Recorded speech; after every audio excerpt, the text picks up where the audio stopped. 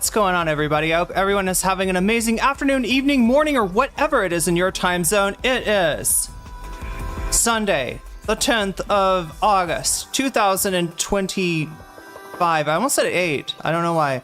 NCC coming at you live from the steps of the Amami Airport. We are live, or at least that's how it appears to my senses. Could be a brain in a jar somewhere. Don't know, don't care. Shouts out to all my weasels out there. Wait a minute. Let me try this again. Shouts out to...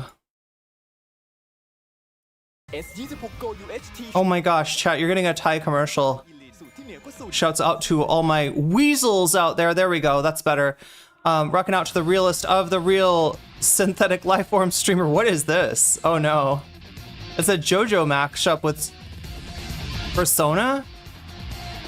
Wait, this is kind of cool.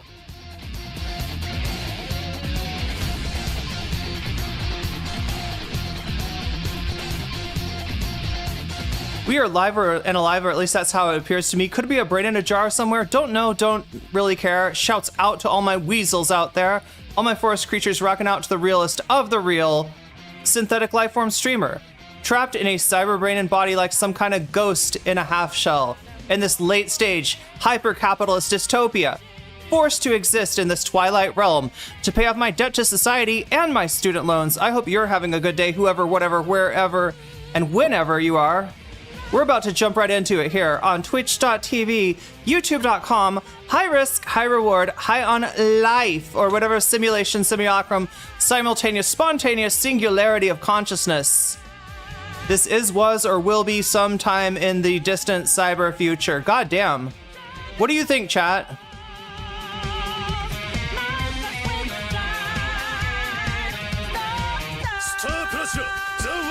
The world! Oh my god. Okay, well, anyway, we just stopped time. So we gotta cover Lonerbox today, I guess. It's been a while. And chat, I'm gonna guess he still hates me.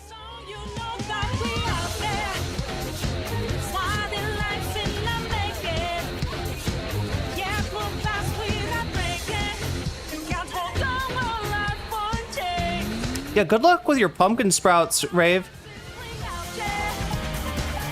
Okay, that's kind of badass.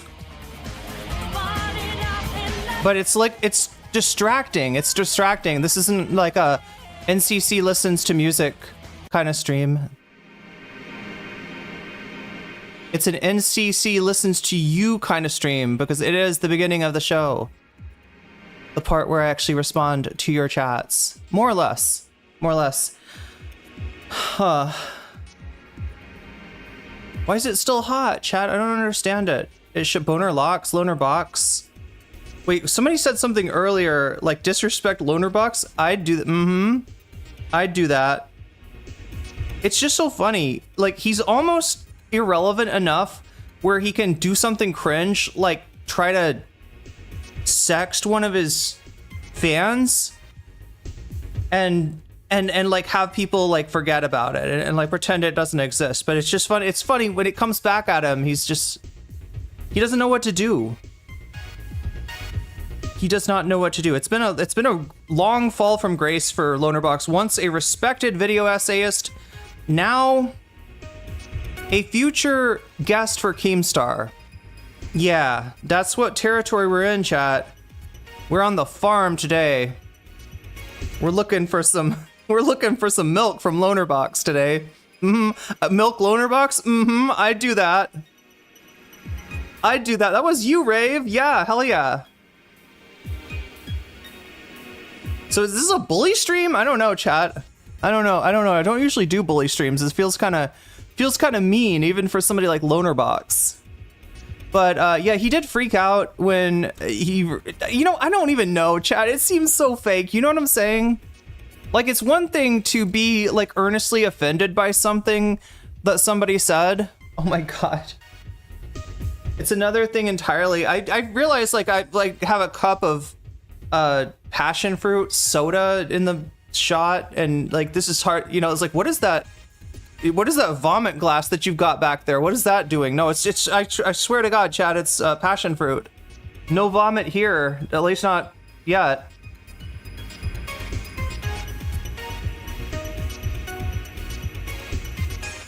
Is Kim gonna bury him alive?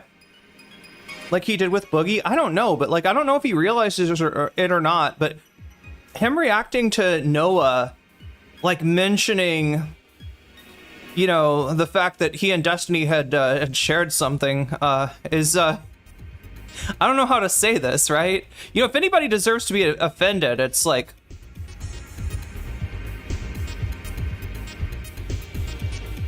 it would probably be Pixie, not Lonerbox, yeah. But yeah, no, he's doing that thing where I'm offended on her behalf. I'm offended for her.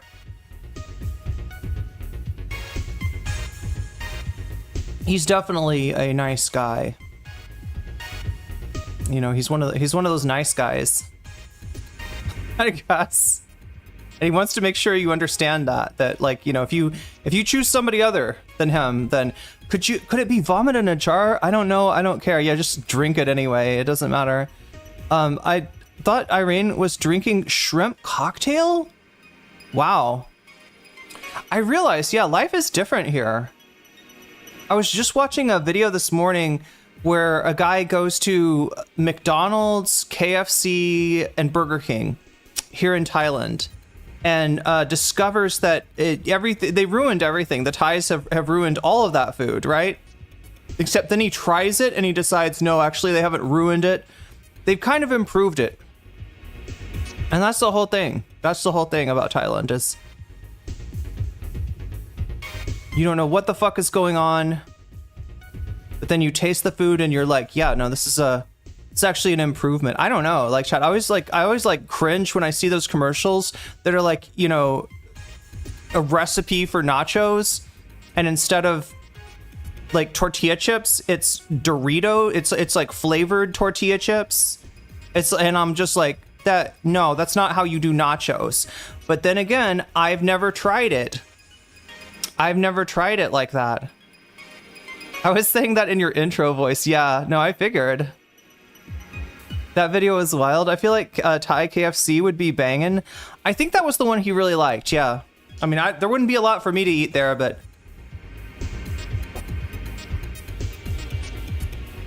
you eat if you like chicken. Although I wouldn't be surprised if they had more than chicken there too, because like, I mean, chicken is not the most popular meat here. But yeah, I'm trying to stay cool here with my passion fruit soda.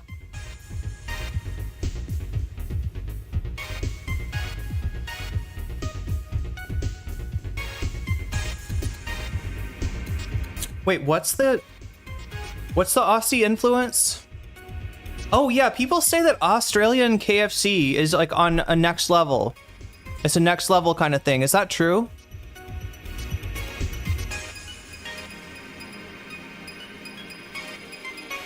Anyway, we got a lot of things going on. I mentioned Denims a couple of days ago, just because like Ethan had tried to do another stream on her. Like he's trying to farm Denims, and it's just not working out very well for him.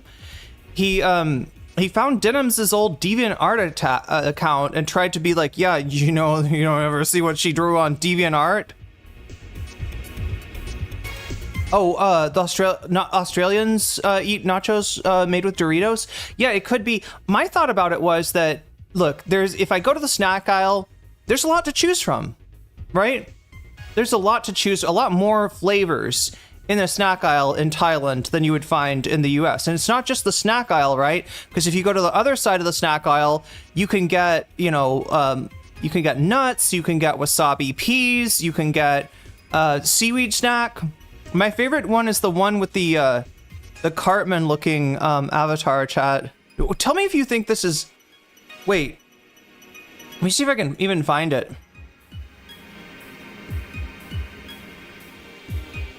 Cartman seaweed snack. I can't remember what the brand is. Oh, there it is. There it is. Yeah, here we go, chat.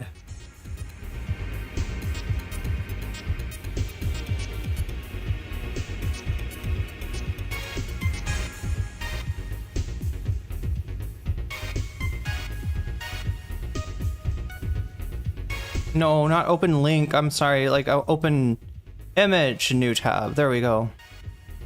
Oh, here we go. Yeah.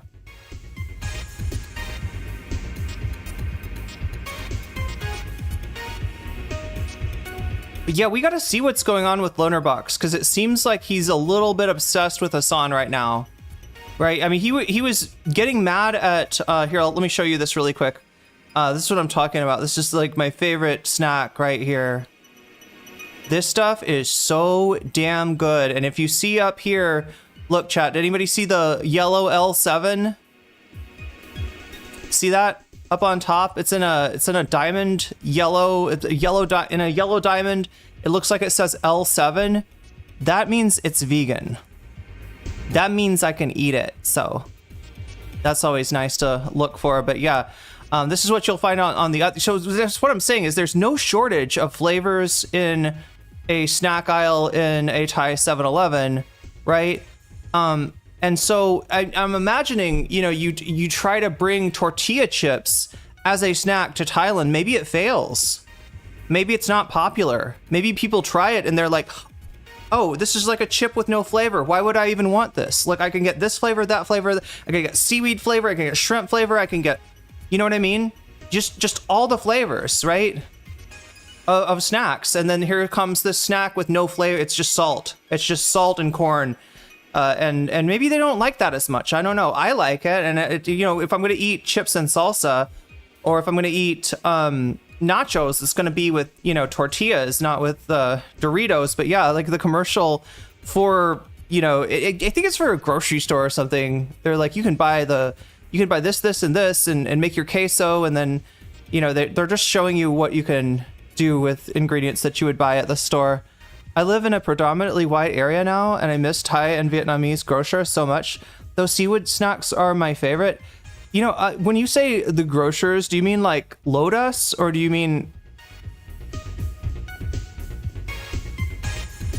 Yo, that's a big jellyfish right there. Omega Star, thank you for the gift stub. Gift stub. I mean, it's better than a gift stub. Starting us off today. You can actually find, you can find actual tortilla chips in the delis here in Australia. You won't find them in the supermarket. Yeah. But yeah, I mean, there's like, I don't know. I don't quite understand how the grocery stores work here. Yeah, there's like Tops, there's Lotus. Why flavorless when you can have all the chemicals? Yeah, all the chemicals. That's right.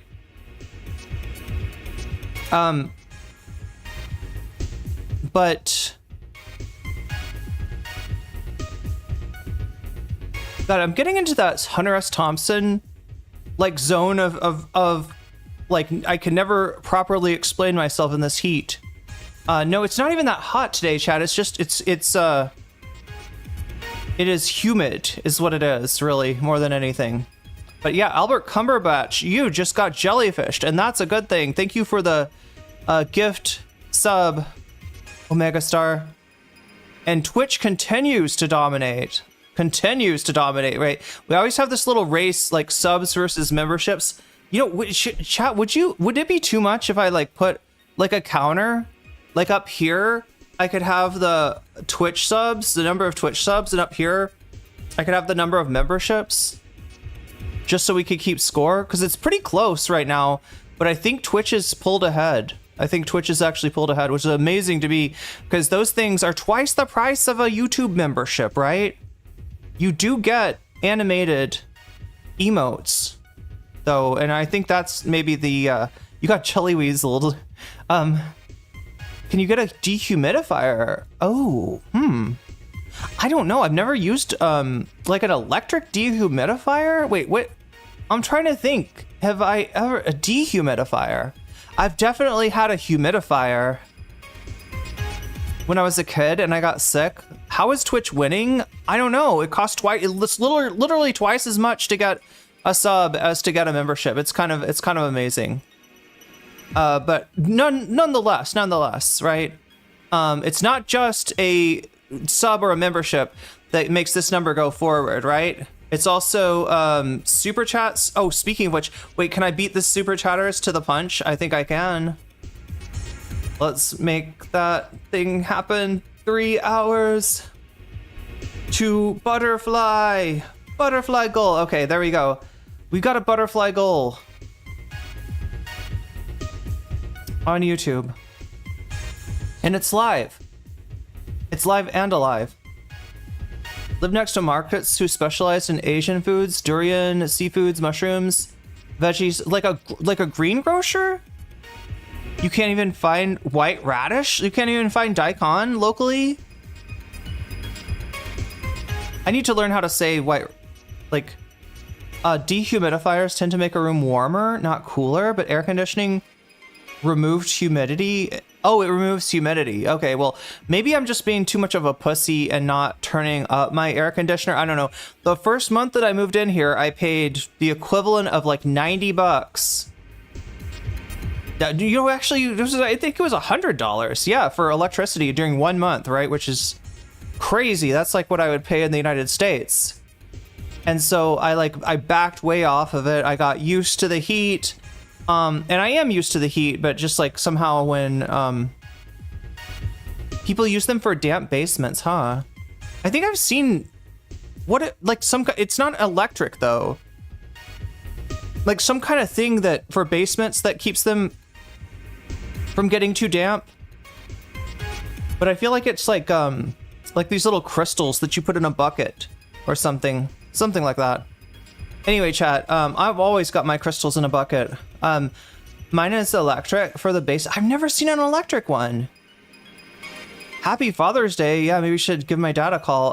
There's technology connections video on dehumidifiers that I learned from. If you had to do with latent heat, essentially a swamp cooler in reverse is a good way to think of it. Oh, interesting. Yeah, people just deal with it here, for real. Yeah, I mean, you do get used to it, right? And I thought I was used to it. I'm okay with the heat. It's just like the combination of the heat and the humidity is somehow like I'm like, you know, like Phoenix is totally fine for me. I'm totally comfortable in Phoenix during the summer. It's not, you know, I mean, unless you're walking on asphalt, right? It's not that bad. But yeah, you take me down to New Orleans and I will get uncomfortably hot. Got a Fender Telecaster for Father's Day? Nice. That's a cool guitar.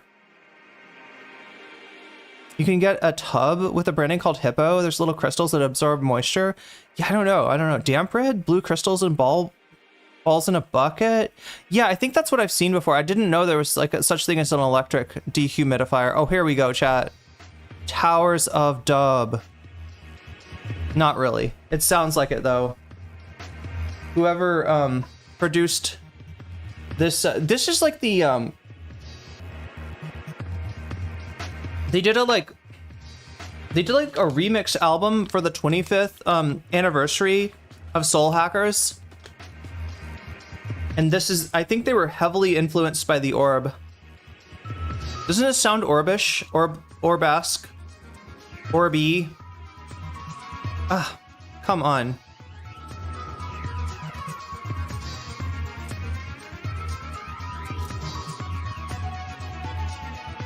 Everyone in Canada has one?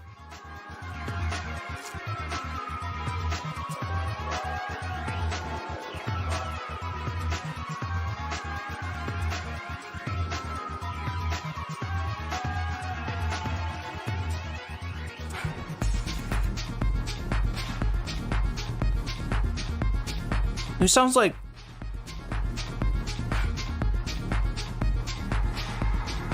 you've got one for playing lead, Renato. I always think of Telecasters as like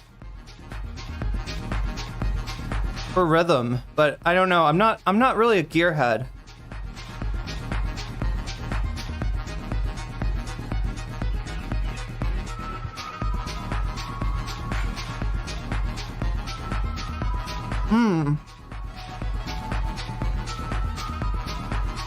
This is an exceptionally juicy pineapple.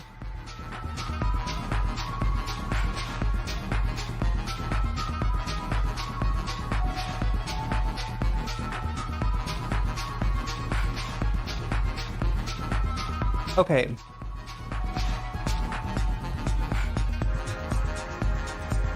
What is this fruit? Seriously?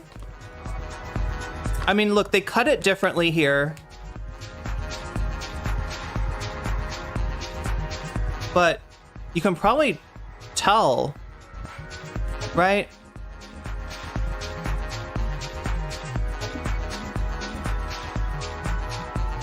It's a pineapple.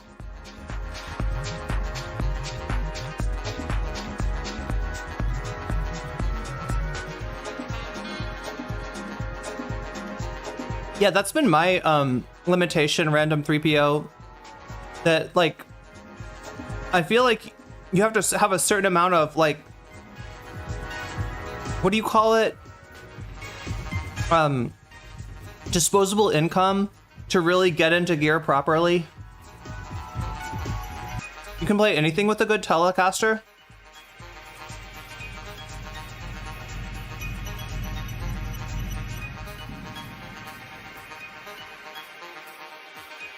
Oh, you're used to the circles in a can. That's what I grew up with, HK. It was always circles in a can. It's one of my favorite fruits, though.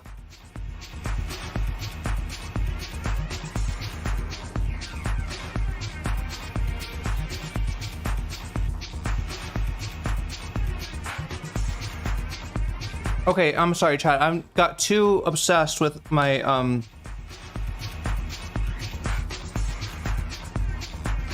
I'm like tempted to just drink the rest of the pineapple juice. Oh my god.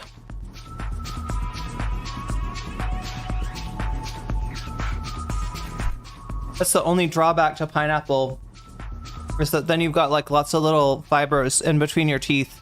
It's like floss, Chad. It's like automatic floss. George Jackson, I love Telecasters. I feel like, yeah, a lot of...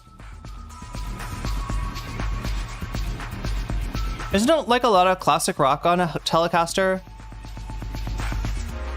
Grew up playing with my dad's guitars. They're all super strats, and that's essentially my taste in guitars. A woman with an appetite is beautiful. Oh my god, HK, you got no idea. You got no idea, like, right? I've been watching this shorts.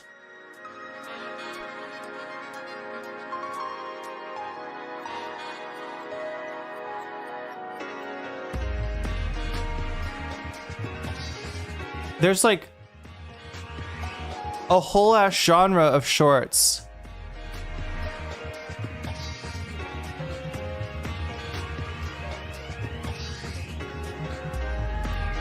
That are really popular, where they just get like either chili sauce or like chili shrimp paste, and they'll dip the fruit in and just like have a huge mukbang. Sorry, mukbang.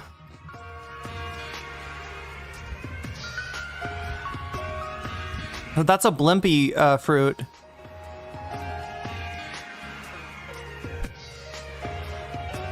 But yeah, it's like a whole ass genre of videos here. Like limes, sugar, a bunch of... Wait, what else is in there besides red pepper flakes? Yeah, look at that. Like, you could eat entire limes like that. Sugar. So, oh, is it shrimp? I think the second thing was like shrimp seasoning. And then red pepper flakes.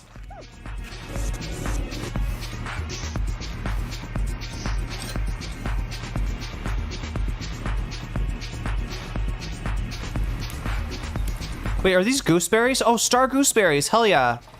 I've never tried these. Wait, are they plums?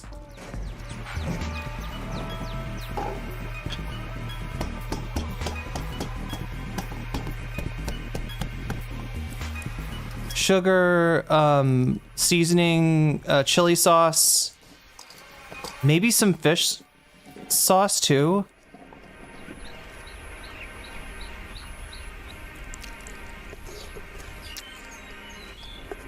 Oh yeah, I get it. You gotta smush them a little bit to get the seasoning it to work its way in there.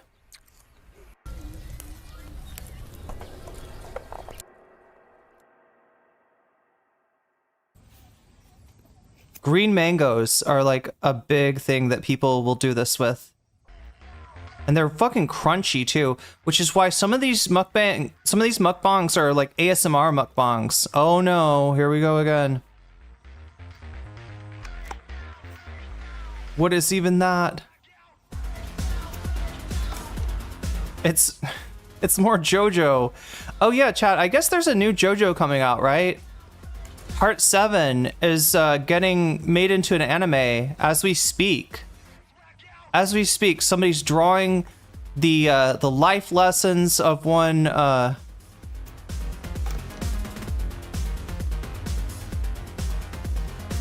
my god, why am I Zappelli? Gyro Zappelli. Like he's an amazing man that can teach you many different things, but you have to like listen to his lessons or something. I really hate Canada. Never had fancy beautiful fruits. I mean, these things just grow all around the place here. Mangoes are pretty ubiquitous. What is this one? Yeah, the other one is... Oh yeah, wait, this is like a certain tag I've seen. They'll always call these videos like eating like fruit with blonde hair or something. Like it's like always like somebody with blonde hair. Like I don't know. There's so I don't know why that's its own thing, but yeah, what do we have here? We have peeled limes. We got green sour mango. What is that down there? Maybe lemons? I haven't seen lemons out here actually.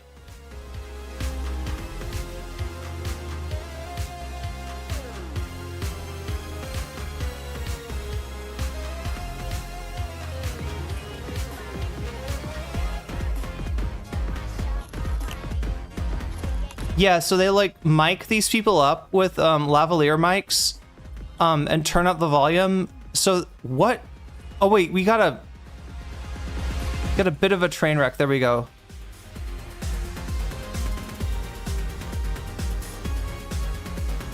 But yeah, they're like a lot of times these videos will have like sound on them because they're like... Let's see if this one has the crunchy sounds. It looks like there's a lavalier mic. Yeah.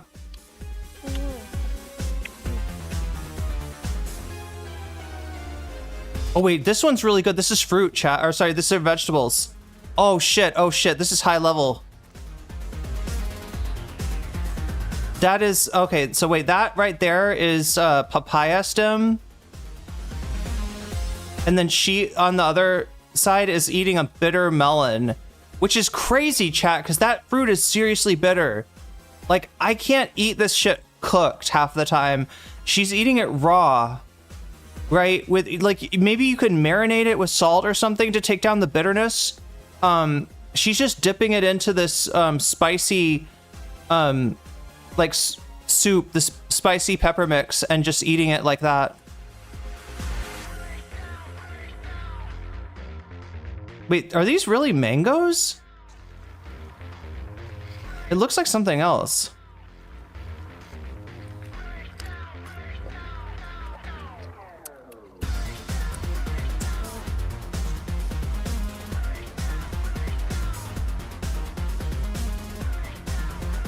But yeah, this is the shit right here with the vegetables.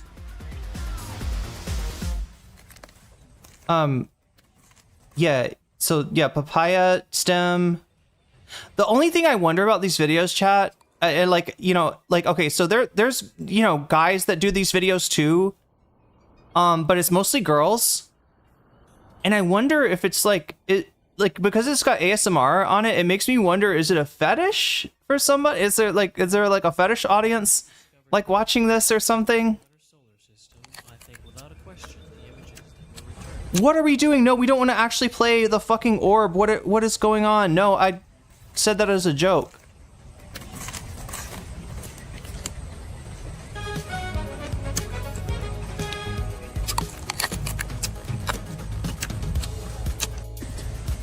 God damn, I wanted to see, so chat, that this is like Chekhov's gun over here, right? You see the thing? God damn it, pause. You see the thing that's Yeah, fears cut deeper than the gun wounds. It can put your fate destiny into the tomb. Hardest thing to do is change who you are now to who you want to be soon. First enemies inside us already. Whoever make it out may be ready for the battle. It's pitiless. You better be ready now. okay. See that thing with those pointy, right? It looks like radicchio. That is a banana flower. The thing that looks like radicchio that's on the right, it is actually a banana flower. It's got like these brown leaves on the outside. You peel those off, and then on the inside, it's almost like an artichoke. It's like it's a little bit softer and more edible on the inside. And then you'll see these little tiny petals, these little tiny like kind of flower things like coming up. Oh, it looks like they're eating green bananas too. I don't understand how you do that. And then this other thing looks like, is that either guava or coyote? Is that what it's called? Anyway, chat. Please turn sound off. What is going on here?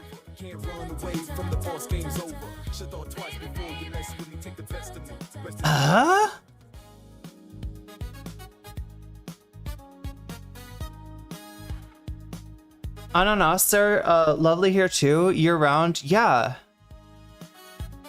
Is this AI music? I hope not. Wait, is it? It's... Oh, turn the sound of the chomping off. Yeah.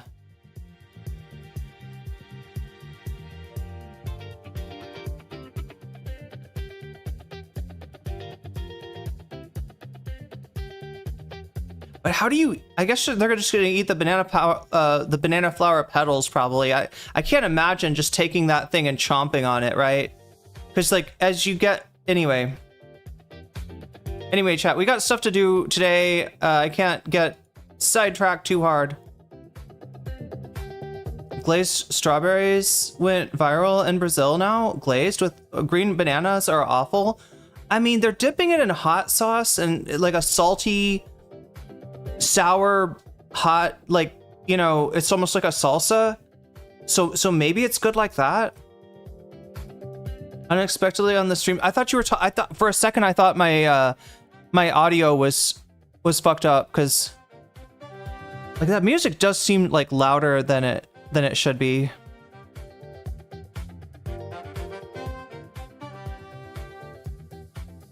Wait, does anybody detect like AI here?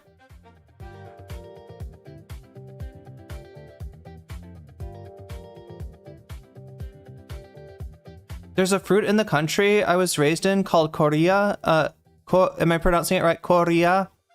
Or it looks just like bitter. Oh, it looks like the bitter melon.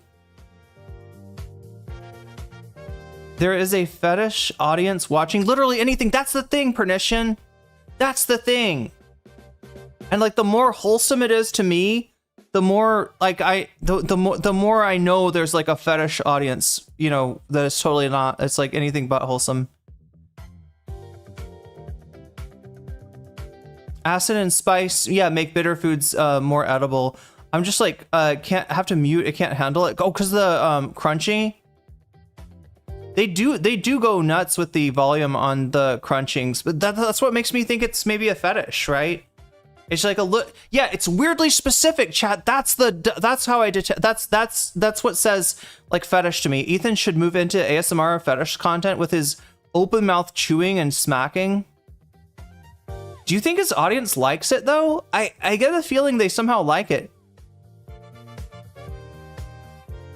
Like chat, I'm gonna be so disappointed if this is AI music, because I just assumed that this you know, content creator was like getting inspired by the music of Persona and then doing like remixes and remakes of different songs in a city pop style, which is like really cool.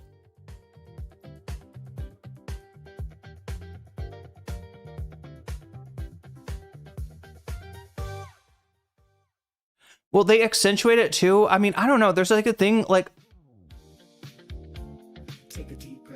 I don't know if it's like when you eat juicy stuff or if it's when you eat spicy stuff, but like when you're eating it, you kind of like go like, anyway, I shouldn't do it. I'm sorry, chat. I'm giving more people misophonia even after I turned it off.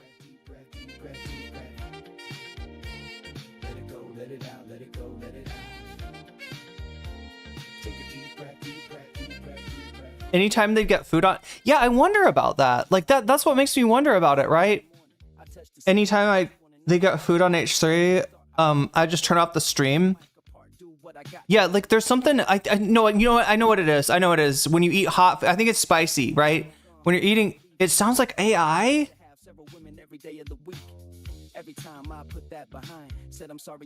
The vocals, okay. Well, because I know that there's some tracks on here where the wait a minute, that's not Lotus Juice though. Ooh, it does sound like AI. What do you think, chat? Now I will like want to do another poll and see if chat votes that this is AI. Anyway, chat, I am trying to bring you to the content sooner, quicker in the stream, so we should probably get rolling, right? Before the cough, it was sniffa, and before sniffa, it was a weird throat sound of acid reflux. What? For 6 years? He has annoying noises on his show? Wait, what? Oh, before Ethan got the cough, he was sniffing, and before the sniffing, he had weird, like, acid reflux noises? God. Will says, I don't think it's AI. People are saying the vocals sound like they might be. The thing that makes me think it's not AI is that doesn't sound like Lotus Juice, right? I feel like if they were to AI this, they would just clone Lotus Juice's voice. You know what I mean? And this is clearly another voice, I think. Gerd Gang. God. Carambola tastes like citrus. It looks like an ear turned inside out. You know what else I want to try that I've never like really understood is Buddha's hand. Anybody ever tried a Buddha's hand? What it is it's like this it looks like kind of a hand with long fingers that like are spindly fingers, right? It like looks kind of like that or something. And then but it's made of what appears to be like citrus skin, like lemon skin, with the Buddha's hand.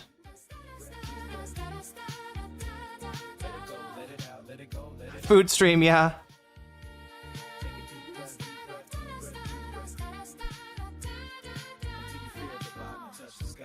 Pretty sure it's not AI. AI music sounds very different. Yeah, I get the feeling that this person just like remixes and re-envisions like Persona tracks as city pop. Like that's like their whole thing.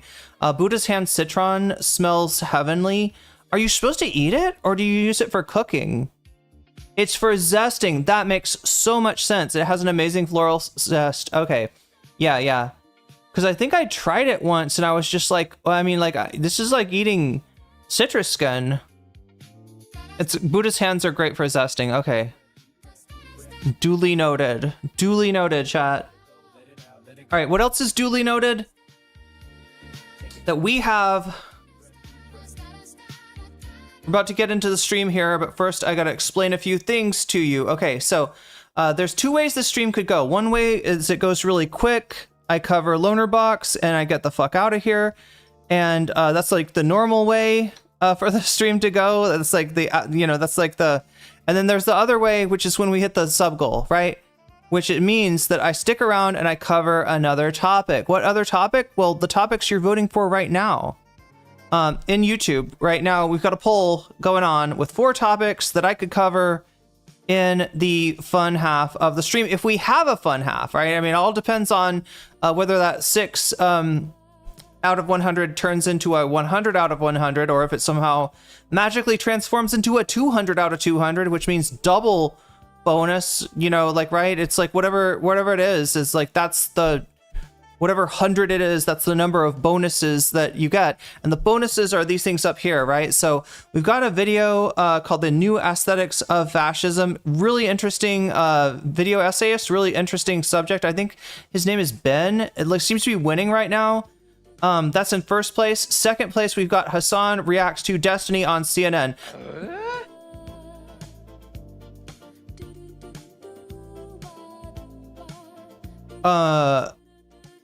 Oh my god, HK, take care of yourself. Please, like, don't, you know, don't put yourself into financial peril. Thank you for the super chat. Wait, so I'm supposed to do this, pop this out. That also brings us, so that brings us to the other goal, which is a butterfly goal. Have butterflies over here, and I can put them in my hair.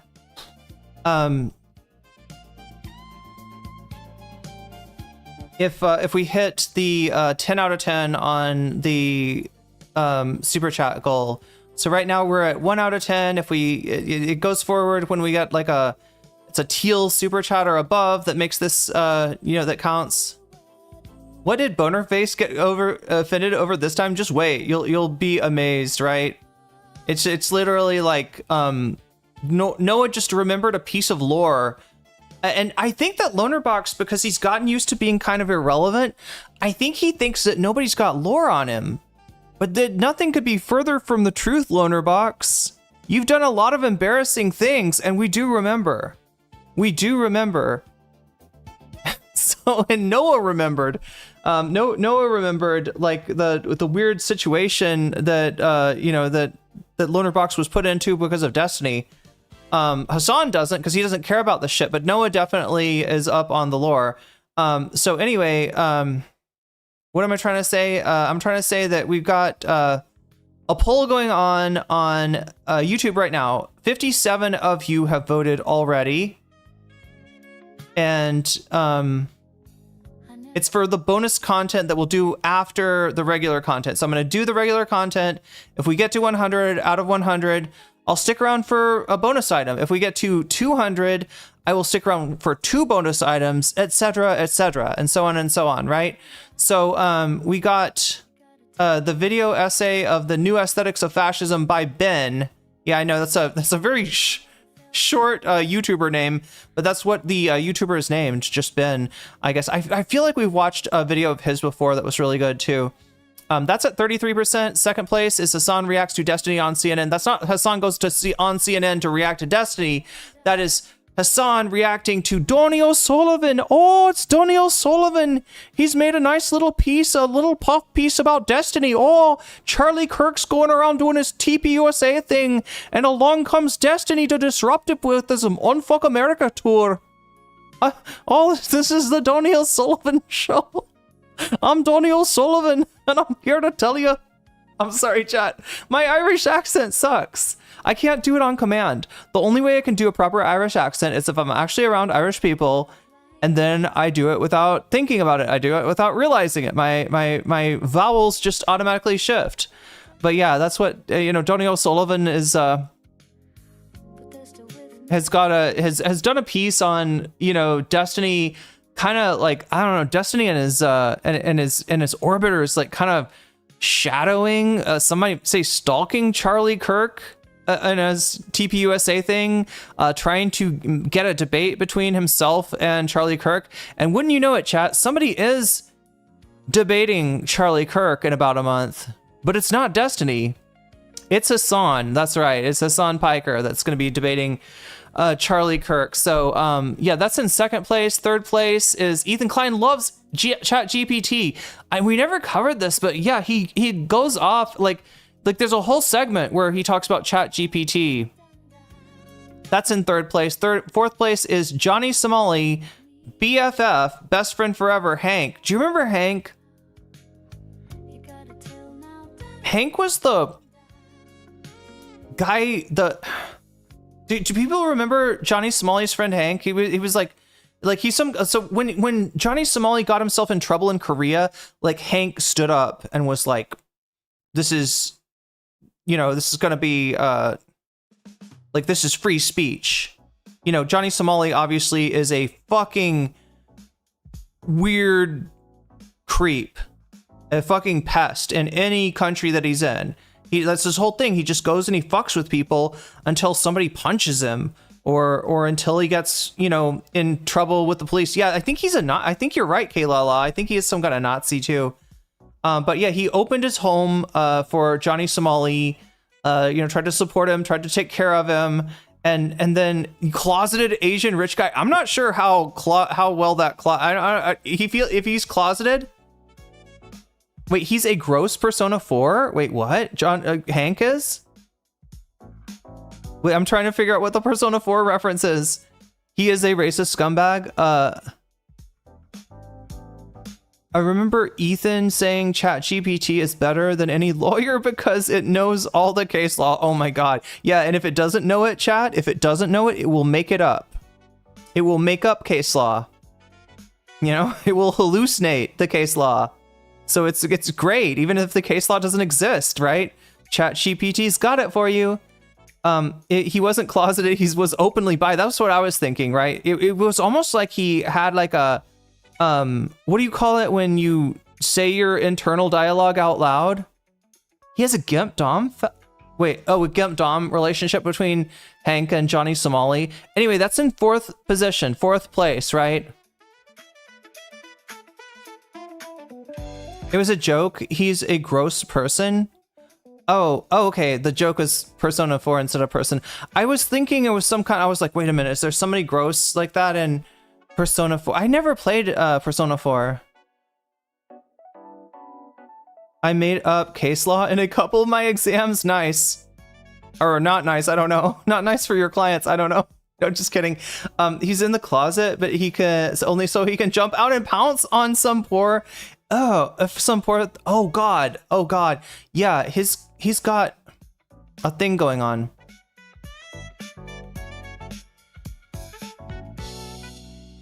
Well, I mean, yeah, he that's why I say he's like half closeted, right?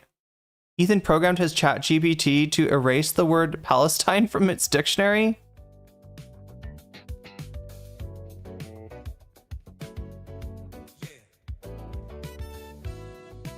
I think it's because he has the politics of someone who would be homophobic. I think he somehow is homophobic. I think he's both like, you know, like he's horny on main, he's bi, and he's I think he's, am I wrong, chat? I feel like he is actually homophobic. Loves thug hunting. Oh yeah, that was what he said. He's a thug hunter. Which I don't even, okay, anyway, I'm learning new things here today, chat. I'm learning new things. Anyway, what I really want to learn is what you want to see as bonus content. If we get bonus content, I think I have to add some numbers here.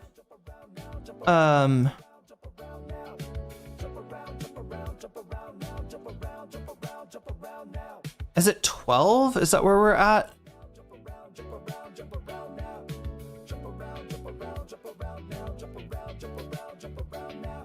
$14. Okay, let me correct that. All right, we're at 14. If that 14 gets to 100 by the end of the stream, I'll stick around a little bit later. You'll get a longer stream, and I will cover the topic of your choice. The choice you're making is a choice that you're making on YouTube right now in the poll. And most people are choosing the new aesthetics of fascism. Video essay by Ben.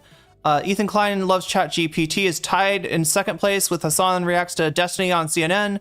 And then Johnny Somali, his best friend. See, I didn't mean to say his boyfriend. Some people are saying that.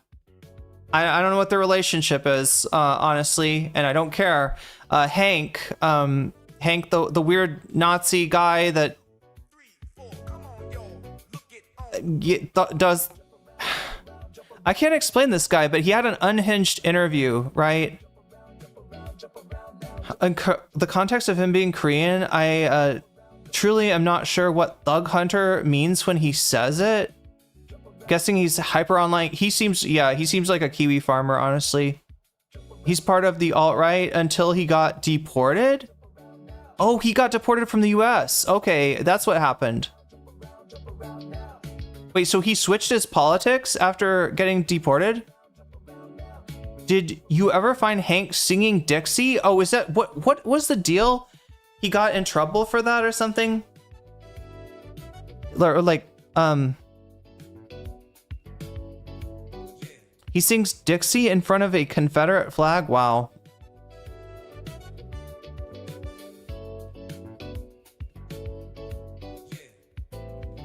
Anyway, so like I was saying, the things that make this number go up, it's not just gift subs. It's not just gift memberships, which, like I said, you know, gift subs, that's how we get jellyfish. Gift memberships, that's how we get weasels, right? It's also if you get yourself a membership on YouTube, or if you do a super chat or a super sticker. It's also if you support me on Throne right now. I am crowdfunding for the Vietnam trip, which right after stream today, chat, I'm going to be hustling down to the like an agency to try to get my I'm gonna get my current visa extended, and then I'm gonna be going to Vietnam in about a month to apply for my Thai educational visa at the Thai embassy there, which apparently will save me some money. I don't know. Not even sure what singing Dixie means. I know it sounds like a whatchamacallit. It sounds like a euphemism or something.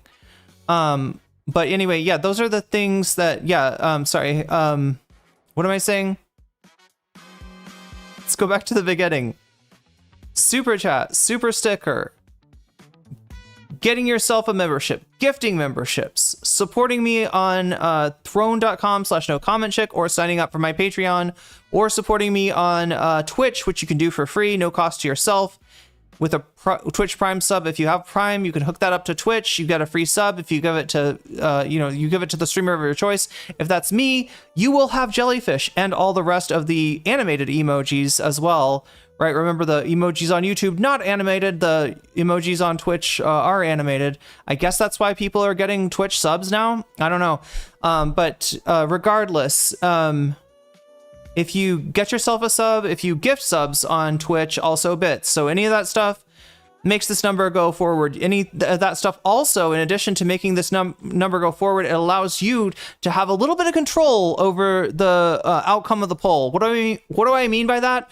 I mean that when you donate, however you donate, if you tell me, like, I want to see the video essay, or I want to see Ethan Klein talk about AI, or I want to see Hasan's reaction to the Donio Sullivan profile of streamer Destiny, Stephen Kenneth Destiny Bonnell III on CNN, or the Johnny Somali thing. You can say any of those, and I will actually turn. Oh, wait, I gotta fix this. Oh my god. Let's roll it back to where it was before. All right. So I will put your money where your mouth is, adding it up here as a percentage to the topic of your choice. Of course, you can also, if you don't want to affect the poll, you can say Vox Populi. That's actually a minus instead of a plus. What that means is that you're reinforcing the outcome of the poll. You're saying, like, put my money towards whatever people are voting for. I trust the people, right? You can also say video game stream if you're, like, you know, pining for me to play some Soul Hackers or something like that on stream. So, like, yeah, when the video game stream gets to 100, I'll do a video game stream. How does that sound? But anyway, I think I've explained how everything works. Wait, it's a racist dog whistle? What, the Dixie? Well, no, that's like it's like the unofficial anthem of the Confederacy. It's more than a dog whistle. Dixie's that song that General Lee plays when you honk it. Yes, it is. That is the song. Hank does wear a cowboy hat and a Dixie Confederate flag. He seems like a... Okay, I don't want to speculate about his fetishes, other than the ones that he's willing to talk about, I guess. Thug Hunter thing was kind of a meme, but it is a gay porn thing. So it's just his way of expressing his sexual interest in guys, I guess. And since he's, you know, a racist guy that's friends with lots of alt-right people, I guess that's like seen as transgressive there. I guess the South Korean bit doesn't matter. Thug Hunter means what it always means. Yeah, well, like, what chat's trying to decide if it's a racist thing or if it's a sexual thing. I guess. Dixie is an old... Oh, they would use that in minstrel? I mean, no, yeah, it's like, you know, anybody that doesn't know... I mean, I guess it's an old reference, right? But it's always signified racism and the Confederacy and the, you know, I guess the... what do you call it? The antebellum... yeah, the antebellum South, I guess, right? You know, so yeah, slavery and...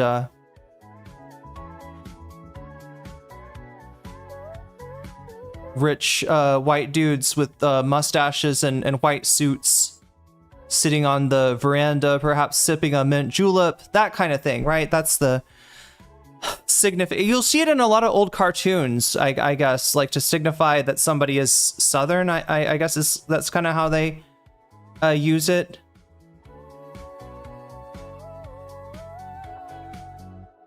Yeah, it's hard to tell. It's racism and sexuality are often deeply intertwined. Yeah, especially with a cursed person like Hank. But anyway, chat, the Hank stuff is all theoretical, right? All of the bonus content is completely theoretical because it doesn't happen. It doesn't matter. It will all return to nothing, as they say, unless we hit the bonus goal, right? The other goal that I have is the butterfly goal. That is the goal to put up a butterfly in my hair. It takes 10 teal super chats. We have 1 teal super chat. You have 2 hours and 18 minutes left to make that shit happen if you're interested in seeing a butterfly in my hair. And with that, chat, I believe it is time to see what Lonerbox has been up to lately. We haven't checked in with Lonerbox in a long time.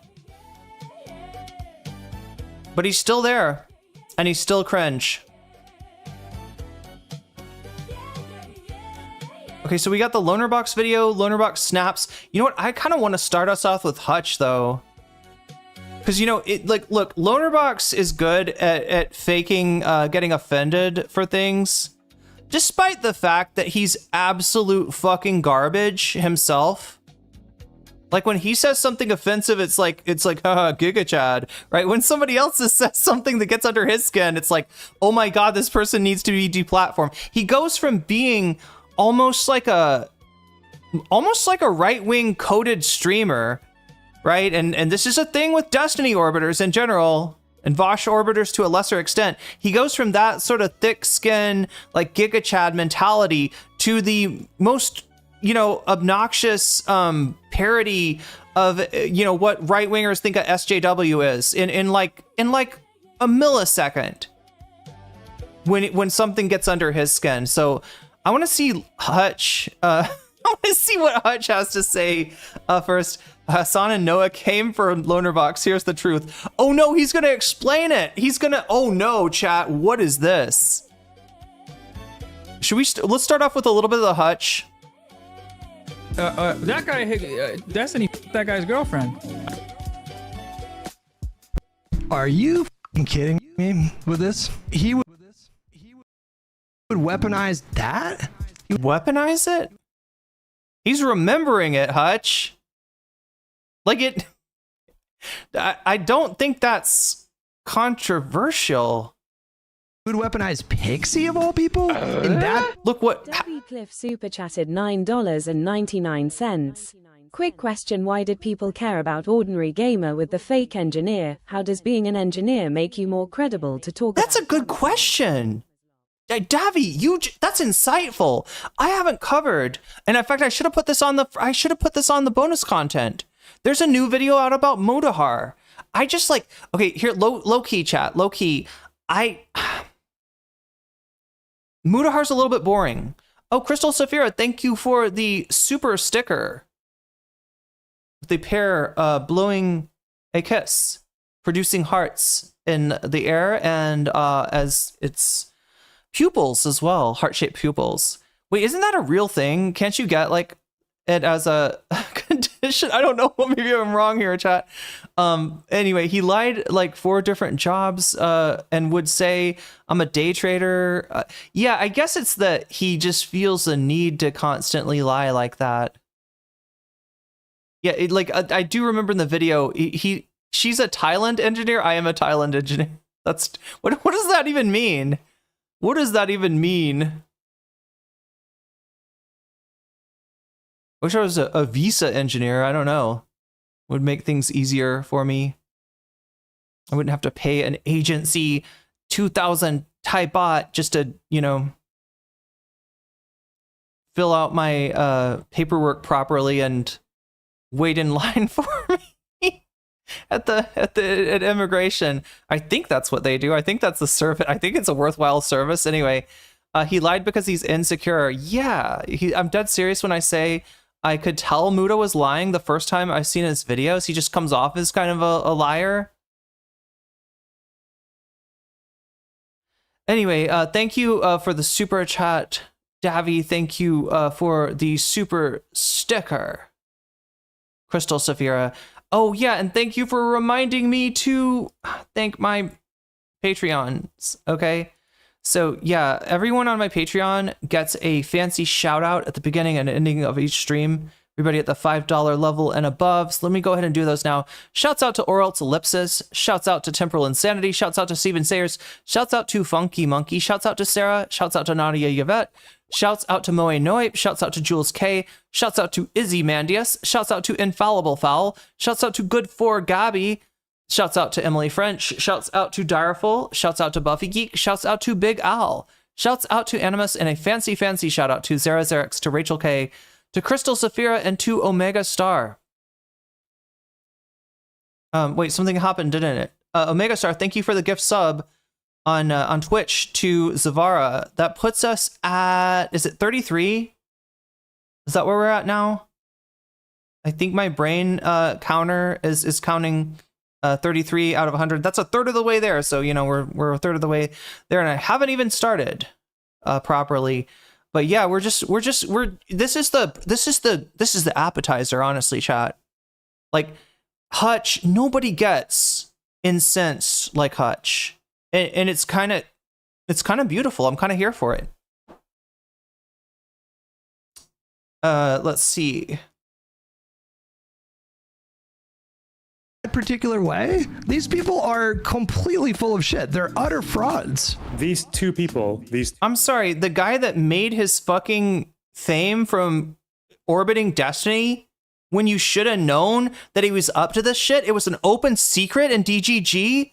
A DGGer is saying that fucking Hasan and Noah are problematic for Noah knowing some of the fucked up lore. Like, I'm sorry, Hutch, we're not the DGGers. We're not the ones doing the fucked up shit. Noah is the one pointing out the fucked up shit, and you were the one sitting there not saying a goddamn thing. And it wasn't just Pixie, from what I've heard, right? It wasn't just Pixie who got, you know, videos or recordings made and then distributed to a third party without their fucking consent. Destiny was doing this to like half of his fucking orbiters. Right? I mean, even like, I'm sorry, you're part of a weird sex cult, Hutch. You got no room to fucking take umbrage. Oh my gosh, how dare they weaponize this? How dare they weaponize it? Hutch, get out of your sick fucking social circle of creepy neo-lib freak shows. two spoiled, rotten frat cunts who sit there. All right. I mean, you look like you're from the frat down the street, the Lonerbox. You look like you're like, yes, Hasan and Noah could maybe pass for frat dudes or whatever, like when they were younger. But I feel like Lonerbox would be at the slightly less popular kids frat down the street. Anyway, who both of whom used to promote my content, used to watch and enjoy and learn from my content. They're not that interested in politics and history and foreign policy and like the nuances of the conflict. They're not interested in any of that. That's why, like, oh my god, chat, Willie Mack got offended too. Holy shit. We're catching all kinds of drama sloppers in all kinds of weird, like, performative outrage and performative offense. This is strange stuff. arguments are all like, it's all straw man, and otherwise it's just personal stuff. I don't really, that's why he doesn't engage with people. That's why he had one debate with Vosh and he still has PTSD from it to this day. It's just, Look, I will say that Lonerbox, if you want to say that, you know, that Noah bringing up your history with Destiny, if you want to say that's not an argument, I will agree with you. That's right. That's not an argument. That's not a reason that you're wrong about Gaza. That's not a reason that you're compromised when it comes to Israel, that you literally went on a fucking trip. You sat next to Elon Levy in a fucking, you know, you went on the Israel trip with Destiny, right? Until you found out like what he'd been doing to Pixie. Like, you were fucking cool. You were rolling with Destiny. You were eating his table scraps. You little fuck. That's the only reason anybody fucking knows your name right now. Okay, I shouldn't say that. I'm being mean, chat. Because remember, Lonerbox was actually a good video essayist at one time. I can remember learning stuff from Lonerbox's video essays way back in the day, right? He did decent video essays, and it's all because he came over to Twitch. He got, he got involved with Destiny, and he got involved with Lauren Southern, and all that comes along with that, chat. And he basically sold his shit out to, I won't even call it liberals, right? You know, you just became a part of the of Twitch pull, and yeah, like, I'm sorry, you're kind of a joke now, because Twitch pull is dead, Destiny's community is quarantined, and you don't even have them to draw for, because you're one of the people that actually stood up, you know, at long last, after something that Destiny did affected you. You finally stood up and said, yeah, that's kind of fucked up. That's kind of not great. And now, so you don't even have Destinies. You don't even have like DGG on your side. So I don't know. I don't know, Lonerbox. it's such a pernicious lie to say that Lonerbox is a mouthpiece for Israel. It sounds like just the truth. Like it's the what's the pernicious lie is the kind of mental gymnastics you're going to have to go through to deny that. But here, put on your thinking cap, Hutch. Maybe Tim Pool's got one you can borrow. It is not based in any kind of factual basis. So like them just constantly, casually making this claim. It's not a claim. It's true. And it's obvious, and like what you haven't even tried to debunk it. You're like, oh yeah, how dare you say that Lonerbox is like a mouthpiece for Israel just because he went on a fucking trip and sat next to Elon Levy, former Israeli spokesperson Elon Levy, right? Just because he like did we inquired into the trip and like who paid for that trip and stuff? Like did like. I know that Israel is paying for a lot of influencers to fly out there because they would like some positive coverage. That's what Lonerbox gave them. That's what he fucking gave them. And you're going to be like, oh, but he argued with this one guy in Israel. Okay, great. He argued with the fucking like super ultra right wing guy that was defending Khan or something. About Loner is pernicious. You Loner, you're on first names. Okay, of course you are. And they just repeat it over and over and over and over and over. And like, okay, so that'd be great. Debunk it, Hutch. We're not in this chat. For the record, we are not in the sizzle reel anymore. Hutch is echoing. Thank you for mentioning that. I can fix that really easily. All right. He should not be echoing now.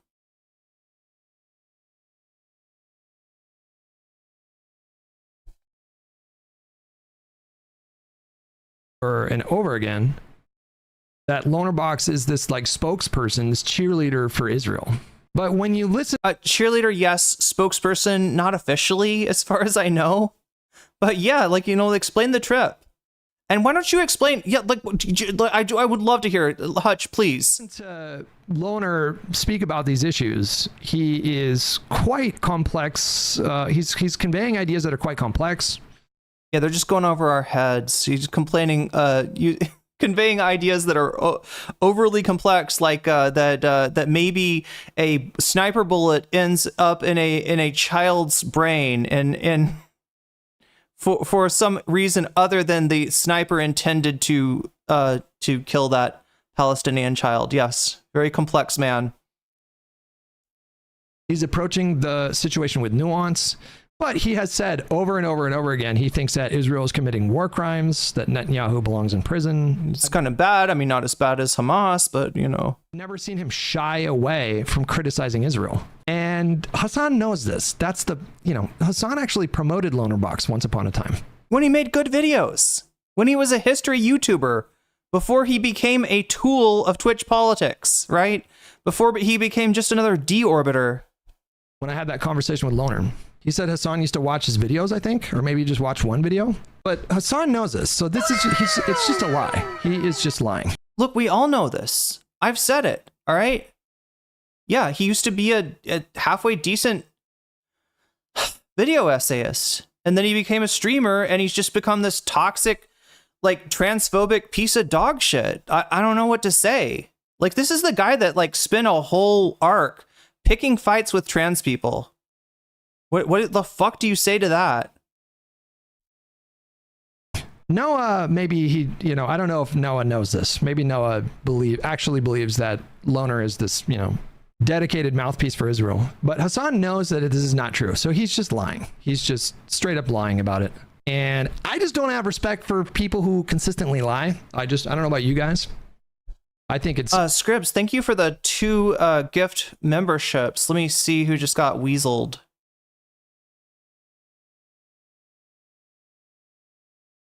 Oh my god. Who just got weaseled? Foreign Wolf, you just got weaseled. And also, Mackenzie, you just got weaseled.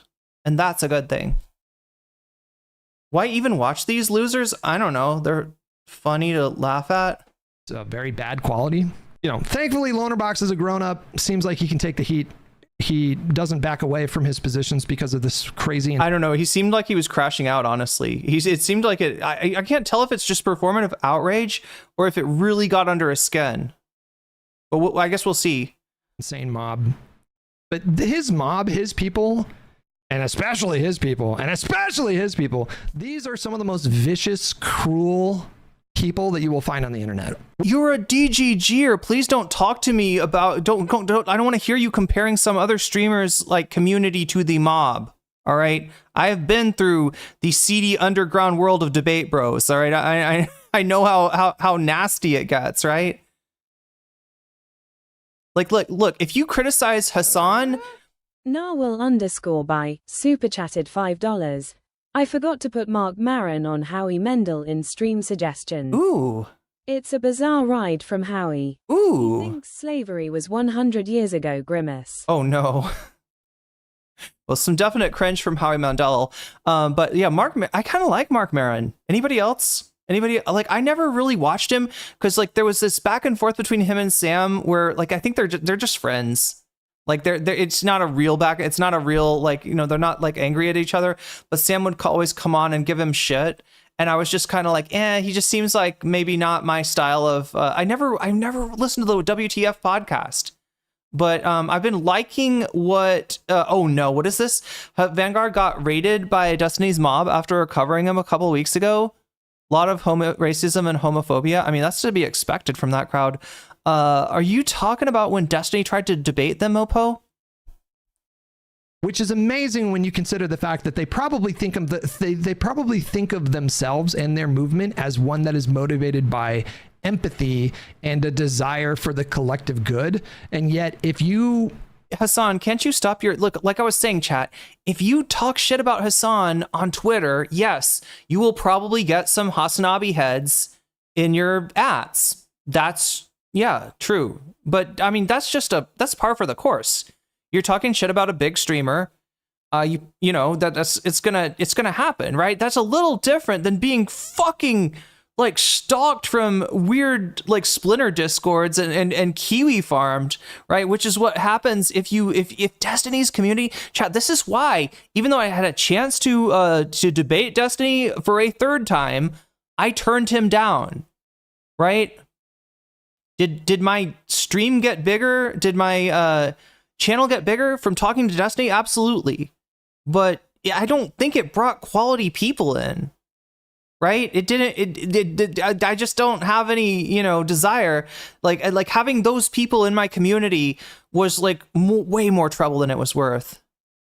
And so yeah, pretty much when I criticized Dylan, they all washed out of there.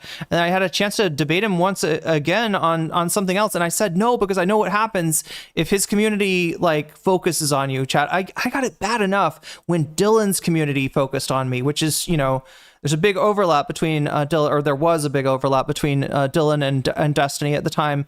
I have no desire to be in the crosshairs of DGG. But you're gonna tell me that no, Hasan he's got a mob, he's got a criminal underground. Violate their orthodox. The thing about Hutch that I almost want to like feel sorry about, give him some slack on, give him some grace on, is that I don't think he was around for the worst of Twitch poll. Like, I don't think he knows like what an utter garbage dump he is making his YouTube community in.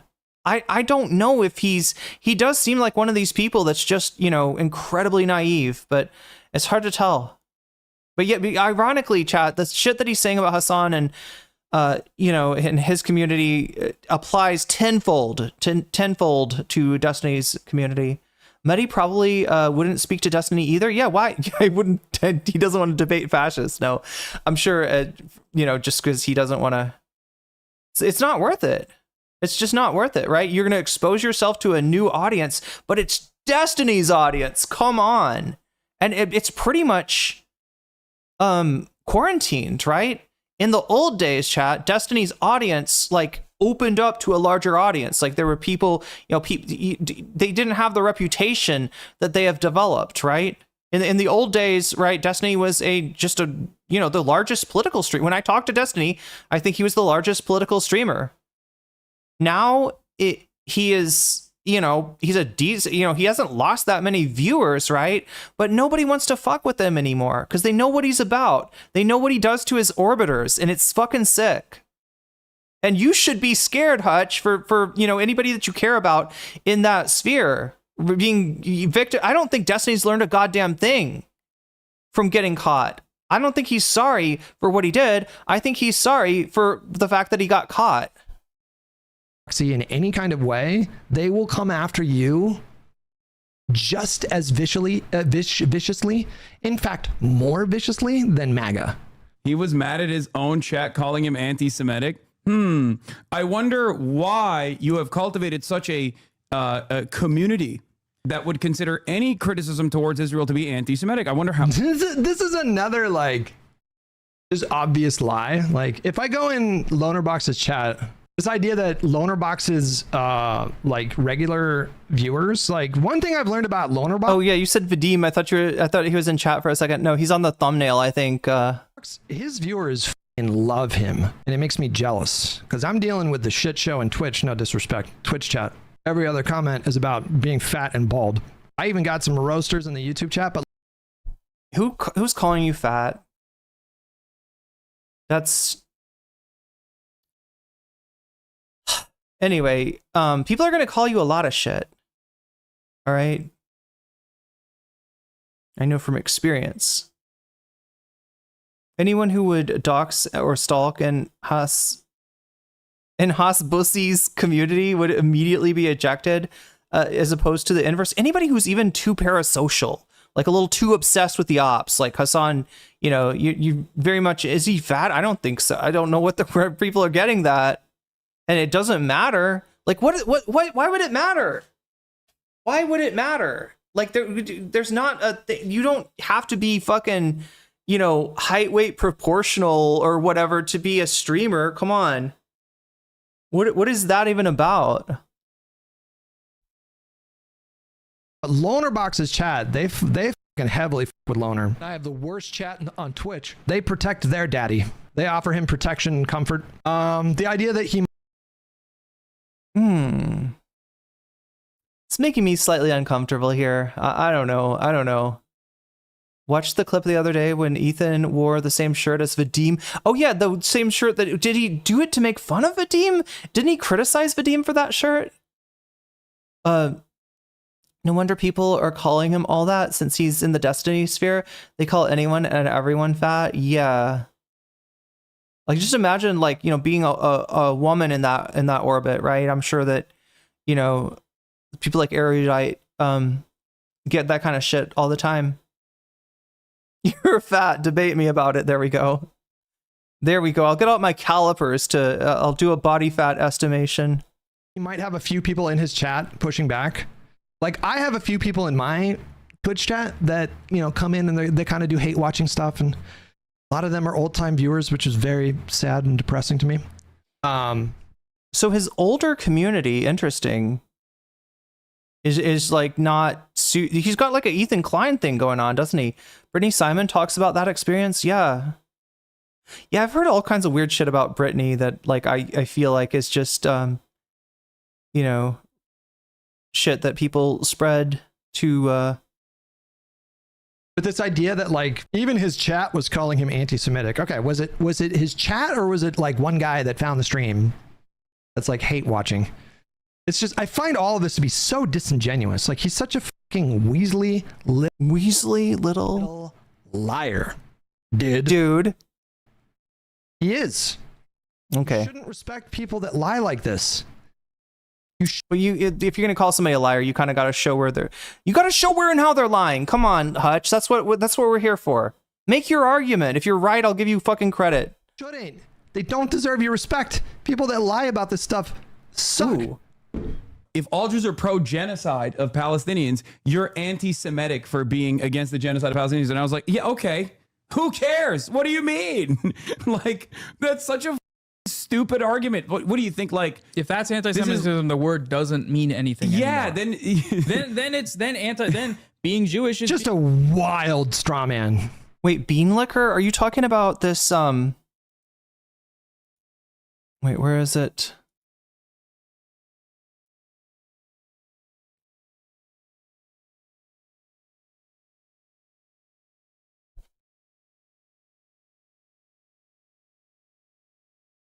This should be easy to find, I think. There it is.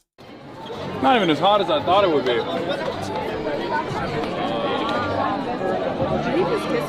Did you just lick it? I did. Did you put your mouth on it?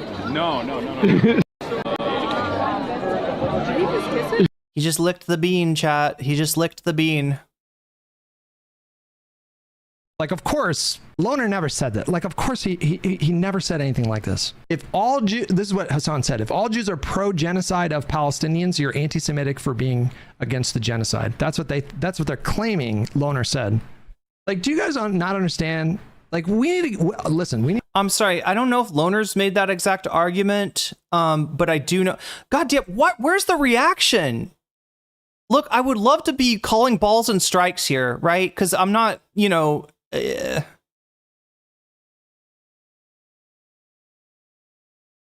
I would love to know what the fuck he's talking about. What did it's just, but I don't know, chat, because did Loner say like these exact words? Probably not, but that kind of argument has been forwarded by Ethan Klein, has been forwarded by a ton of people, right? And that argument coming out of Loner's mouth would surprise me none. We need to get Loner Ethan's lawyer. This is what we need to do. Yeah, sue more people. Make the fucking sue people into silence. That's what you should do. Create a chilling effect so that nobody feels like, you know... So... That is such... Just go ahead and destroy React content with Ethan Klein. There you go. A blatant lie? Being pro-genocide. That's what that means. And which it's like, oh, that's anti-Semitic. Which is incredibly anti-Semitic. Yeah. It is such a stupid argument that you... This is literally an Ethan Klein argument. Like, if you are I think he said this to Sam. I think he said this about Hasan, that if his proposition, it's almost like a syllogism that he makes, right? Whereas like 90% of Jews in America support Israel, so if you would consider themselves Zionists, basically, and so if you criticize Zionists, you're criticizing 90% of American Jews, therefore you are anti-Semitic, right? Obviously, this argument doesn't work, and it just takes basic debate tactics to point out that no, you can't say that somebody is like anti-German.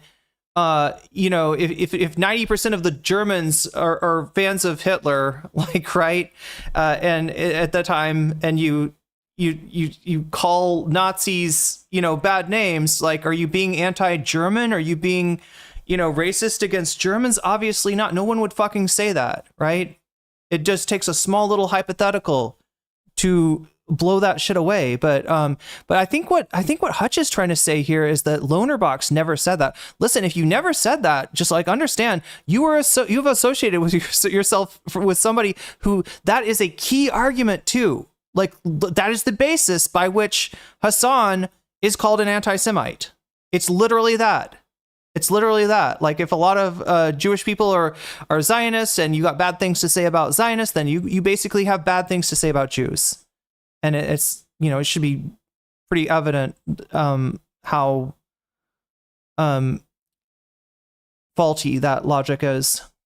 You could only put together if you just think like Jews are magical, mythical people or something. Like, what? Except he never said that though. You're just making it up. Like No, he didn't say that. He's just trying to reverse engineer the logic of it, right? No, he didn't say that. Lonerbox didn't make an argument that Jews are magical, mystical people or anything like that, right? But Hasan is just saying that like this is the kind of logic that's like implied, right? You're looking at a group of people as being like, beyond reproach almost, right?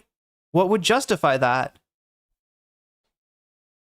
I don't understand how people can respect people who lie like this. It's just, this is a lie. This is not, he's not, this isn't like hyperbole. It's not like he, misunderstood. He's just lying. It's just a lie. These people are going. Hutch, I would love to see you catch him in a lie, but like you're not, it doesn't even like, what is this? Do we blame Hutch here or do we blame the editor? I'm not sure. What do you think, chat? Like he's making these claims that should be backed up with like proof, and we're just not seeing the proof. Is it that the proof went on earlier in the stream and the editor just decided to cut it right here? I'm not sure. To be trying to dial back and whitewash what they have been saying this entire time. Nope. I can guarantee you 5 years from now, Lonerbox is going to be saying the same rhetoric that, in reflection that he's saying now. That's not true. That's not true. None of these assholes are going to be saying the same rhetoric. They are all going to try to disappear into the bushes, Homer Simpson style. And they're already doing it. They're already walking it back, right? This shit was really easy to say. In fact, you got highly rewarded for saying this kind of shit on October 8th, on October 9th, on October 10th, right? And then the bodies started piling up. The video footage, the pictures started rolling in. People started to realize when what Israel has the right to defend itself actually means. And as that became more apparent, less and less people wanted to be behind that statement. Can't even listen to a Jewish man, Sam Cedar, say out loud crystal clear that this is wrong, and it's wrong to tie it to the Jewish people. Yes, anti-Semitic actually is to tie it to the conflating Israel with, conflating the Jewish people writ large with Israel is anti-Semitic. BE is a radical. Yeah, I guess so. I thought he was just a troll. They're all going to pretend. Yeah, exactly. So many people are doing this, right? I mean, you saw the Podjohns who definitely weren't saying this a year ago. Let's just put it that way, because they were a little bit more they this is like Team Democrat, right? They were Team Kamala at like this time last year, right? And so just like anything that could implicate badly the Biden administration or the Harris campaign was just, just don't say it, right? And yeah, they came out pretty boldly. And look, like I said, I would rather have them do that than not do that at all, right? Better late than never, I guess, with the Pod Johns. But more and more people are starting to flip like that and hoping that no one will notice, right? The same people that were like these students are making Jewish, these student protesters are making Jewish students feel uncomfortable, right? The same assholes that were saying that like a year ago are now trying to rehabilitate their takes on things and act like they were actually focused on what Israel was doing the whole time when they weren't. They were getting those easy dunks on protesters. Like, chat, that is called hippie punching. That is a very old tactic of the right. Like, they're just they live in such a delusional fantasy where we've been talking about this recently, where these people are fully convinced that everyone in the country that's moving away from... Wait, is somebody in the chat says Anna is so based? That would be awesome. What the fuck is this cursed conversation? Oh my God, Hutch, do you have like a crossover with TYT? Best Anna? Wait, could maybe they're talking about a different Anna? Based Anna? Why are they talking about Anna? Maybe it's got to be some... We need to get Anna? Anna? What are they talking about? Anna from Ukraine. Thank you. Thank God. Okay. No, we're talking about who is that? Like a Destiny orbiter? Yeah, like a Dylan and Destiny orbiter. Anna from Ukrainian Anna.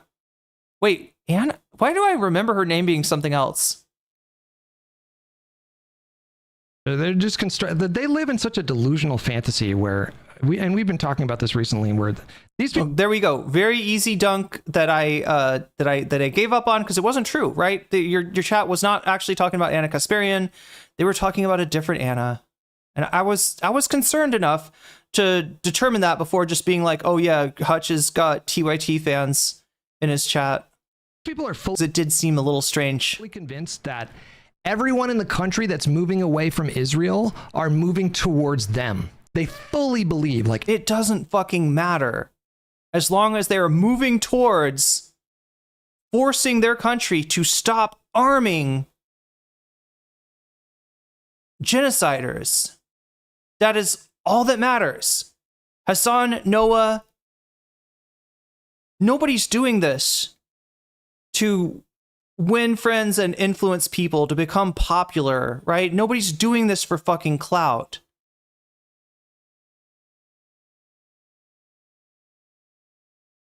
Everyone is seeing exactly what we've been saying this whole time.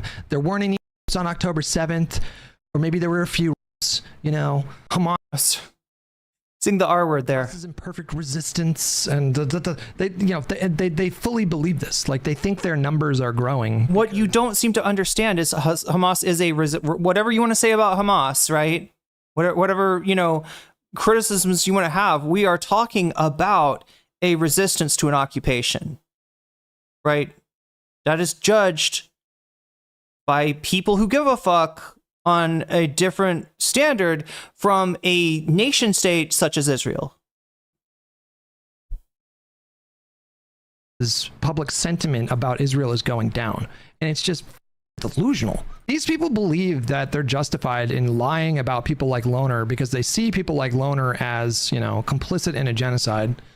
And so the ends justify... Just because he went to Israel and sat in the van with Elon Levy. Yeah, they think he's complicit in a genocide. Just because he was more interested in criticizing Israel's critics than he was in criticizing Israel. They think he's complicit in a genocide somehow. Imagine that. The numbers are growing. Is he in denial? I don't know what he's trying to do. The way he's talking about Lonerbox, it's almost like he's trying to say, no, Lonerbox was always a critic of Israel. What are you talking about? Even refuseniks are more hardcore than politicians like Bernie and AOC. Matt Bernstein had a good interview with a trans Israeli woman who was a conscientious objector when they tried to make her do IDF service. Yeah. It's completely morally justified to smear him, and it's just disgusting, quite frankly. And we haven't even got to the most disgusting part. See, here's what I think, Hutch. I think that in addition to coveting in some way Lonerbox's audience and their sycophantic, parasocial attachment to him, I think that you maybe are part of that parasocially attached audience. And as such, and I've experienced this before, it's the same thing with Dylan. You can't fucking criticize Dylan. You can't fucking, he's so good. How dare you imply that he is less than like a perfect ally to trans people? Like, how dare you criticize my parasocial fave? I've been through this, all right? I see the signs and symptoms in you, Hutch. In you. You are either parasocially attached to Lonerbox, or you are faking parasocial attachment as a way of ingratiating his audience and hoping that maybe some of them will, come over to, I don't know. It doesn't look like you're doing too bad on numbers, Hutch. You don't need to like leech off of Lonerbox. Like, and honestly, you don't want those people, right? Like, this is Twitch pull. Right? These people are not like just, they're every bit as bad or worse than Destiny's following when it comes to tapping on the glass and such.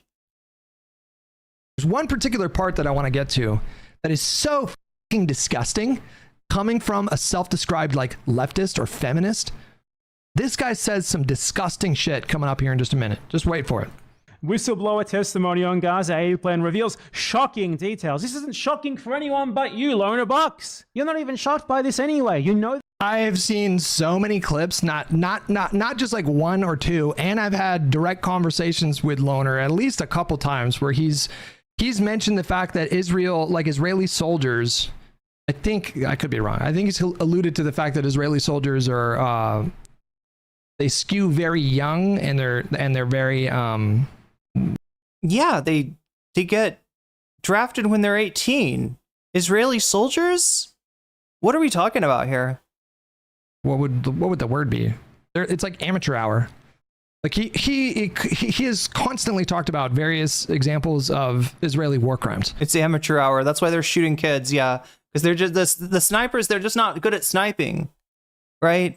They're like, they're sniping. They're missing, right? There's an evil Hamas around there about to do some anti-Semitism. And just before they can get him, a little Palestinian child jumps in the way, and they're not fast enough with their reaction time, right? They're just it's amateur hours. They're just kids. Like we can't get on them for all the bullets, all these sniper bullets they've put in the brains of Palestinian children. It's just that, sniping ain't easy, as someone once said. He's also pushed back on other things where people are saying that this one thing was a war crime and then more information came out, blah, blah. So it's not like it's just always one or the other, but I've heard him talk about Israelis committing war crimes so many fucking times. So this title, like BE saying, it's shocking to everyone. I don't think that him being aware of Israeli war crimes makes him any less culpable. I would say it makes him more culpable. Right?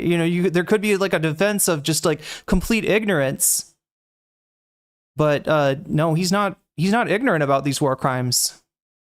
Else who isn't a fucking rabid Zionist or whatever he said. I'm sure this did not shock Lonerbox. The idea that the war crimes were happening during this conflict. Why would that shock him? If you're even loosely familiar with Loner's content, why would that shock you? I don't know. He got shocked by somebody bringing up what Destiny did to him, and seemed pretty shocked about that. Are we going to get to that? Why is Hutch Loner's PR man? Because he wants that audience. He wants that audience crossover.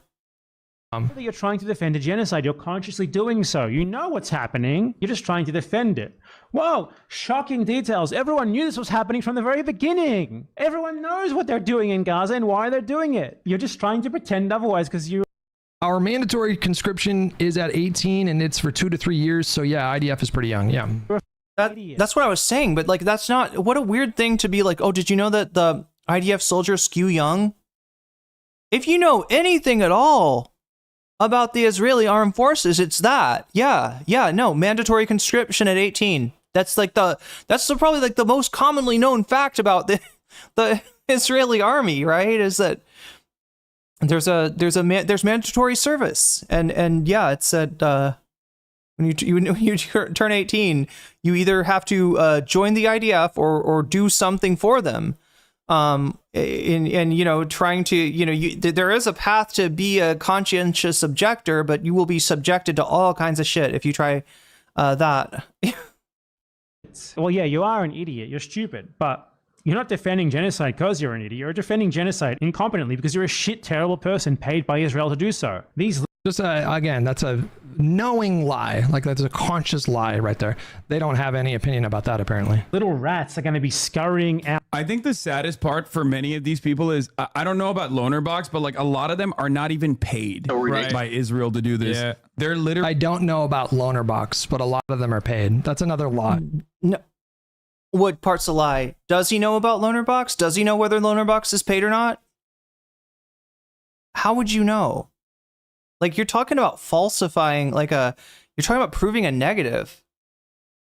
Look, if Lonerbox was really proud about getting paid for Israel, he'd flash his check and be like, "That's right, I'm on the payroll," So that you could have positive proof of that, or if it got leaked or exposed somehow, you could have positive proof that was true. What Hasan's saying is he doesn't know, because if there's nothing Lonerbox could do to prove that he is not in some way on the take.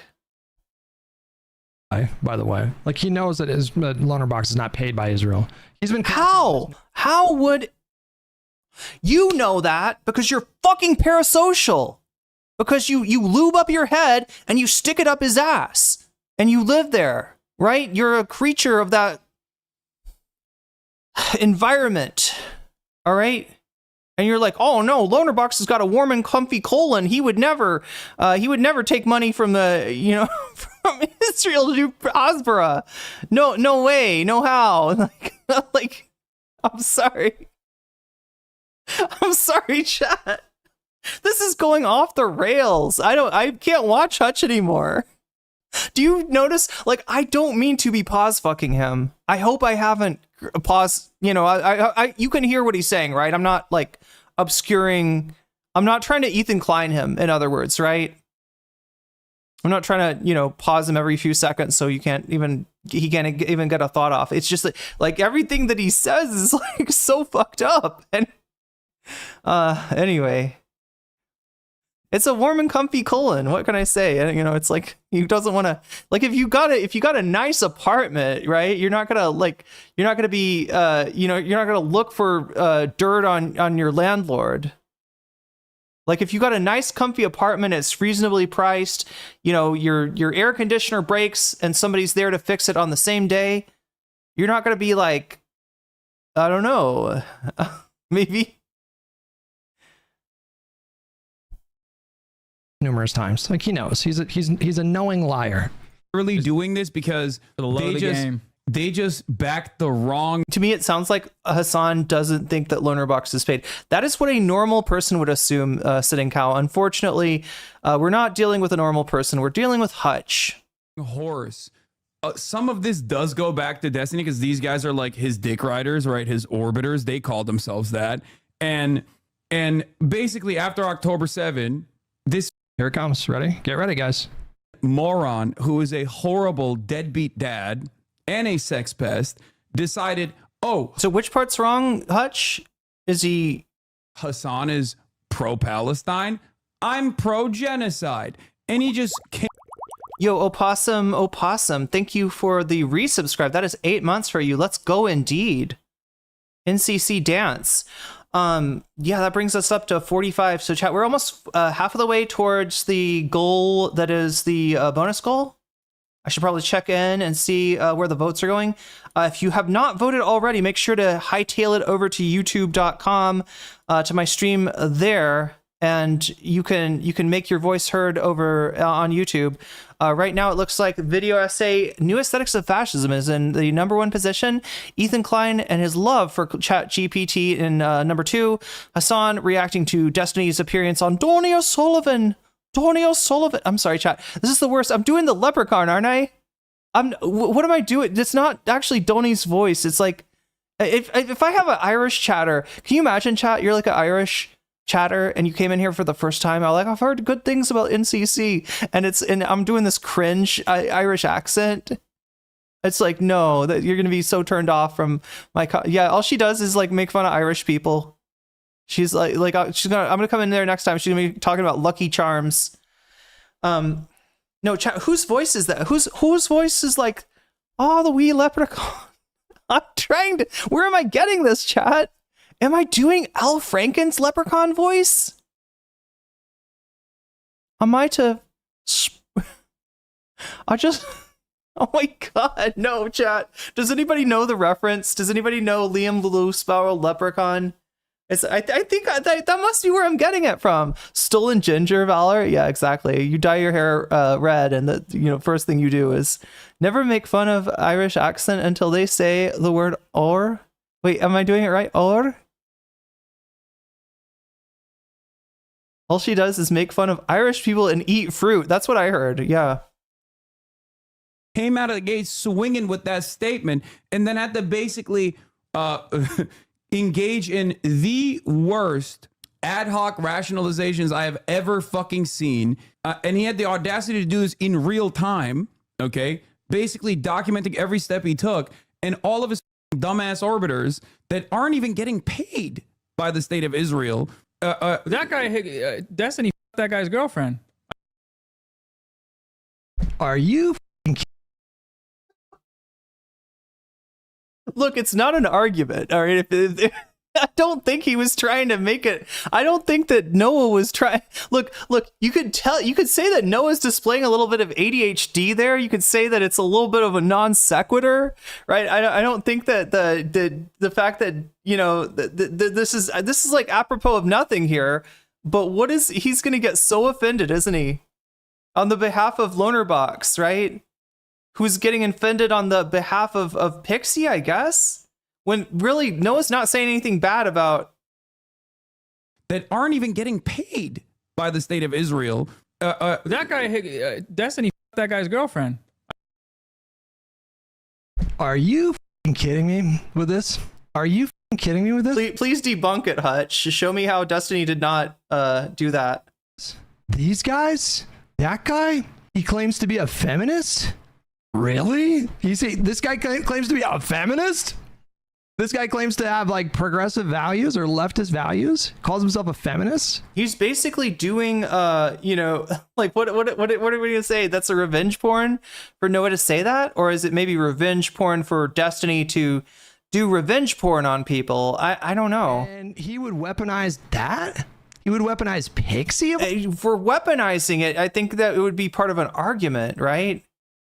I don't think he's weaponizing. I think that he is, it's a bit of a non sequitur, I will say. It doesn't seem to be, it doesn't really have anything to do with what we're talking about. I think he's just remembering it, right? It's a thing where you're like, wait, wasn't that the guy that did XYZ? You know what I mean? Sometimes you say that and then there everybody looks around at you and, because you're kind of off topic a little bit. You're like, no. I was just trying to remember. I thought that was the guy. Like I remember, like you have like a memory kind of come back to you. I think that's what's going on here. I don't know. Do you think this is? Do you think that Noah's doing a misogyny chat? Is Noah a misogynist? Of all people, in that particular way, these people are completely full of shit. They're utter frauds. They're just complete frauds. Like, actually, Hutch, there's kind of a name for what you're doing right now. There's kind of a name for this sort of behavior. I can't quite think of it. The fact that he would say something like that is so disgusting. Like, it's actually so disgusting. So especially her, to use her in that way as a jab, you do not get to call yourself a feminist at this point. It's ridiculous. It's all performative nonsense. It's just complete fraud. What a just a gross thing to say. What is your moral system? What is your moral system, Hutch? Is it white knight by chance? What kind of seems to be the vibe that you're kicking right now? Are you that flexible with your moral system that you would use somebody in a jab like that? It's disgusting. Who's more flexible, Noah and his moral system, or Hutch and his logical leaps, his mental gymnastics? Somebody explain this to me. Yeah, Hutch is taking the. I don't know. Maybe he's right. Maybe Noah's like been a misogynist in our midst this whole time. Somebody explain this to me, man. I just do not understand. But don't worry, chat. Hutch is a nice guy. He's a real nice guy. Don't understand. Whatever. What I don't understand, and what Hutch doesn't understand, is why women don't want to be with a nice guy, and they're always picking the frat bro instead. I don't know, chat. Why are you asking if he's flexible? Not very feminist of Hutch. You claim to be a leftist or progressive when it comes to like women's rights and the women's movement. Why do you have to say that with a voice? You can't just say it with your chest? Hutch, are you a feminist? Or is that something you're not allowed to say on the Destiny side of things? And if you claim to be a feminist, you would never ever say something like that. Especially her in that kind of way. What a fucking piece of shit this guy is. I think he took, and all of his dumbass orbiters that aren't even. He's not even talking about like the victimization of Fixie, which was done by Destiny, not by Noah Samsen, right? He's talking about the weird sex cult that Lonerbox was a part of. Getting paid by the state of Israel. That guy, Destiny, that guy's girlfriend, I think. Something like that. I don't know. Yeah. Why is PewDiePie here? Is this a stream alert? It's a stream alert. He knows. Look at So good. What did you just get? Did you just get some bits? Is that what happens when you get bits, Hutch? PewDiePie comes out? Oh my god. Look at it. he knows. Oh no, it's one of those meme things. Yeah, there's these I think it's a Twitch plugin that you can add that like chat. Would you do it? I don't know. I feel like that would fuck up the stream too much though. What do you think, Twitch chat? You have been treating me really well lately, all right? Do you want a meme extension like that? Do you want to be able to fucking throw up memes on the stream? I just worry it'd be too distracting. It's the only thing. But we gotta do some more stuff with Twitch. The way he's responding right now, he knows that was fucking problematic. He knows. He immediately tries to deflect away from that. Deflect? I'm sorry. Wait, what? Let me see. Let me see if he's right. I don't know. I'm gonna try to steel man this guy. I'm gonna try to steel man this Jello man. Like all I saw was PewDiePie. What am I missing? Where's Noah deflecting? Somebody explain this to me, man. I just do not understand. I just don't understand. Whatever. If you claim to be a leftist or progressive when it comes to like women's rights and the women's movement, if you claim to be a feminist, you would never ever say something like that. Especially her. Especially Twitch chat wants the trampoline back. Especially her in that kind of way. What a fucking piece of shit this guy is. I think. Oh, Woody, congratulations on your 3-stream streak. And all of his dumbass orbiters that aren't even getting paid by the state of Israel. That guy, Destiny, that guy's girlfriend, I think. Something like that. I don't know. Yeah. He knows. Look at. Oh, Hasan. Okay. No, Hasan doesn't want it. Hasan doesn't care. And like I said before, it's a non sequitur. It doesn't really, there's no import here. Whether or not Destiny had sex with Lonerbox's girlfriend, which, is factually correct, it doesn't implicate the question at hand. I think he's just making it off. He's doing what I do. He's being ADHD. Like, right? When I flip and I'm like, oh, hey, let's look at some, like mukbangs with fresh vegetables, right? That's he's just being ADHD. Like look at that papaya stem. That looks delicious. Look at that bitter melon. I don't think I could eat that. That shit's bitter. How does she do that? How does she not like react when she's eating on that's a bitter melon, chat? And she didn't even have sauce all over that, right? It's just like me when I get, ADHD and I get distracted, right? I don't know. I can't really criticize Noah for that non sequitur. It's so good. Oh my God. Look at it. He knows the way he's responding right now. He knows that was fucking problematic. No, he knows that that's the kind of shit that you guys chirp about. And he's not. He knows. He immediately tries to deflect away from that. Hasan knew right away, ooh, that's not good. And instead of saying to his face, you're sitting right there. Hasan's a streamer that streams 7 days a week, 8 to 12 hours a day. And Noah's a streamer that streams occasionally for charity events, right? So what you're seeing, Hutch, let me break it down for you, bud. What you're seeing is an experienced streamer not take the bait offered by a less experienced streamer, right? Noah's just like remembering some shit. Oh my God, Narwhal by Nature, thank you for the contribution to the Thai, the Vietnam trip coming up.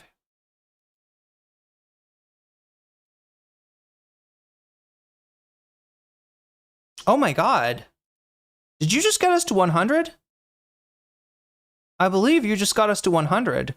And I believe we're over 50% on the funding of the Thai trip, what's a Vietnam trip to get myself a Thai visa. It's kind of weird how this works, that I have to go out of the country. And, chat, I looked it up and I don't have to, there is a way to apply for the educational visa in Thailand. The thing is, it takes so long that I might as well, I would have to leave the country anyway. So I just figured, why not? Yeah, that's 100. You just hit 100 and somebody just made it 106. Burple just gifted a sub to OnlyFacts. OnlyFacts, you just got jellyfished. And that's a good thing.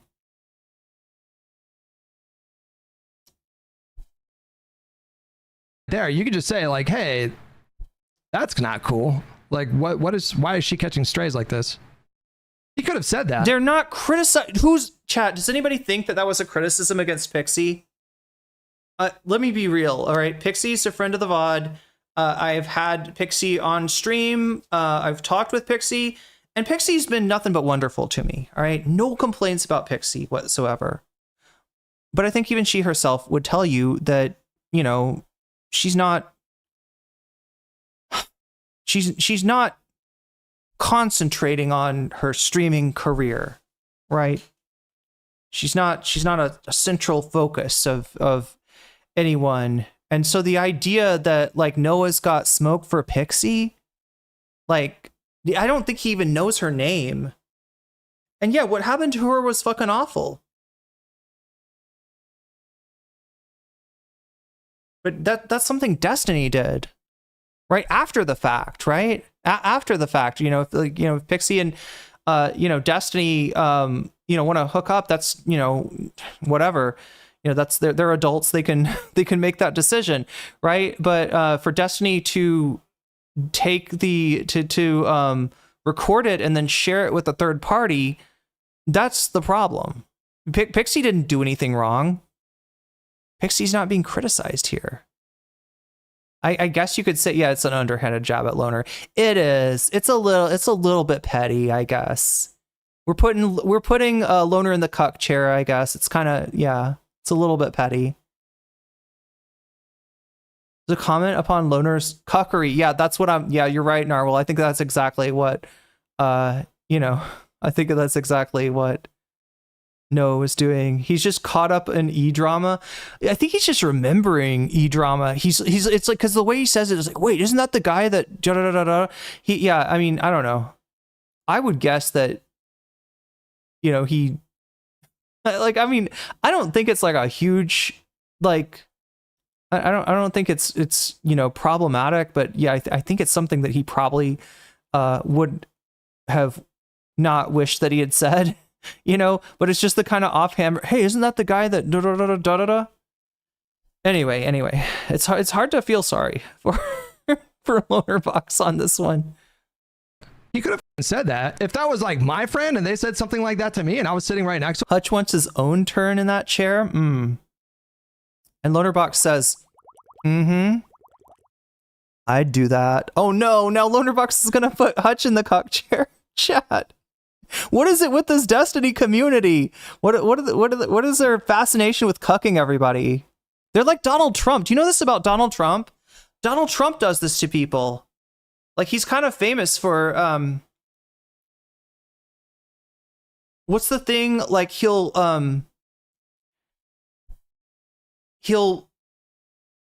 get, like, he'll set one of his friends up, like, to go hang out with a model that he knows or something like that. And then while that guy's occupied with the model, Donald Trump will try to have sex with the guy's wife. And it's like a game. It's like a game for him. This is like, petty at best, maybe maybe slightly problematic, definitely not non sequitur, which is and like, look, I said when I reacted to the stream that I thought that I could see the issue that with collabing on stream that I have too, right? It's you got two cooks in the kitchen, one of them is like slightly less experienced, right? You're gonna have some off-topic moments. You're gonna step on each other's toes and interrupt each other once or twice, right? It's just a Noah was too much that day. Yeah, I'm sure I would be too much if I went, if I went on Hasan's stream without having spent some time in the gym first, right? Because that's what focuses me. That's my ADHD meds is cardio and hit. So I would look at them and be like, yo, what the f-? I would say something. Why would you not say something? He's smart enough to know that this is a bad thing that you just said. He should woke scold Noah. Is that what should happen? Aren't you the people that normally oh, you're such a woke scold? Don't you normally call that kind of thing woke scold? Like, don't you take you're from that community that uses the Ben Shapiro word? Like, oh, I love when Ben Shapiro calls people a woke scold. The woke scolds. This is not getting nearly enough. Why is Hutch being a Stephen A. Smith over this? Nah. Attention, by the way. The fact that he said that. Wait, the jerk store called their all-time bestseller? Well, I slept with your wife. Oh God, is that what happens in Seinfeld? I know about the jerk store reference. What is it? Like, he's eating shrimp and somebody's like making fun. Anyway, how is this not? Now I'm getting distracted. The rounds on the internet right now. This was such. Oh, why is this not on live stream fails right now? You're getting excited. You want to cancel Noah Samsen? Is that what it is? Have you tried Pilates? I did it a long time ago. But I don't know. Narwhal, do you have to have equipment to do Pilates? Do you have to have a Pilates reformer or something? Because I did Pilates exercises. I'm not sure if it's like real deal Pilates, right? I'm trying to remember. Mari Windsor, I think. Yeah, this was my mom had like exercise DVDs growing up, right? And I would always like get a hold of them. And I think I took not the Mari Windsor one, not the Pilates one, but I took the she was into Turbo Kick with Shalene Johnson. And I took that shit to school with me. That's actually what got me into kickboxing, right? It was like, I think in the 90s, there was a whole thing where people were into, like, it was like aerobics, but with a kick and punch and, like that kind of thing. And she had this tape that like, they put it to music. That's what I liked about it. It's like, they did it like on the beat, right? That's what I liked it. So I stole her DVD and I took it to college with me. Thing to do, but he knows. Watch his reaction again. Hold on. Weird orbiters that aren't even getting paid by the state of Israel. That guy, Destiny, that guy's girlfriend, I think, something like that. I don't know. There's some weird lore with them. I don't know like the deep details of the lore and their background. I don't care. I don't care to know. It's just like, but it's just like they're doing it for free because they're He knew to back away from that immediately. No, actually, OnlyFacts, it was an 8-track. It was on an 8-track. He knew that that was bad. That was not just bad. That was fucking disgusting. That was actually disgusting. Does everybody understand why that was disgusting? That's fucking disgusting. These guys are complete frauds. Like, I don't understand. It is vile. Yeah. Wanted to chat with Lonerbox and ask him about a particular couple. Oh my God, we gotta have a conversation about this. I can't believe they did you like this, homie. I can't believe they did you like this. Oh. Couple specific things. You just want to get in front of that sweet Lonerbox audience. He's just looking at that. He's looking at those four figures in Lonerbox's audience, and he's like, "Let me get some crossover." Loner, he's like, he's like, you know, can I have a bit of clout? Can I have a bit of clout, Lonerbox, please? Clout for the poor, please. Like, put a little clout in my alms box. Hey man, how's it going? I'm fine. How are you? Good. I just got done watching your segment on the Noah Samsen Hasan show. I had a couple questions for you. Well, I want you to clear some things up because they made some claims. I just wanted to coddle your balls a little bit, you know? That I found to be quite disturbing. Yeah? Yeah. I took offense on your behalf after you took offense on Pixie's behalf. They said, so there's two. These guys are so good at getting offended. I love it. Two particular claims that I want to zone in on because, buddy, you're on thin ice with me if these are true. Okay. Shit. They said, Loner said that a one-state solution is anti-Semitic. Yeah. Is that true? No. Eris said that. Your friend said that. I don't think you ever corrected her. I think you just had her on to defend her, but okay. I'm glad you don't believe that. Wait, look, the Lonerbox debate with Quimon? How did I miss this? Chat, I kind of like, look, I mean, there's a lot of fucked up shit that Quimon has said. I don't sign off on any of that. But somehow he always seems to get these guys goats. He gets their goats.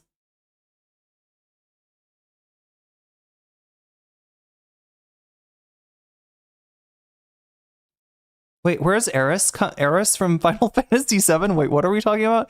Are you looking at his chat? Okay, please don't. If you look, I see some people commenting on the chat. Please don't touch the glass. Please don't go and bother anybody. You know, like I don't think I don't have a community that harasses people. But I definitely don't want to have to blur the chat or anything or like take it off screen or something. Quimon has a way with words for what? Yeah. I do think he's pretty good at debates. Yeah, exactly. Aristocracy. Oh, I said Eris. I got it. Okay, thank you. Only facts. Wait, how is that banned? Oh my God. Aristocracy is oh, I know why, chat. Oh my God, this is so old school. No, you mentioned, because I said Eris. Yeah, right. I was talking about Eris, ERIS, Stocracy. Used to be a streamer on Twitch until she was exposed as a foaming at the mouth racist by none other than Bad Empanada.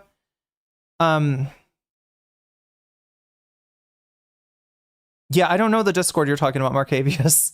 But no, I'm talking. Oh yeah, I guess she was part of the Twitch politics Discord. That's what you're saying. I see. But Destiny always says, "Do not poke the glass." Okay, I don't know. When people like Destiny say it, I half think he's like, yeah, whatever you do, don't go harass anyone. Wink. You know what I'm saying? Like, I don't know. Maybe that's the sign. Hutch is worse than an old granny at Mahjong, gossiping about their rivals. Damn.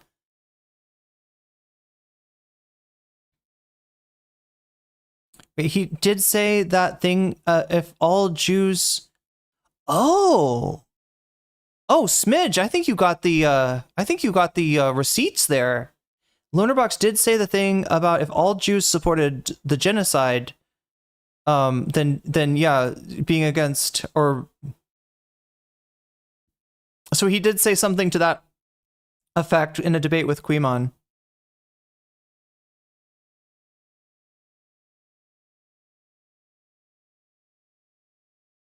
Quimon is an enigma?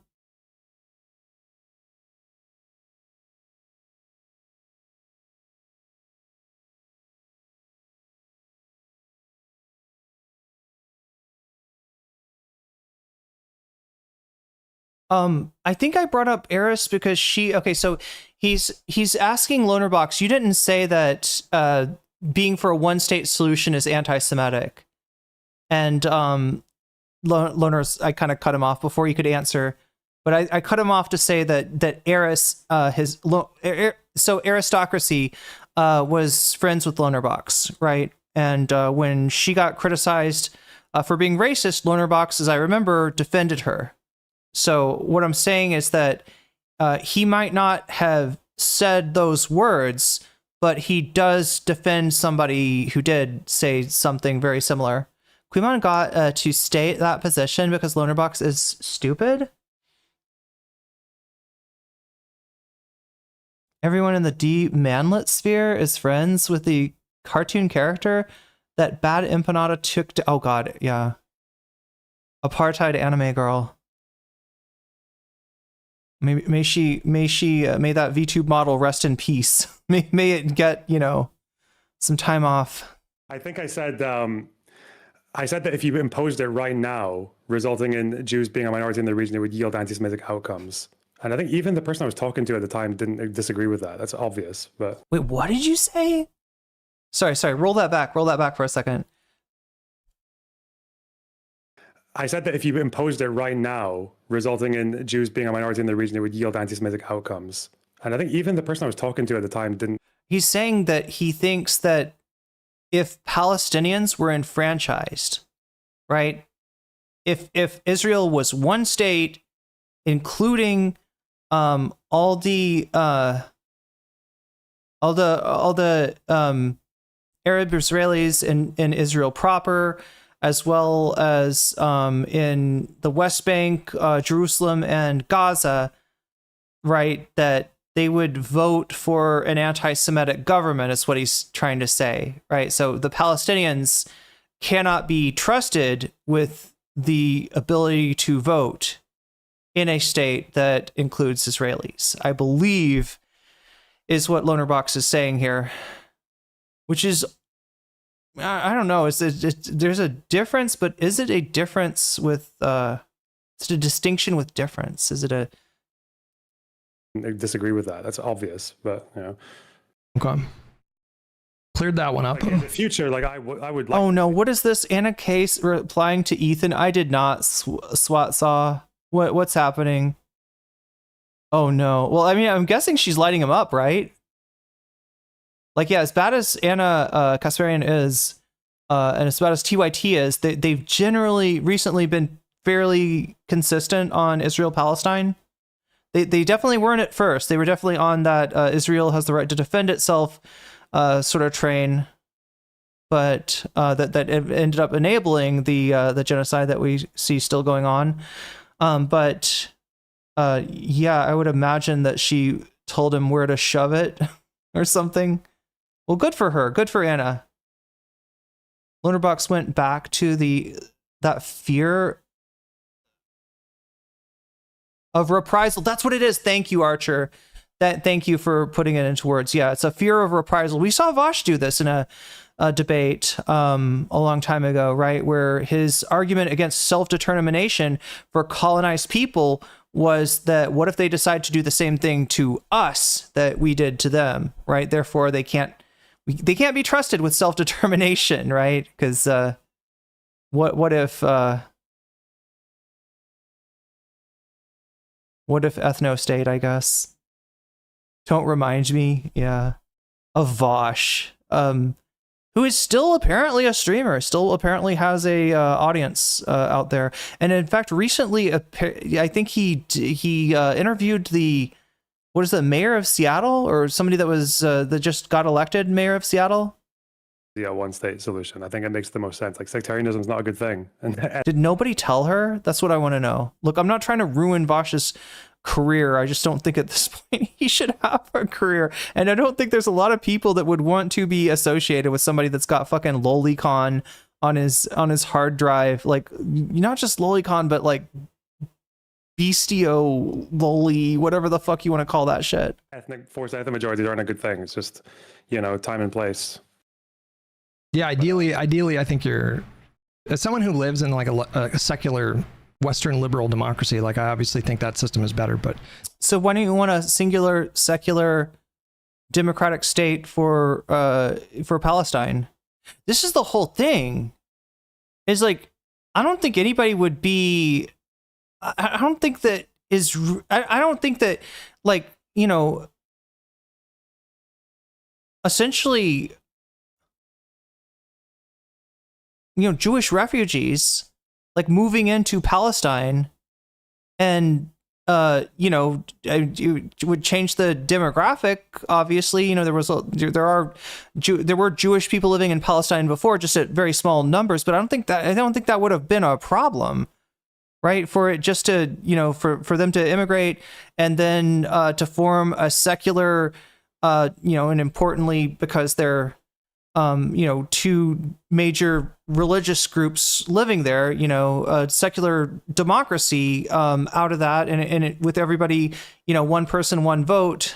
This is what Norm Finkelstein always said, right? From the river to the sea, one person, one vote, yada yada yada, right? I don't think that would have been a problem, right? That's not what happened. Instead, we got the Nakba. Instead, we got ethnic cleansing. And then a constant set of provocations, reprisals, and then justifications for escalation. That is the story of Israel-Palestine, unfortunately.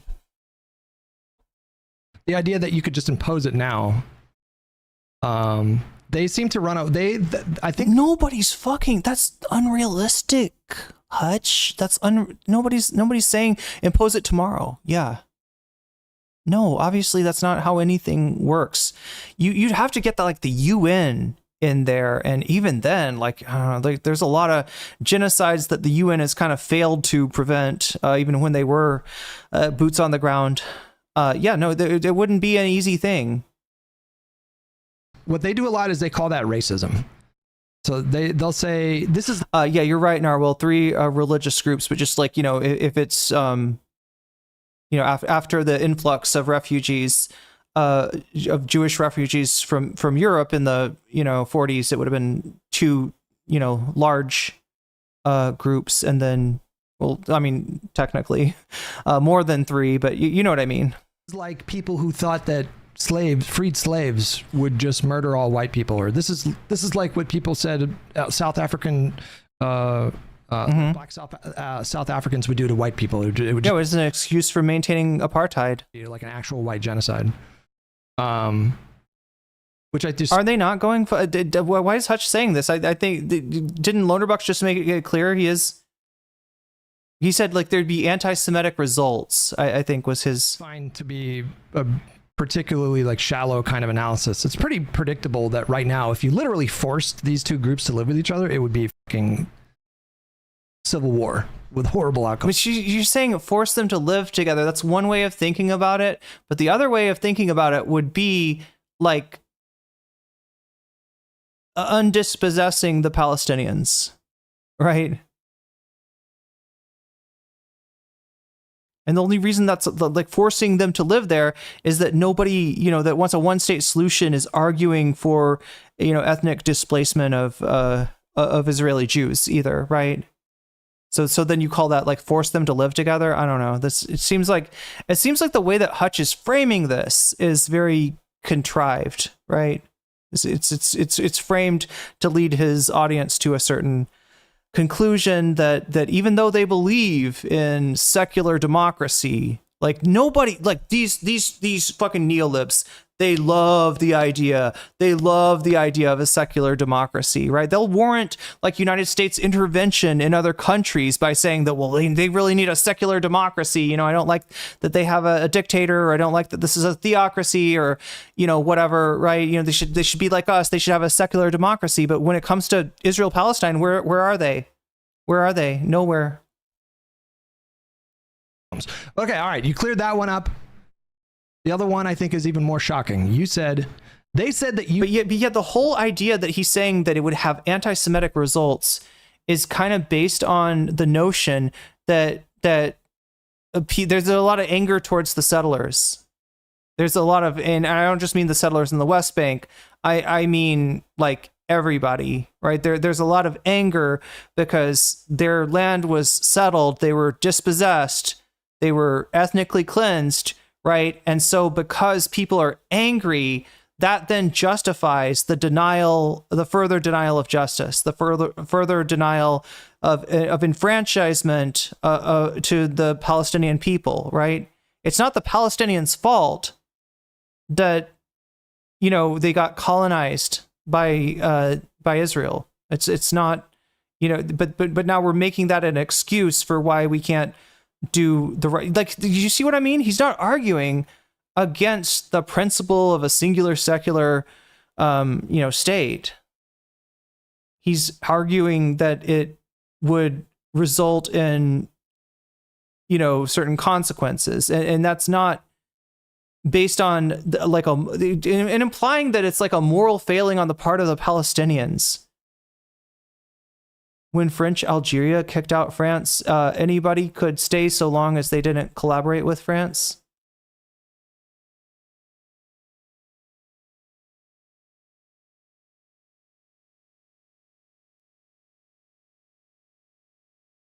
You said, if all Jews are pro-genocide of Palestinians, you're anti-Semitic for being against the genocide. Eh? Oh, yeah, that's a hypothetical. Yeah. Yeah, no, he's okay. So very clearly, Hasan's not saying that all Jews are genocidal, like that, it's obviously not true. But he's saying that by the logic that Ethan Klein proposed, right? When he's saying that if you're against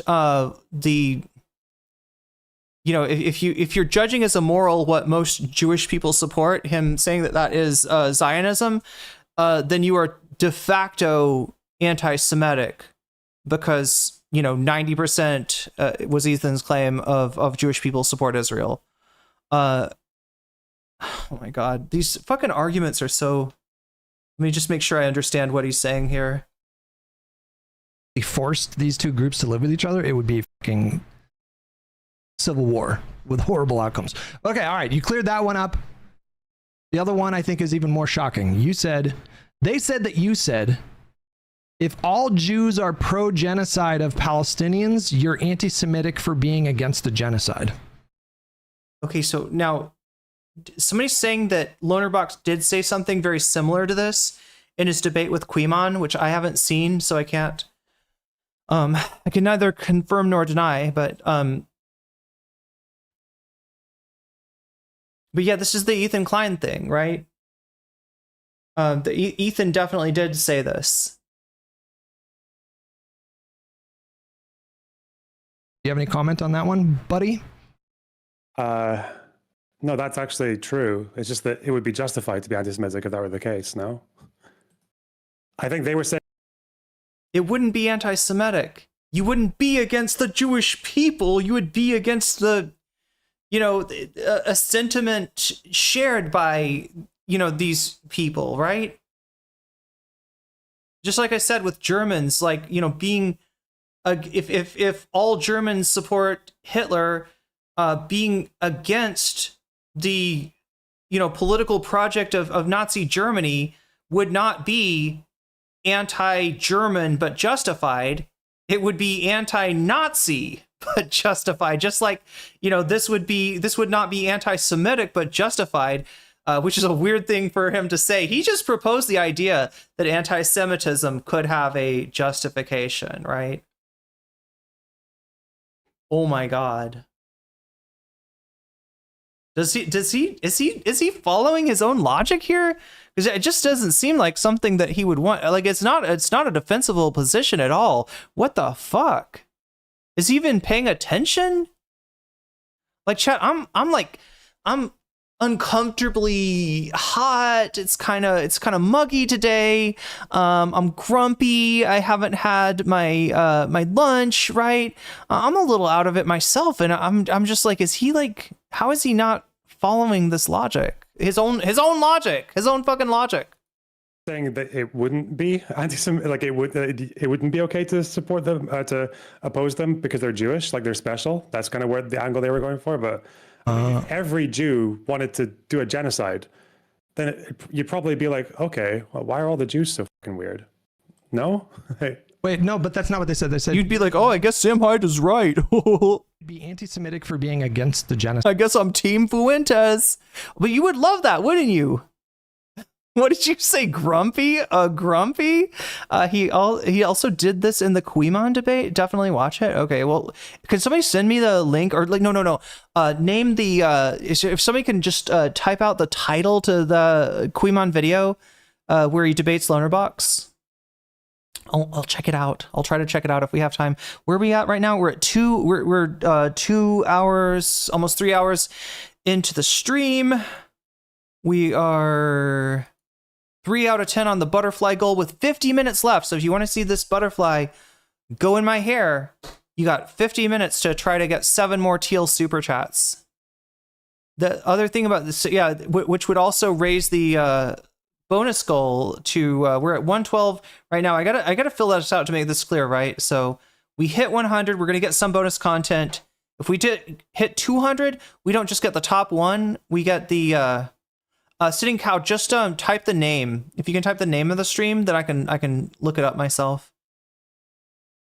Oh yeah, I was gonna say only facts. The reason that when you typed aristocracy, your chat got yeeted is because probably back in the day, one of my mods like made, you know, put that on the no words list, right? Specifically because they knew that Eris and that whole Discord were monitoring my chat's behavior, and they were trying to prevent any sort of, you know what I mean? Like it's that whole thing where there's drama with another streamer, so they, 55 plus for Fascist Project Runway. That's what I should have called it. God damn, that's what Ben should have called it. It's a little late for Ben to change his title, but I think that's a great title, Narwhal.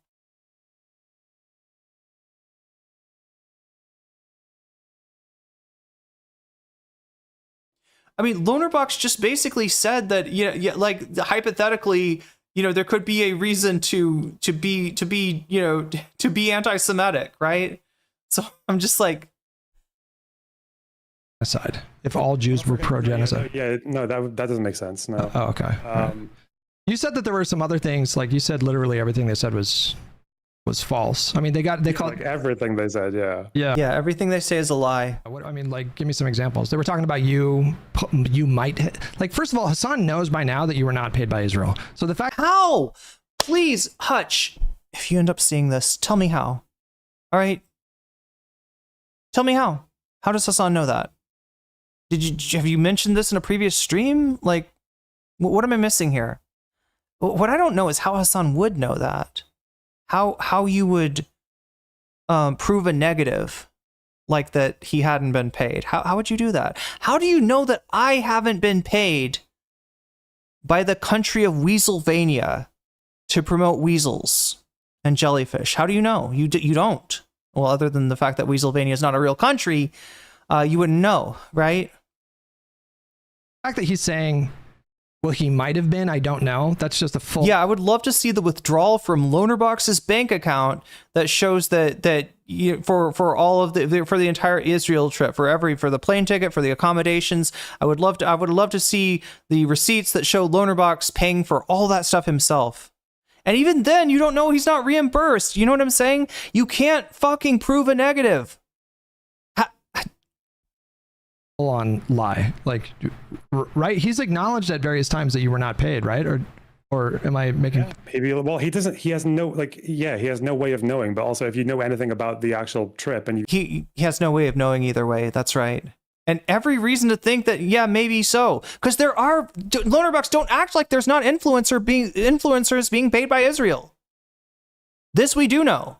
The question that we don't know is whether you're one of these influencers, right? Whether you or whether you got, you know, whether this Israel trip, you know, was facilitated by your support. Yeah, slander against my beloved homeland of Weaselvania. Even if you just look at some of the highlights that were posted that everyone's been spamming around, then yeah, that's right. Can you prove that Weaselvania doesn't exist? You would know that it wasn't, like, it couldn't have been a paid. What if it's underground? trip. Like the question because even What people if it's behind a waterfall? people just say, oh, well, it was free propaganda, you know, like the demon shit. I just like ask them, for which faction? Which faction were we propagandizing for?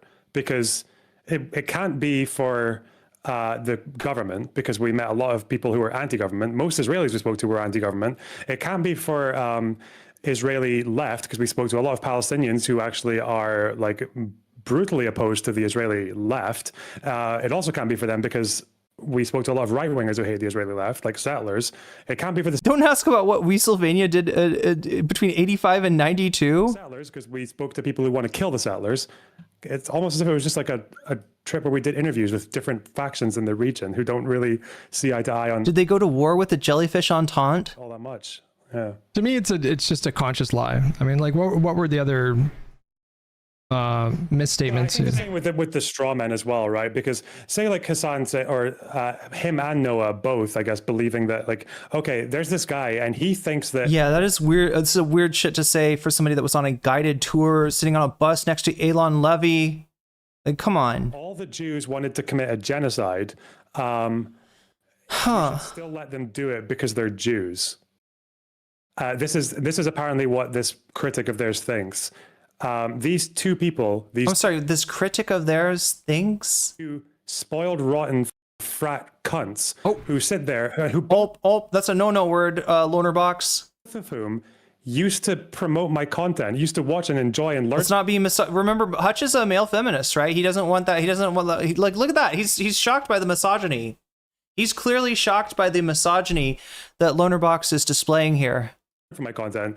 I've never watched any of their content and I've never promoted any of their content. I always thought that they were both idiots, but they both thought the thing of me. But Promoting the, I'm sorry, Lonerbox.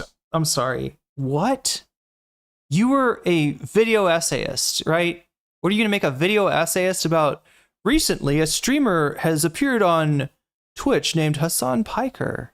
I think he's doing some interesting things. Let me make a video essay. No, that's not how it works. That's not how the ecosystem works. That's not how the food chain works, right? It would be the streamer that watches the video essayist, not the video essayist that talks about the streamer, especially when the streamer is like, you know, when chat, I can remember when Hasan would have like 100 people in chat. His chat was the size of my chat at that time, right? He was getting advice from trans streamers that had been on the platform longer than he had.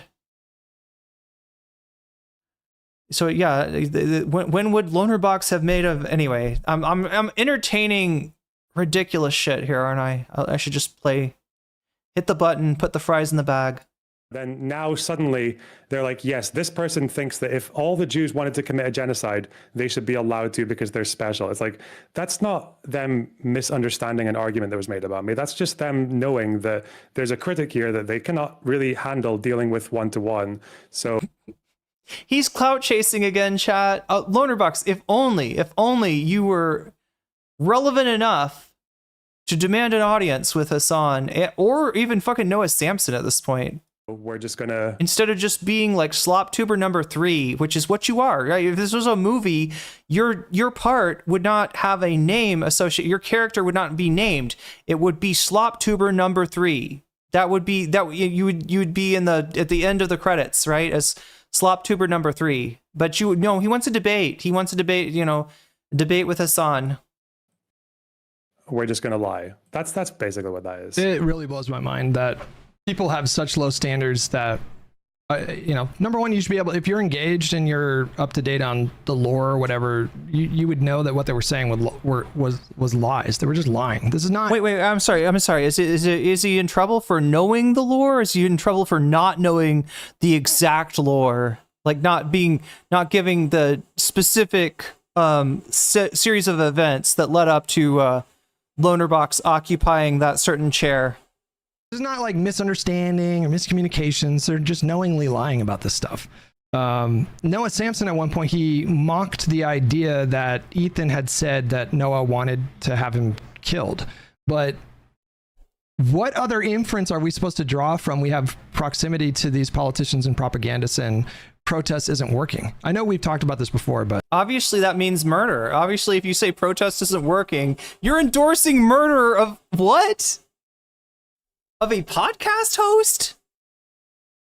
Of a YouTuber? Of Mr. Vape Nash? Really? That's how you read that? You are stretching. You are stretching, Hutch. Peaceful up here, but now there are freaking communists invading. he like laughed that off. Like, oh, Ethan. So Wait. It's not even that. What did he say about people who did actually get killed? He said, "Oh, go and read what they were saying." Oh, right, yeah. What? The woman who literally was part of an organization called Tech for Peace, which encouraged Israelis and Palestinians like mutually working together. Yeah, to peace, to work towards. Well, yeah. Charity funded stuff. Yeah. Actually, I know. Yeah, we love your yours and Ethan's charity funds. Those are some really good. I'm sure you'll be doing a lot of good for the Palestinian people, donating to the Ethan's Best Friend fund. Business benefit who works for those people. And I know someone in a Palestinian in Israel who knows people in the West Bank who have been involved in that project and they've benefited from it. It's like Tech 2 Peace, sorry. So it's just like that person's done more for peace than Noah ever will. Same with Hasan. Well, that context, but they were saying they couldn't be peace activists. Yeah, that context obviously matters. Yeah, it couldn't be anything like boycott, divest, and sanction, right? That couldn't be what Noah Samsen is proposing when he says that protesting isn't working. But you don't even need that context. When he says protests have not been working, we have proximity to the politicians and propagandists, we need to escalate beyond protests. What the fuck is the most charitable inference you could draw from that? The most charitable inference you could draw is that he wants people to show up and intimidate them. But with the context that you're referring to here, he obviously is amenable or open to just political violence, like literal murder. You know, the idea that the guy brought that murder on himself. Well, yeah, like, you know what? Here's the deal. You know, Noah did the skulls. Okay. And he did CPS. So yeah, definitely the skulls. He was just letting Ethan know that he's willing to take it beyond protest. And that's the dog whistle. I don't know, chat. I don't know. It's a pro IDF stuff. And his girlfriend, I guess, just inherits that baggage. You know, her murder was even more gruesome because she got shot, he reloaded, shot her again, and then shot her again. There were like 3 rounds of shooting as she was trying to like crawl away. Just a horrific murder. And this guy was like, just making light of it. But yeah, like what he said about Ethan, I thought was just unambiguously a threat for political violence. I've said that I think that Ethan making himself the fucking villain of the day, the villain of the week, the villain of the month, is a dangerous game for him to play. And you know, considering how much he's and his, you know, community are tapping on the glass, right? That might have some very negative real world ramifications for him. I'm saying this as a person who's had, like, you know, threats against myself, right?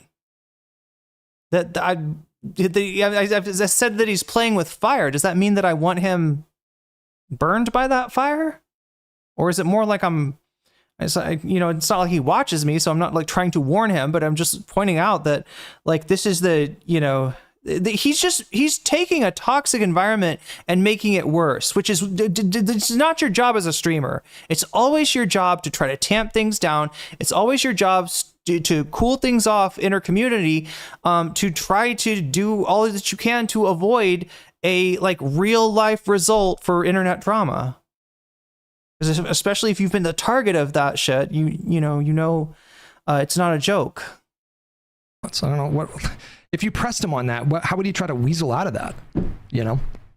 Well, he wouldn't. He would just cry and shit himself. Like, that's why these people don't. That's why he doesn't engage with people. That's why he had one debate with Vosh and he still has PTSD from it to this day. And that's why he just ever hears the concept of debating anyone ever again and just kind of nervously goes, "Oh yeah, debate." That's. It's a thing. It's a type of content, right? Some people do it. Some people have some critique for it, right? In fact, my critique of not the format writ large, but of the communities that embrace that format, is that they've basically reinvented sophistry. You, Lonerbox, Hutch, and Destiny, you're not doing debate. You're doing sophistry. You're doing like a less anti-intellectual, version of like Donald Trump and MAGA rhetoric, right? You're trying to bypass, people's logic and reason with fallacies, right? That's the whole purpose, right? And that's why Destiny spends all of his time fucking debating and researching, right? Looking at little factoids that he can fire out like a Tommy gun at people, and gatekeep a debate where he's obviously wrong. He could be like, oh, but you don't know the exact number of blah, blah, blah, and blah, blah, blah. Oh, clearly you don't know what you're talking about, right? It's just fucking sophistry. Right? So, do I want to be a debate streamer? Do I want to hone my skills at debate when the people that I have as possible opponents are just fucking debate, mercenaries or debate perverts like this? Maybe not. I don't fucking blame Noah for not wanting to interact with Vosh and his community. They're, almost as toxic as Destiny's community. And yeah, the apple doesn't fall far from the tree. Vosh is very much a creature of DGG. His whole existence is predicated on having been a member of that community.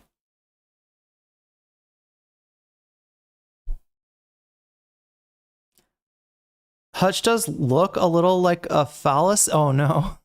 Cringe. I've never watched I've never watched the debate with Vosh. Is it really that bad? Yeah, and the headphones really don't help, right? As far as the phallic look of his bust area, his visage. Oh god, it was so fucking funny. It was so funny. He did this video essay where he did all of the typical snide, snarky remarks at Vosh, and then he gets into the debate and just fumbles like right from the beginning. He couldn't even string a sentence together. The guy was so out of his depth. And then he DM'd me. He DM'd me on Twitter, and he was like, "Listen, was the video really that bad?" And I was kind of like, "Yeah, do you want? I can give you some notes if you want." We never followed up after that. But wait, you and Noah used to correspond? No. That was the one time because he shouted me out in his video, his like guide to breadtube video. I don't think I even have the DMs anymore because he'd be banned from Twitter. He's banned, yeah.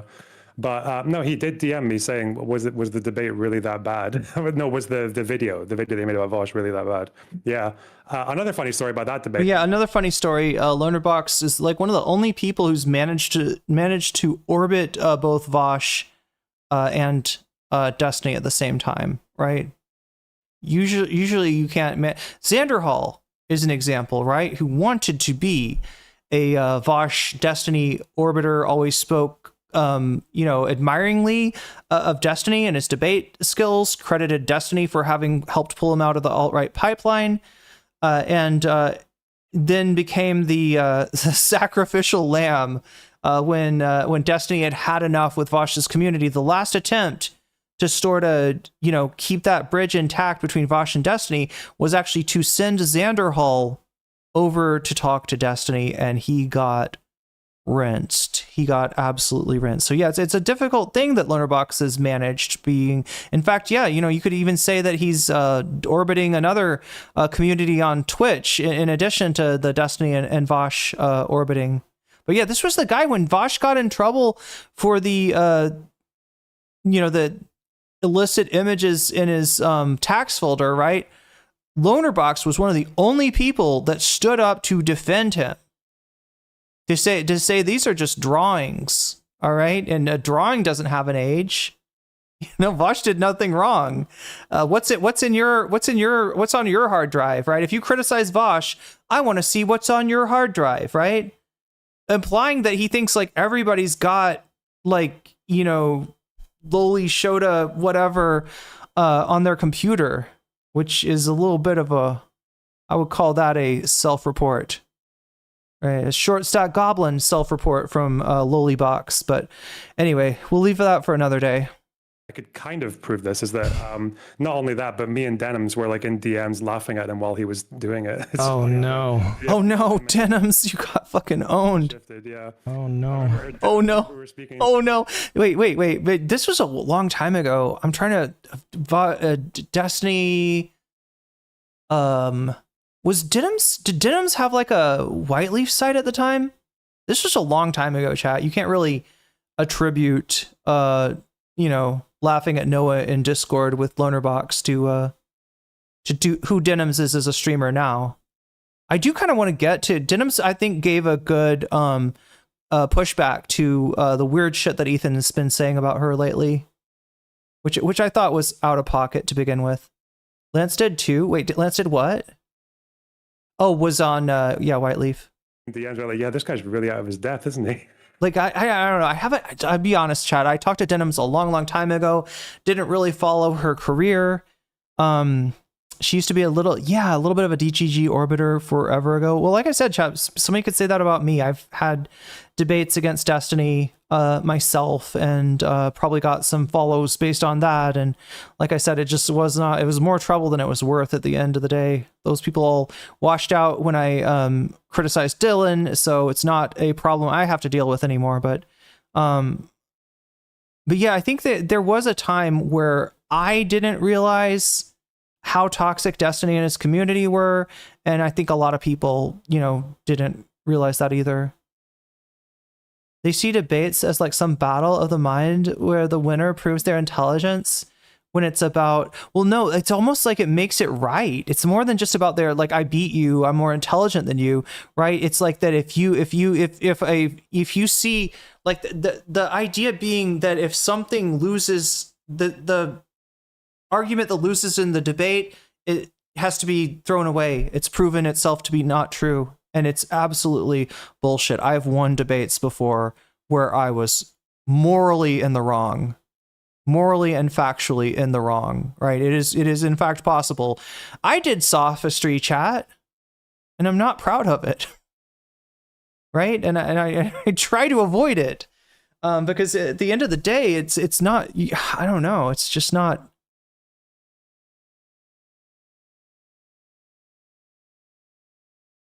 It's a lie. It's a distortion. It's a you're at the best case scenario, you're pulling the wool over people's eyes. Hate Ethan for making me aware of Twitch poll space, but I appreciate him for helping me find amazing creators. That's one thing that he does. All right. You can see her in Vosh's chat in the debate.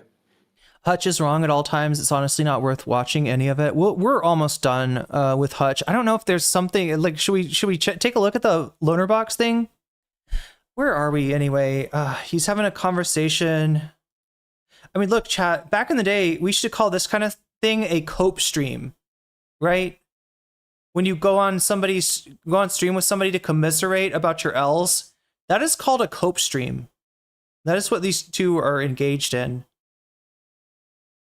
The most disgusting thing that I saw, and it's kind of surprising to me that I'm not seeing more people chattering about it online, because it was just so casually dropped, was the jab that he took at Pixie. Like using Pixie as to try to get a jab. Again, I don't see a jab at Pixie unless you're judging her for her sexual history. You wouldn't be doing that, would you, Hutch, though, right? You're not a misogynist. Jab on you is so disgusting. He's a male feminist. It's so disgusting. Like, that should be. There's a lot of that going around in this conversation, I believe. Anathema to everything they claim to believe in. And he just so casually did it. And I don't know if you noticed, but Hasan was smart enough to sort of back away from that. He kind of just immediately was like, I don't know about all that. I don't really want to know. You could tell he knew it was bad. Because he looks at, you can tell he like knows all the drama. He just kind of pretends to not know. Oh my God. Oh my God. No, Hasan doesn't know all the drama, Lonerbox. That's why he was still talking you up when his chat knew that like half of your videos were like Hasan bad. Hasan did a bad thing. Hasan said something like, right. he was still talking Lonerbox is a great video essayist. Don't talk shit about Lonerbox. No, I don't have it. Well, if Lonerbox criticized me, I'm sure it was in good faith, right? Hasan took so much convincing to realize that you were a piece of dog shit, to realize that you were not only orbiting Destiny and Vosh, but you had taken their, debate pervert tactics as your own. Hasan defended you because he did not know the lore. He did not know any of this shit. And brings it up, and you ever notice that thing that he does when he brings up drama, and he's like, "Oh yeah, so there's this guy. I can't remember his name. Oh, is it Pisco?" It's like, bro, of course you know who fucking Pisco is. Yeah. He didn't say Pisco. He said Pisco because he doesn't know. He doesn't know the dude. No, yeah, but that's the whole thing. It's like they've changed. But wait, he's bad for not knowing the lore, and he's bad for knowing the lore. He's bad. Which is it? Brands a little bit right now, right? Because obviously that whole intersectional leftist making fun of red pill people is old content. No one cares about that anymore. Now it's campism, Marxist Leninism, and at the end of the day, those guys don't really care that much about anything intersectional. They don't care about feminism or anything else. So I know he claims he espouses himself to be a he espouses like feminist rhetoric. He calls himself a feminist, if I'm not mistaken. So the fact that he would just so flippantly and you can't invoke her of all people, like after everything that she's like been through in the last year or so, he would just use her as like a cheap jab like that is so fucking disgusting. I respect a guy that can call himself a feminist, say it with his chest without virtue signaling. Yeah, MLs aren't feminists. What are they thinking of? What do they got? Infrared Haas? Like, I kind of have to search to, in my mind to find a hardcore intersectional, sorry, God, feminist that's an ML. I mean, they've all done it. It blows my mind. I think actually the only person who hasn't done it, as far as I know, is Hasan, because he's obviously, he's like 30 IQ surrounded by people who are 12 IQ. I just found that to be astounding. I saw that. I was like, oh my God. Like, I don't know how they get away with this. Like they've seen, ostensibly they're fostering a more like left-wing, audience that has more progressive values when it comes to like gender stuff. But in a moment, just as a way to try score cheap points against you, they would weaponize like what happened to Pixie in that way. It just blows my mind. It just absolutely blows my mind. Sorry, they're not talking about what Noah. I don't even know if Noah knows what happened to Pixie. Maybe he does, but he was talking specifically about what preceded what happened to Pixie. The reason that Destiny was able to release that footage, right? It's not a dig at Pixie. Stop hiding behind your ex, Lonerbox. My mind. I feel like more people should be talking about it. It's crazy. But anyways, yeah. Yeah, well, I'm sure they can find one tweet of Pixie saying bad things about Hamas, and then they would just excuse any attacks against her as well. True. All right. Well, I hope you're well. Just wanted to. Was there any other thing that popped out of you during that discussion of you? Or did we cover all the bases there? Was this recent? The Hasan stream that they're reacting to happened about a week or two ago. Noah Samsen came on. It was Noah's last appearance on Hasan, on the Hasanabi broadcast. And Noah brought him, was like, somehow they were looking at some slop tube shit, and they saw Lonerbox's, there's a picture of Lonerbox, and Noah's like, wait, isn't that the guy who like Destiny fucked his girlfriend or something? I don't know. It's just boring. Like it's a dull game because, like, again, these guys, I feel like I'm just playing in the wrong sport, like in the wrong weight class, like the wrong everything, right? Because these people, I don't really make those kinds of like personal life attacks very often, if at all. But it feels like those guys they're not that interested in politics and history. No, they're not saying more people should be talking about Pixie. They're definitely not saying more people should be talking about Destiny, which is actually true. Like people kind of like let that slide. The very fact that Destiny's getting a profile on Donny O'Sullivan shows that people are kind of letting that slide. But they're saying that more people should be talking about the fact that Noah brought up that when Noah saw Lonerbox's face, he said, wait, isn't that the guy that, Destiny...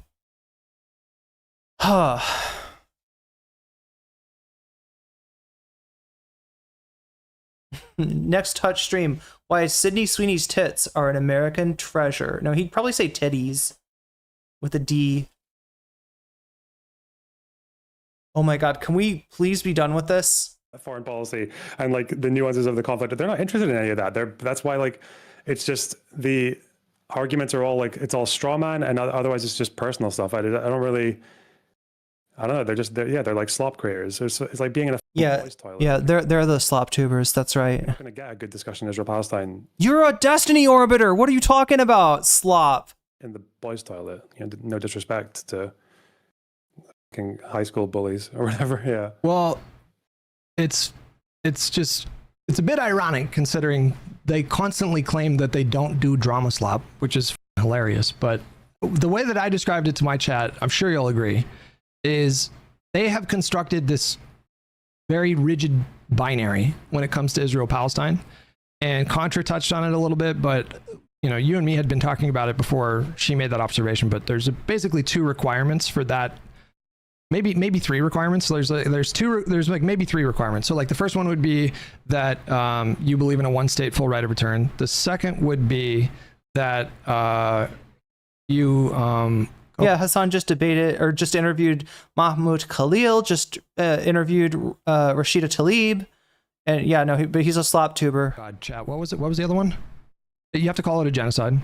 And then the third one would be that you oppose the terrorist organizations. That's it. Yeah, exactly. Yeah. Oppose them. Exactly. Yeah. Oppose targeting civilians. You actually have to be in. You have to have more smoke for the IDF than you do for Hamas Hezbollah. Yes, correct. That is actually true. That is actually, if your focus is on, God, if, the Palestinian people should really do something about Hamas, I don't like to see them getting genocided like this. They should really do something about Hamas. If Hamas would just stop digging tunnels and hiding under hospitals and schools, I'm sure Israel would not treat them this way. Yeah, if that's what you're going to say, you're going to give Israel that fig leaf. If you're going to do Hasbara, then that's right. You are no fucking friend to the Palestinian people, whatever you fucking say. Favor of it, right? If not explicitly in favor, you just can't condemn it. So like you can say stuff like it's imperfect. Again, we've got a fucking nation state doing a genocide, and we've got a militant resistance, right? Doing October 7th. Which one are you like more concerned about? That's kind of the question. Are you gonna hold Israel to the standards, of a fucking nation state, or not? And are you going to recognize that the United States plays a big role in Israel's ability to perpetuate its apartheid and ultimately genocide?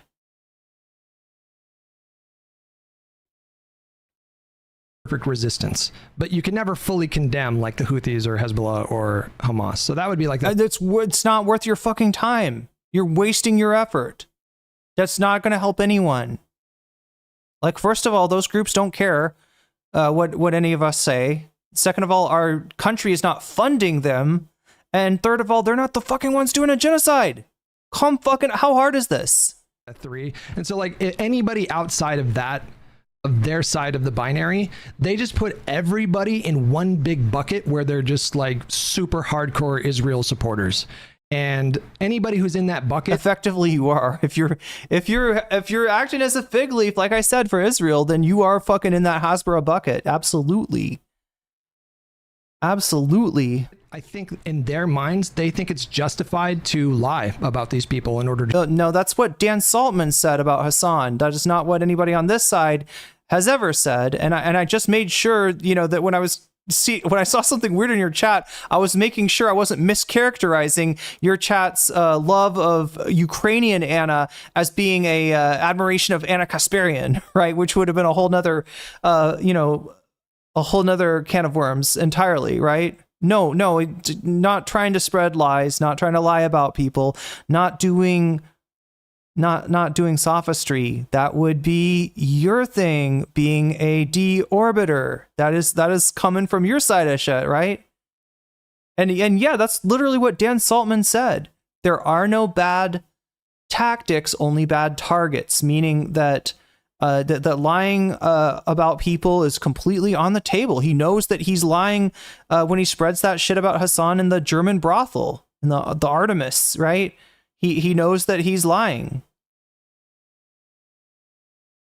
What is sophistry? Well, like, look, this has has a real history in ancient Greece as a movement, as a group of thought leaders in ancient Greece, and I wasn't speaking specifically towards them.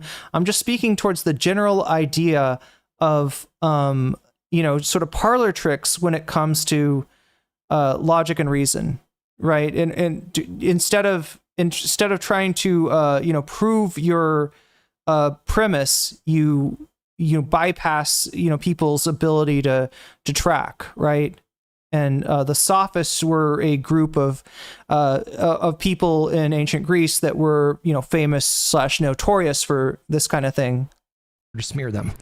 I think they see it as kind of like a miniature form of agitated propaganda, where the ends justify the means. And if you can turn people away from people like you or Ethan or whoever else, then it's justified because you've pulled people away from this genocidal perspective. I kind of also just like to think that some people are sometimes maybe a little bit more. I always come to this conclusion that people are a lot less inconsistent than you think. I feel like people being actually inconsistent is something that would be quite jarring to live in that way as someone who's not consistent with principles. But I'm sorry, but once again, you're a deorbiter. You've been very close for the longest time to a streamer who does exactly what you're saying nobody does. But yeah, I mean, I guess that's why he's nose blind. That's why he can't smell Destiny's shit. Unless it affects him or somebody he cares about. But these guys, I think it does make sense, right? Because it's like that, the pickup artist comparison, like this one simple trick will solve everything. Like they live in a world where all of the bad things that are happening that they care about are a billion times worse than they actually are. You're right. It's not like you're exaggerating the implications of hundreds of thousands of people being ethnically cleansed from the open air prison that they've been cordoned into. They're exaggerating the use of food and humanitarian aid for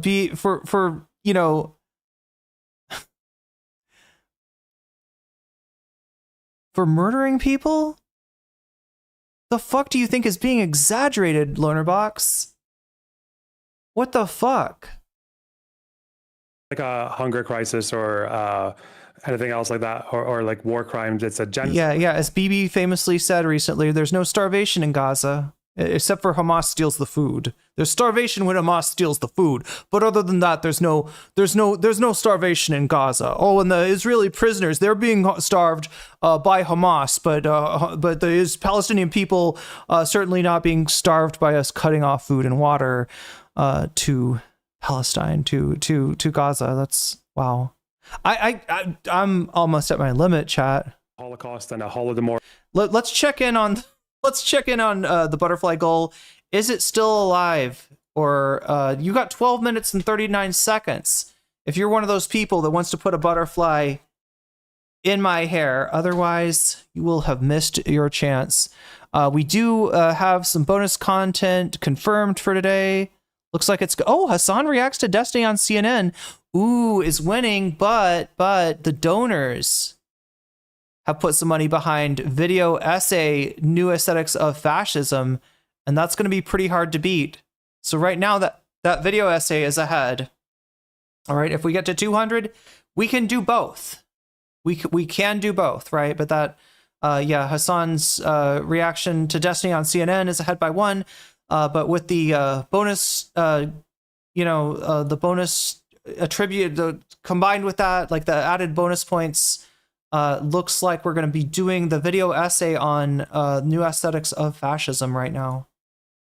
Oh my God, chat. Okay, I gotta pull back. Okay, so here, look, I don't want to give you just this. Oh, we don't have time, do we? I've been telling myself I'm going to try to not to stream for an insanely long time. What is this? We're listening to two people who have both shouted out my content in the past. Hasan shouted out my content on Palestine, actually.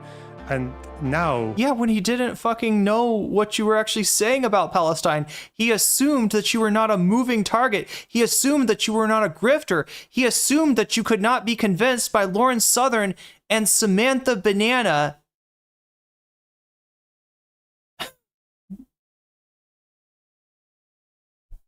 to flip on this shit. Just like you flipped on... Never mind. Because they are so fucking insecure and terrified of actually putting any of these opinions to the test and talking to me about it. Yeah, this is what he wants. He wants to debate. He wants to debate. Pay attention to me. Pay attention to me. This video got 13K views, but pay attention to me nonetheless. I'm important. I'm really important. Oh, no, I'm not. I'm really important. But I'm Lonerbox, but I am really important also. And I'm also... Other audiences that... My opinion is that Jews should be allowed to commit genocide because they're special. Okay. I mean, that's the Adorable. logic of Israel, though, right? That is not what Israelis think, you fucking dense, dead behind the eyes, beady-eyed little cunt. No, that is not what Israelis think. Do you know, like, half of the fucking critique... I went to Israel, and that's not what they think. ...that you guys come up with about Israel. And the reason that you know all these bad things that Israel are doing is because of fucking Israelis. That guy, Destiny, that guy... What's he talking about? Because of, like, what, reporting from Haaretz? Like, what does he mean by that? His girlfriend, I think. Something like that. I don't know. There's some weird lore with them. I don't know. Like, this is your leftist, your leftist men, by the way, your male feminists. Isn't that really funny, that whole story about someone having her privacy violated in one of the worst possible... That's not what he was referring to. Right? The privacy violation happened, not when, he's talking about you being cheated on, Lonerbox. All right? That's what he's talking about. And like I said, it's non sequitur, and it's a bit petty, but no, he's not attacking Pixie. He's not making a joke out of what you're look, I'm sorry, but you got a lot of culpability being that you hung around with this creep who you have to have known that he was a creep. You have to have known what he was doing behind the scenes. Like, this was an open secret as far as I could tell in DGG, and fuckers like this acted as a fig leaf for Destiny up until the point where it affected them or people that they cared about. Ways and he sat in that chair, chat, until it got too hot for him. Suffering like quite severe fucking mental, emotional trauma because of it. Isn't that really funny to just bring that up? And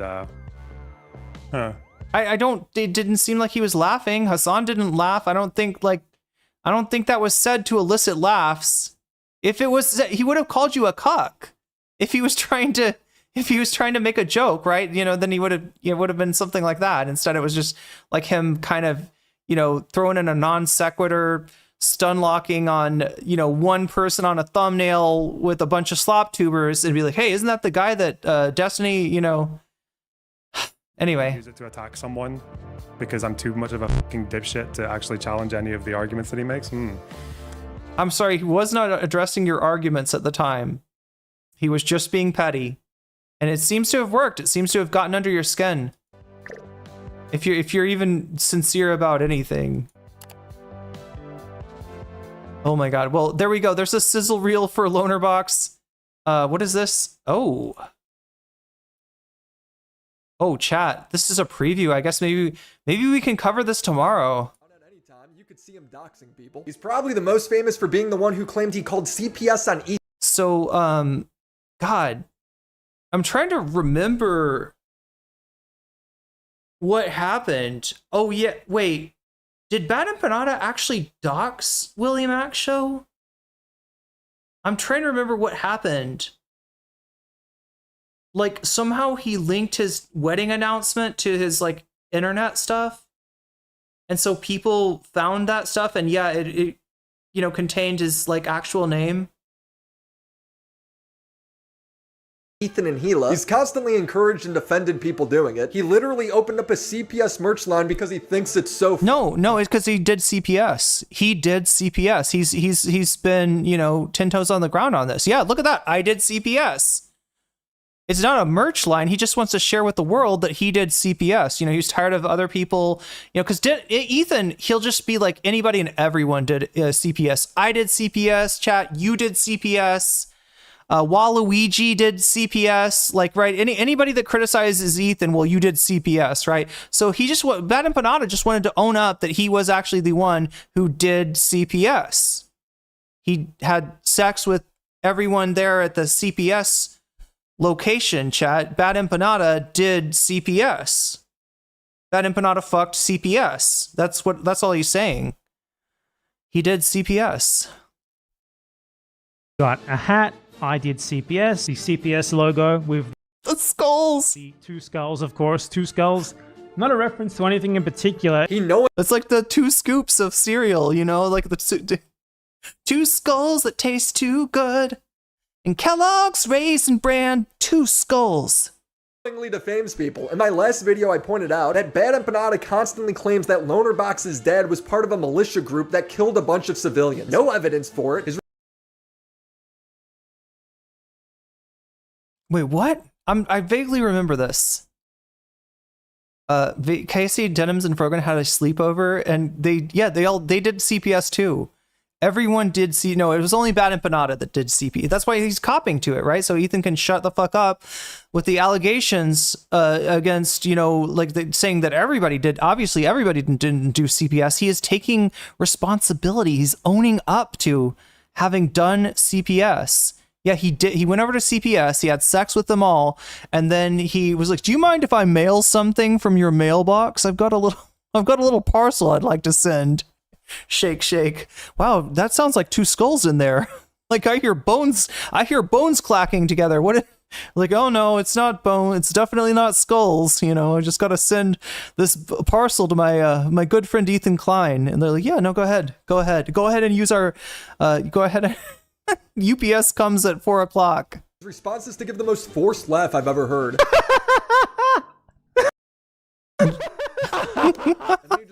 I'm sorry. That's kind of a funny laugh. Not gonna lie. That's kind of a funny laugh. Down on everything he made up. He complains that I called Lonerbox.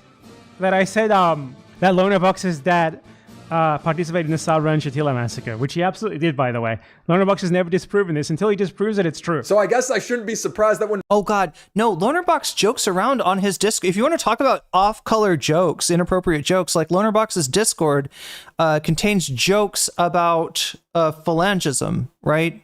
That's a meme over there. The phalangist movement, right, is a fucking joke to these people, right? When my docs gets found, Bad Empanada immediately posted everywhere. Uploads a video blasting my name, my bride's name, Oh my god, you're doxing yourself! Stop doxing yourself! I don't care what your fucking name is. Over the internet. It's also come out that he's swatting people, filing fake police reports. That's Kraut! Oh my god! Oh my god. Chat, the Kraut thing, has anybody watched the Kraut thing? Do people know what's up with the... Kraut is like not okay mentally. Kraut is displaying paranoia and is convinced that Bad Empanada is behind some kind of gang stalking operation, right? What is this, Kraut? I'm giving you a chance. Take a few weeks before the project on you is done. This is to Bad Empanada. You can still walk away if you apologize to every person doxed or harassed. He didn't dox. Docs Vosh? Vosh's fucking information has been out there for like 10 years or something.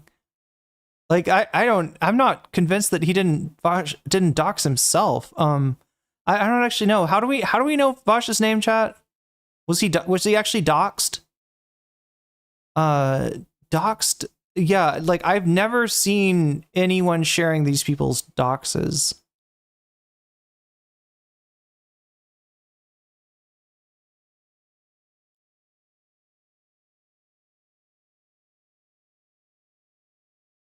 Crowd is on the same. Yeah, it's the victims of Bad Empanada Discord. Crowd is in that Discord with probably with Aristocracy, probably with Lonerbox. I don't know if Vosh is or Sockdone Left is in there. God, people. Speaking of people who did insane shit on the Destiny server, right? Sockdone Left is pretty lucky that his reputation has not preceded him as much as it should have. Saw a screenshot of a tweet from Lonerbox about his father being at Sabra and Shatila. I don't know. I thought maybe he was joking about that, but you're talking about massacres, right? You're talking about real life massacres there.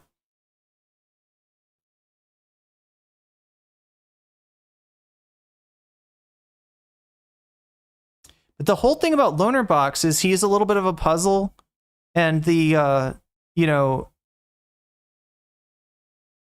I think the reason that people think his dad is a phalangist is that the missing puzzle piece is like that is in the shape of that, right? The outline of that info, like it kind of completes the picture, but I don't know if it's true or not. So I definitely don't want to be spreading misinformation or stuff that I don't 100% know. BE was joking about BE was joking about the Sabra and Shatila thing. I've seen an uncomfortable amount of jokes about that, and yeah, I mean, like, look, he's definitely, he jokes around about, like his community, like him being a fucking phalangist is a meme in his community, and it's this weird thing where you're just like, wait a minute. Is this like a meme because it's not true, or is it? I don't know what's going on there. All while plugging his Patreon. So I figured if he's making money off of my docs, I should too. So thank you, Exter, for helping. Well, yeah, you're spreading your docs. Congratulations, Willie. If you were worried about being doxxed, now your whole community knows what your real name is, and any hate watchers as well. Do you have a big, fat, bulky wallet that's worn and beat down like this? Is your friend? Okay, so yeah, like I said, this isn't exactly the topic of today's stream. We're almost at 4 hours, chat. I feel like I should get to some bonus content. I think we lost our opportunity on the butterfly. Yep, it's over, chat. It's not going to happen. And we're at 112 out of 200, which is good for one piece of bonus content. Okay, so the Hasan reacts to Destiny on CNN is winning the vote. However, when you donate, chat, you have the opportunity to put your money where your mouth is. And people have today, right? Look at that. Somebody actually used this thing for once. And that flips the poll. That flips the poll. Huh.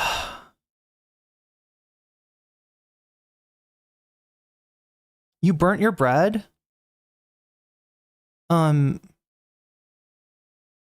So yeah, because somebody actually used the mechanism that I have for deciding what the what the bonus content will be, we're gonna go ahead and cover this instead of that, right? Remember that when you donate, if you donate, you too are able to put your money where your mouth is by just telling me which topic you want to see covered, including if you just are like, you know what, I think the voters should decide, right? That we've got an option for that. Nobody ever uses it, but that's Vox Populi, right? So if you're big on getting what people voted for, you should donate and say Vox Populi, but instead, we've got donations going to New Aesthetics of Fascism, and that's what I will deliver as per the contract. How much is the butterfly goal? It's 10 teal super chats, which I think start at like $3 and some change on YouTube. Yeah, it's a YouTube exclusive goal, which kind of Sucks. I would love for Twitch to be able to be involved. Am I the Peter Thiel of this chat? Oh my god, I'm portraying Narwhal as being the villain of you know, the. No, you're just using the like more people need to do this. Like a ton of people donated. Only one person decided to put their money where their mouth is. That's their problem. That's not your fault, Narwhal. Let us proceed. Yeah, it would be the Katzenberg of the chat, right?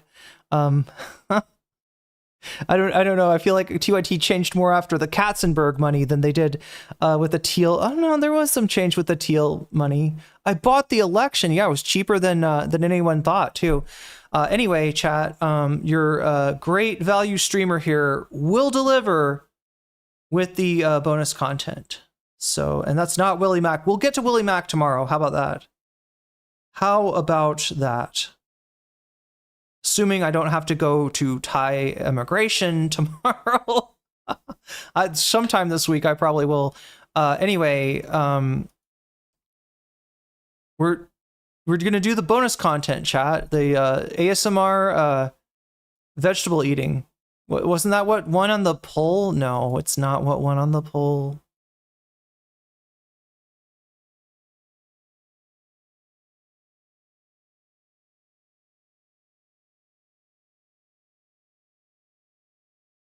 Although there's some tasty sour fruits that can be dipped in salty, sugary, spicy.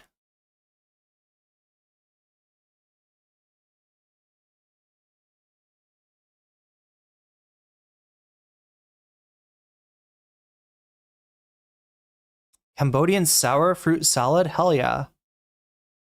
God damn. Those fruit vendors are so good with the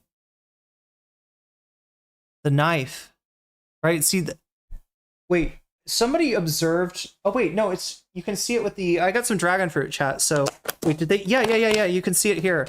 See that knife that they're using?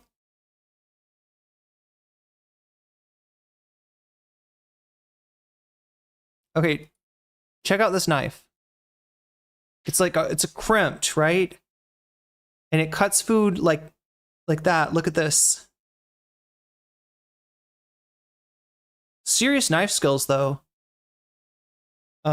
See, this is cut by one of those knives. What do we have here? Guava. We have the guava with the skin. We got some mango. Some more guava. Wait, is it? Oh no, that might be jicama. They call it yam bean here. There's some mango. Wait, that's a sour mango. We got like turmeric mango and sour mango in there. Oh my god, what's that little fruit? That little green fruit? I can't remember. It's something with there's the pineapple. There's the pineapple. There's some green banana going in there. God damn. I don't think I can go to Cambodia though. There's like too much shit between Thailand and Cambodia right now. Like it would, you know, if I had a Cambodian stamp on my passport, it would just make me. Oh, look, that's a rose apple. It's like an apple, but not as sweet. Kind of pear shaped. It's got this little thing in the bottom that you don't want to eat. Also called a rosella.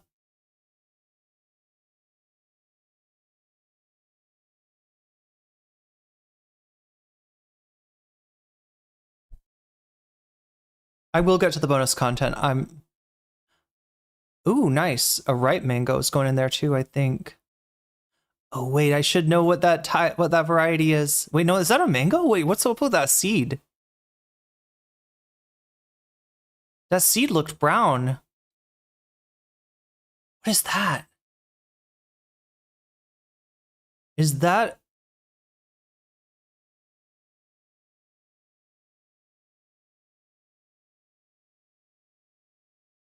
Some of these fruits I haven't tried. Santal, maybe?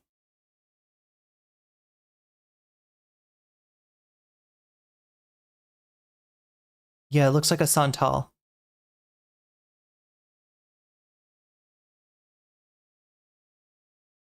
Indian star gooseberry, Indian gooseberry, plum, and jujube. What is that green thing though? That's kind of like long. I think I.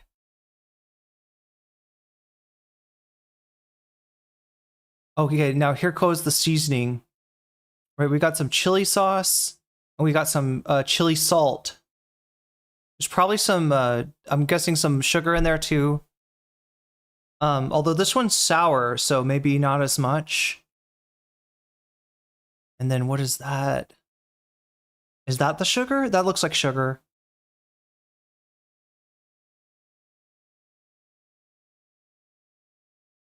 God damn, look at all the flavorings, chat. This is a complex. Like all those sour fruits and all the, oh my god, what the fuck is that? Is that nuts? Are there like some kind of nuts in there? I'm surprised we didn't cut up some limes. Anyway, chat, let's get to the bonus content. Like I promised you, we're gonna do the bonus content.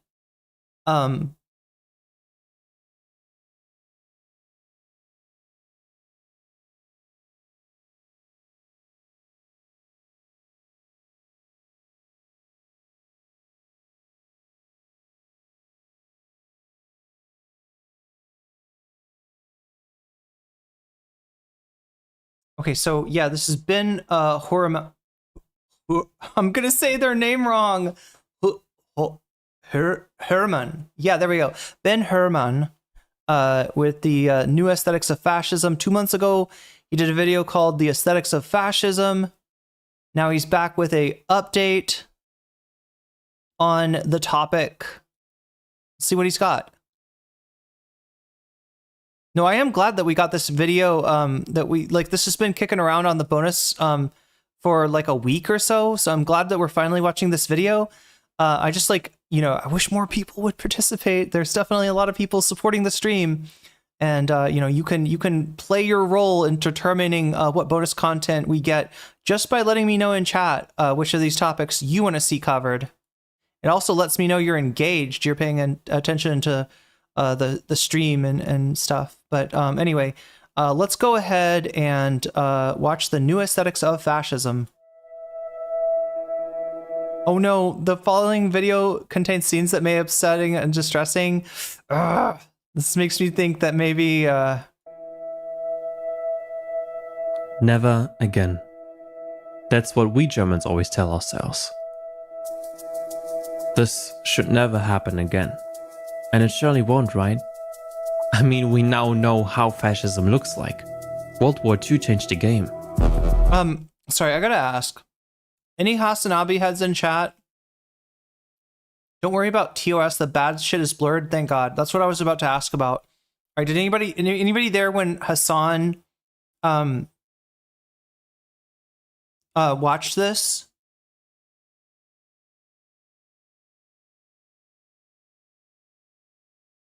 I just want to make sure that we're not going to get hit with TOS here.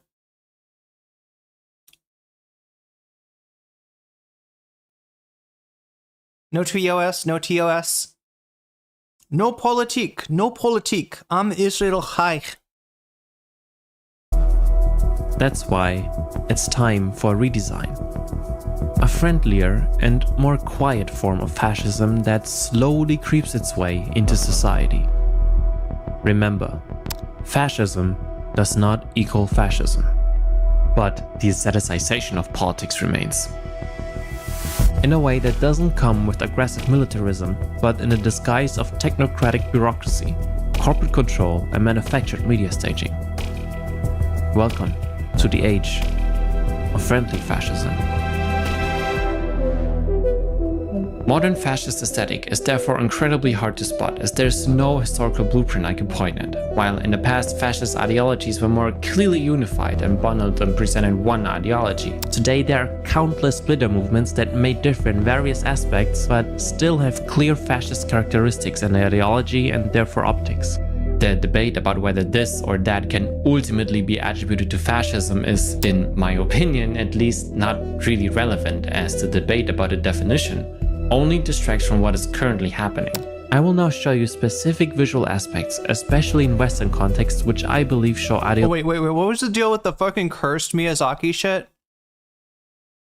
Oh, wait, what? Wait, is that a slur or something? No, I'm thinking of a different SCH word. I'm sorry. And as the debate about a definition only distracts from what is currently happening. I will now show you specific visual aspects, especially The Miyazaki, like, fascist aesthetic is, like, ultra cursed. I don't know what it is about this shit, but this triggers the fuck out of me. Especially in Western contexts, which I believe show ideological connections. Verbung for... I probably shouldn't read what it's saying in case...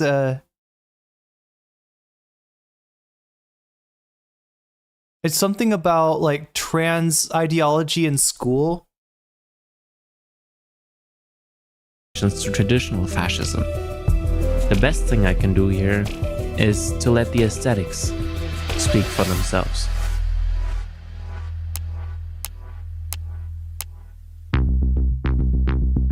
The neo-futurist art movement has no connection to fascism as it did back then. No glorification of violence, war, and macho culture. What overlaps though, however, is the idea of a utopia driven by technological...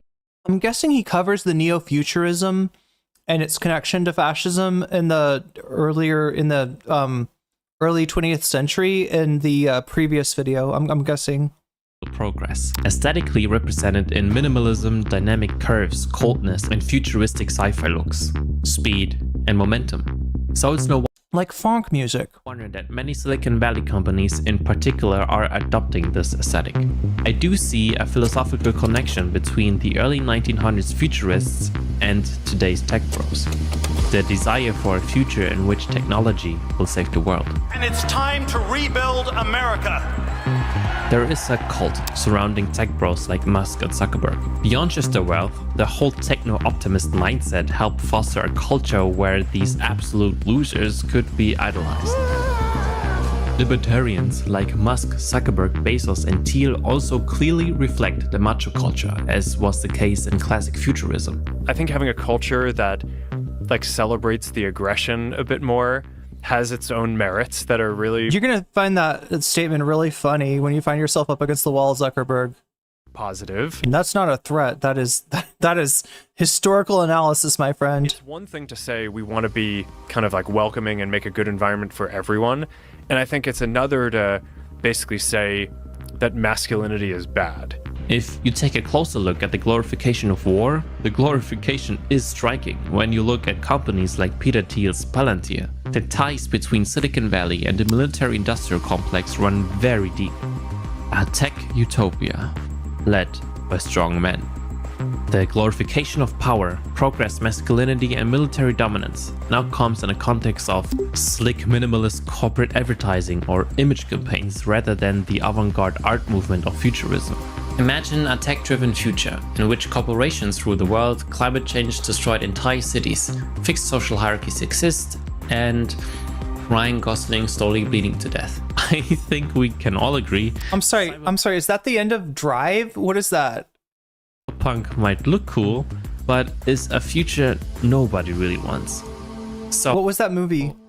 How do I sell a future that will most likely happen, but with a less dystopian look?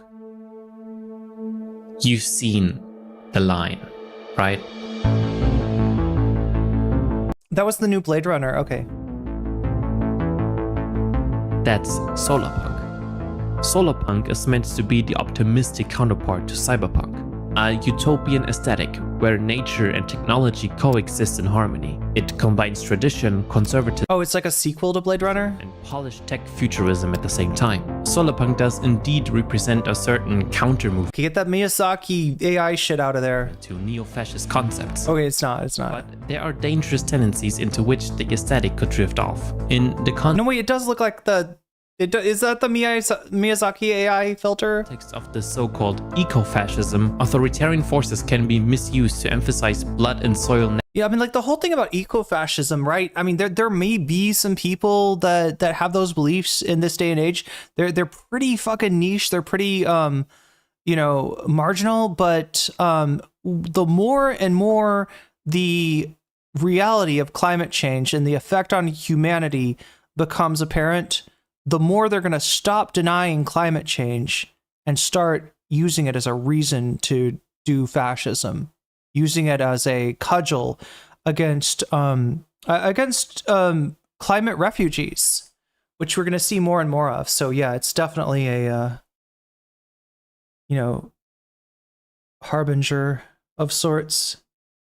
Nationalism, population control, and racialized conservation. The danger is that the aesthetic of harmony with nature can be repurposed for exclusionary or nationalistic goals, an aesthetic that is used by nations such as Saudi Arabia or Israel.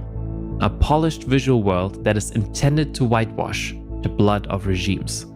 An attempt to erase bad PR. That was actual animation? After entire populations have been erased.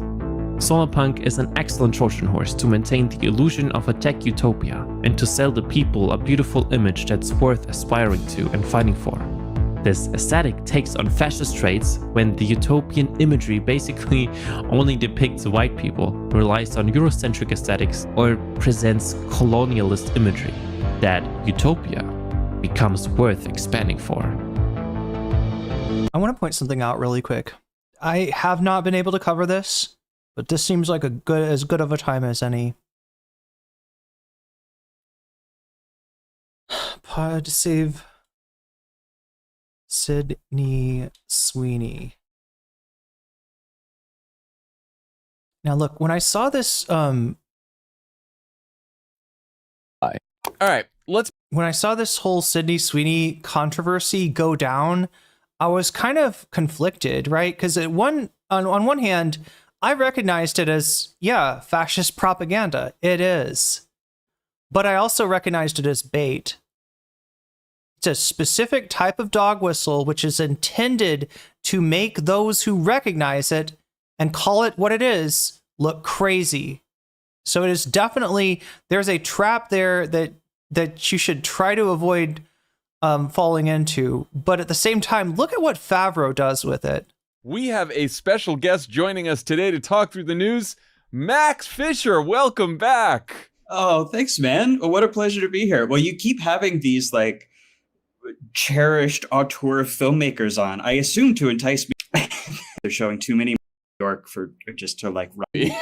Oh, a little too much douchebag filter here. Scary. That was I do the douchebag filter too at the beginning of my stream, but times the child. It just means that anybody that's a douchebag and that's put off by the chit chat in the beginning, we don't want them in the stream anyway. Here we are doing movie club. Absolutely nothing has improved since you left. AI keeps advancing. What the hell? I thought you were on it.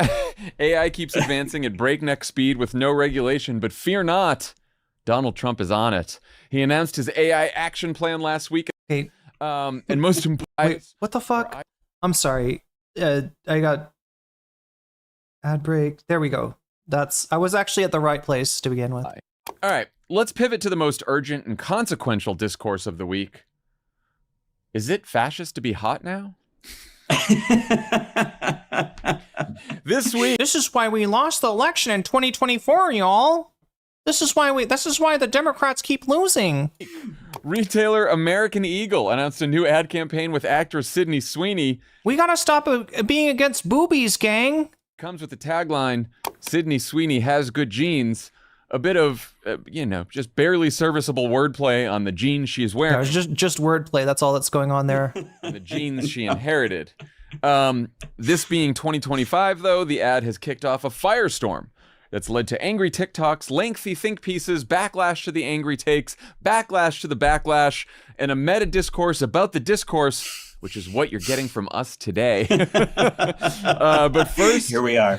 Here's a sample of the critique. You guys are complaining about that Sydney Sweeney jeans ad, so I went and saw it. That's Nazi propaganda. Wow. If you haven't fully comprehended how bad it is, I need you to open your fucking eyeballs and listen. This is Nazi shit. Pure Nazi shit. Saying that a blonde hair, blue-eyed girl has good genes is Nazi shit. Max, are you sorry you agreed to come back for today? Are you regretting your decision? No, not at all, because next we have joining us to discuss is Sydney Sweeney. Isn't that right? Here she comes. Third chair at offline. Good genes. Good genes. That would look, if you wanted to replace me in the end with Sydney Sweeney, I would be sad, but I would accept that. I would get it. So I noticed this for the first time. Well, Austin brought it to my attention. We were thinking about topics, and I'm like, the Sydney Sweeney discourse, what? And then I encountered it on social media, and then I started texting it around, as I do, to various friend groups, and Sure.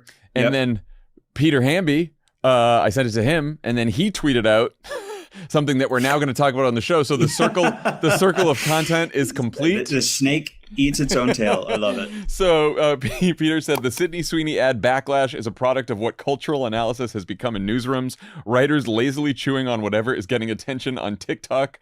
Grim indeed. Oh, and has it ever been thus? Because I was like, is this just something that's happening on TikTok and it's here and there? But like, there was a Washington Post piece about it. There was many other pieces about it. Now there was a and then our friend Charlie Warzel has a piece in the Atlantic about the discourse, which now we're talking about this. So, is there an end to this cycle? Why can't we seem to help ourselves here? What is going on? So I mean, yes, we are all trapped in our phones, including here in the middle of the woods in Woodstock, New York. You're trapped in your phones forever. You're never escaping. I do think there are a couple interesting things going on here beyond the usual, just like bullshit online attentional outrage chasing. Although, by the way, what an incredible hack to go viral to attach your moralizing outrage post to images of an extremely beautiful celebrity. I can't believe I never thought of this. Like, look out for my next viral tweet. Was Pedro Pascal Cecil the Lion's real killer? Was he? Can he prove that he wasn't? We're going to find out. And you'll read about it in the post. So what does Sydney Sweeney have to say about Epstein's list? Answer is her nothing, silence but you is deafening. That's right. When will she finally speak out? No, I mean, I think as we have said many times before, with like kind of silly outrages come up, when people feel scared and powerless because of what is happening in our country and our politics, we naturally look to channel those feelings against some target that feels more easily within reach and feels a little bit less scary to grapple with. Like, it's really hard to fight against the actual white nationalism being violently imposed by ICE on our communities. It's a lot easier to yell at the made-up white nationalism supposedly being imposed on our culture. Here's the thing, all right? Is it a mistake to take the bait of the American Eagle ad? Yeah, it's helping them sell their shitty product, which probably should have been consigned to the dust pile of history years and years ago. American Eagle as a brand is, I don't know who's wearing American Eagle, Chad. It feels like a thing from like 10 years ago, right? But it's also a mistake to completely miss what they're doing. It's not just that there was an innocuous ad that a bunch of fucking, overly online people reacted to, and now the right's using this as a field in the culture war, right? They did this shit on purpose. They asked Sydney Sweeney, "Hey, do you want to push it all the way?" And she was like, "Yes." Yeah, she's a Republican. The fucking people I don't know who the people that put the ad together were. I don't think it matters, right? They wanted controversy. And they got controversy, but it's important to recognize that they were this was calculated, right? They literally did just use fascism to sell jeans, and it's pretty pathetic that Pod Save America can't see the obvious here, right? And wants to pretend that this is a great chance to punch left, right? For especially since they're not doing it on Gaza anymore, they can do it on this, I guess, on Pod Save, right? So, yeah, they've always got to be disappointing, even when they're refreshingly good on certain issues. I did a quick segment on the Nazi eugenics accusations last week. I think they're silly. I think you attacking... Okay, yeah, so he gets into this... John got into a Twitter fight with Megyn Kelly. But yeah, so he's trying to make this like a, you know, both sides thing. You attacking Beyonce is silly, but people attacking Sydney Sweeney. Look, it is a fucking Nazi ad, but it's a Nazi ad made by people who either, you know, are on board with the underlying message and are not going to be convinced by, you know, by TikToks, by, you know, emails, by anything to stop doing it, right? You're not going to, you know, all it's going to do is sell more jeans. All it's going to do is like raise Sydney Sweeney, who is a registered Republican's profile, and give these assholes an issue that doesn't really exist. That being said, yeah, no, they absolutely are intending this, right? This is not an accident. They did not just say, no, jeans and jeans, right? You know, she's got good jeans because she's pretty, and she's got good jeans because American Eagle sells great jeans. No, it's not that at all. And the fucking pod bros are missing it again. Anyway, chat, back to the bonus content. I just wanted to get that in, right? I feel like a lot of people like they think that they've called something. They're calling something out on the left that, you know, if we can just get this overreaction to shit under control, then we can win again, right? And it's not an overreaction. It's a misdirected reaction, and it is a reaction that does play into the hands of the people that are doing this shit. But it is not an innocuous fucking jeans ad, Favreau. And you're just as bad or worse as the people that are quote unquote overreacting. I would say, you know, misdirecting, you know, they're misdirecting their reaction. But you're just as bad as any of those people on TikTok, you know, that are doing stuff that the right wing is going to repurpose as propaganda for them. By trying to be like, I don't see any, you know, I don't see a wolf. Like, basically Helldivers. And spread managed democracy throughout the galaxy. Become a hero. Become a legend. Become...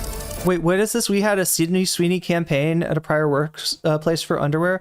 It actually turned customers away because they soon realized we didn't actually accommodate for larger chest sizes.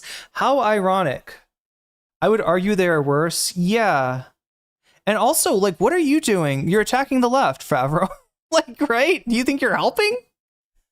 You think, what are you? You're one of the good ones now? Like, oh, I'm not going to overreact. I'm one of the good ones. Haha, I've learned the lesson in 2024.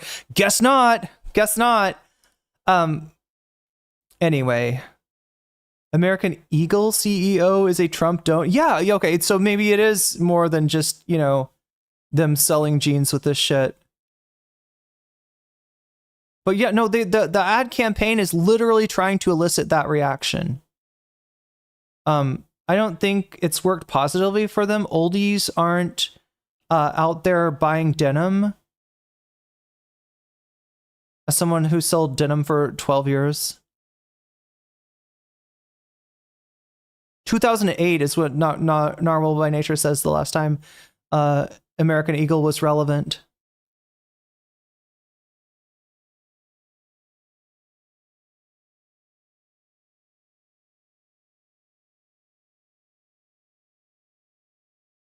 The lefties are losing it. A Helldiver. The fact that I think old people are the only ones buying denim. Not here, but tech plays an maybe in the US and Europe. Almost religious role in Silicon Valley is not groundbreaking, especially when tech and consumer fetishism come together. Luckily, the tech bro cult isn't political at all. That's what they're saying, at least. The MAGA movement clearly has aesthetic similarities to cult-like structures. A selected messianic leader who will return America to its former glory and bring the elites to justice. With you at my side, we will demolish the deep state. I am your voice. Today I add, I am your warrior. I am your justice. And for those who have been wronged and betrayed, I am your retribution. Yeah, literal backstab motif there, like straight out of the Nazi playbook. I am your retribution. Of course, it's not just MAGA. Look at the AfD's Björn Höcke, for example. The aestheticization is just nowhere near as uniform and intimidating as it was in the 1920s. Mobilizing that way simply wouldn't work nowadays anymore. Numerous neo-fascist movements either collapsed or never gained momentum because of that. But the mystical nonsense is still there. Similar to 1930s Nazi rhetoric of the Jewish well conspiracy, modern fascism is dependent on conspiracy theories and vice versa. They are mutually reinforcing systems. Conspiracism supplies the emotional fuel, while fascist movements channel that fuel into political action. The rise of digital ecosystems has accelerated this feedback loop, making conspiracy-driven neo-fascism a growing global threat to democratic stability. In the US, far-right movements strongly overlap with Christian fundamentalism, or in India, Hindu fundamentalism, in Afghanistan, Islamic fundamentalism, and in Israel, Jewish fundamentalism. Unlike in the 1920s, religion isn't just opportunistic, it's central, a nation and leader chosen by God, with the Bible as the highest law. Therefore, patriotism is your duty to show your gratitude towards your God. The fusion of fundamentalist religion with authoritarian nationalism. Pastors socially distancing, mitigating, and walking with BLM, by the way, which is funded by Soros and founded by a lesbian Marxist who prays to Satan. The esoteric occult mysticism of the Nazis is replaced with Christian aesthetics. It's also, of course, not an exclusive US-based phenomena. When looking at other nations, religious fundamentalism is often used to justify the power hierarchy.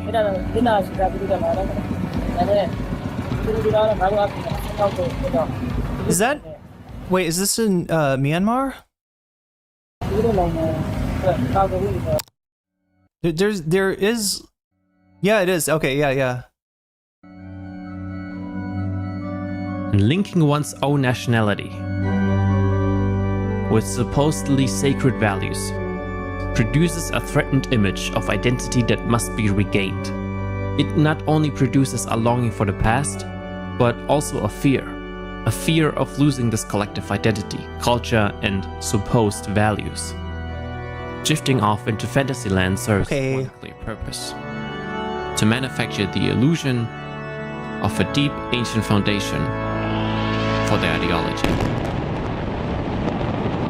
Streamer is LGBT. For anyone looking to do any moderation, I was not aware, and I was actually told by the chat that that there wasn't anything TOS on here. Jesus fucking Christ! Yeah, that's the. Is that the branch? Not branch Davidian. Is what I'm thinking. The. Oh my God! What the fuck is it called? The Westboro Baptist Church. Is that what it is? Nostalgia for the past. That'll work. Blame the chat. There we go. Still a major theme. Instead of addressing concrete changes in living conditions, people are promised a return to some traditional good old days like the 1950s or Reagan's 1980s in the US, Russia with the Soviet Union, or Germany with trying to bring back traditions in order to revive a lost culture, a lost nation. How this is exactly supposed to improve the lives of the people? Don't ask, bro. It just feels right, bro. And it's not just the culture that's lost. I mean, Hasan watched it. It should be not that he's never gotten banned himself. It's not Westboro. Wait, what am I thinking? What was that then? Sydney Sweeney had a significant amount of female and LGBT plus fans to begin with. She wouldn't be doing ads like bathwater soap and those American Eagle ads. Masculinity too. And weirdly, it's exactly the same narrative as in the 1920s. And for all its rebranding, far-right aesthetics constantly recycle the same old Greek, Roman, Nordic masculinity tropes, propagating the same message. You know that there's like funk playing behind that edit, right? You see this edit here? as in the 1920s, and for all its rebranding, far-right aesthetics constantly recycle the same old. Right there, that is 100% got funk song as its sound. Roman Nordic Alpha Riz masculinity tropes, propagating the same message Mishima would be proud of. Having a strong body is moral, and men with weaker bodies are immoral.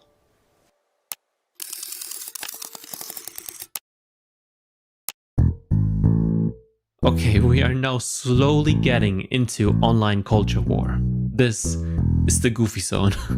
Everything I'm showing you now is very stupid, cringe, and laughable. You could basically repeat everything I said in my previous video about fascist masculinity, hypermasculinity. I'm sorry, just to be clear, I'm not really mad at chat. I'm not really mad at chat. It's hard to remember everything that an entire video contained. Aggression, dominance. Wait, it was the Branch Davidians? What, the Branch Davidians? Weren't they the people in Texas that, like David Koresh was the... I think that was actually Westboro, right? They're the ones with the, God hates the F-slur signs. I think it's okay somehow because I myself am LGBT that, that word appears. And we're obviously watching this for educational and debunking purposes, not because we agree with the bigotry. Yeah, to look like Megamind. Yeah, Branch Davidian. Yeah, it's Waco. Yeah, I think it was Westboro Baptist. Yeah, they just popped Westboro on for a second, and obviously those people say some pretty awful shit on their signs. Strength, back to tradition, militarization of the male body. What can be mentioned, however, is the hustle culture. While in the past gym bro aesthetics were already big in the 1920s, linking physical pride and strength with money or cars is a more recent twist. A serious consumption of hustle content could potentially lead to even more content tailored towards young men. Fitness, routines, self-help content, then to apolitical podcast bros, dating advices, and lastly, why the man crisis really exists. A deep dive into this pipeline can be seen here.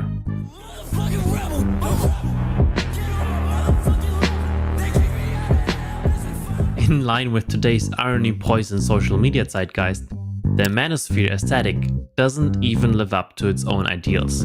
Neither did many men in the 1920s and 30s, of course. Wait, is that the gay Nazi? But hypocrisy has reached new heights these days. We literally ended up in this position because everyone's a fucking That's how we ended up here. I made a whole video about this as well if you're interested. It's now more prevalent than ever that behind all theatrics So when Sneeko got beat up in the gym? And flexing hides deep insecurity that has to be overplayed.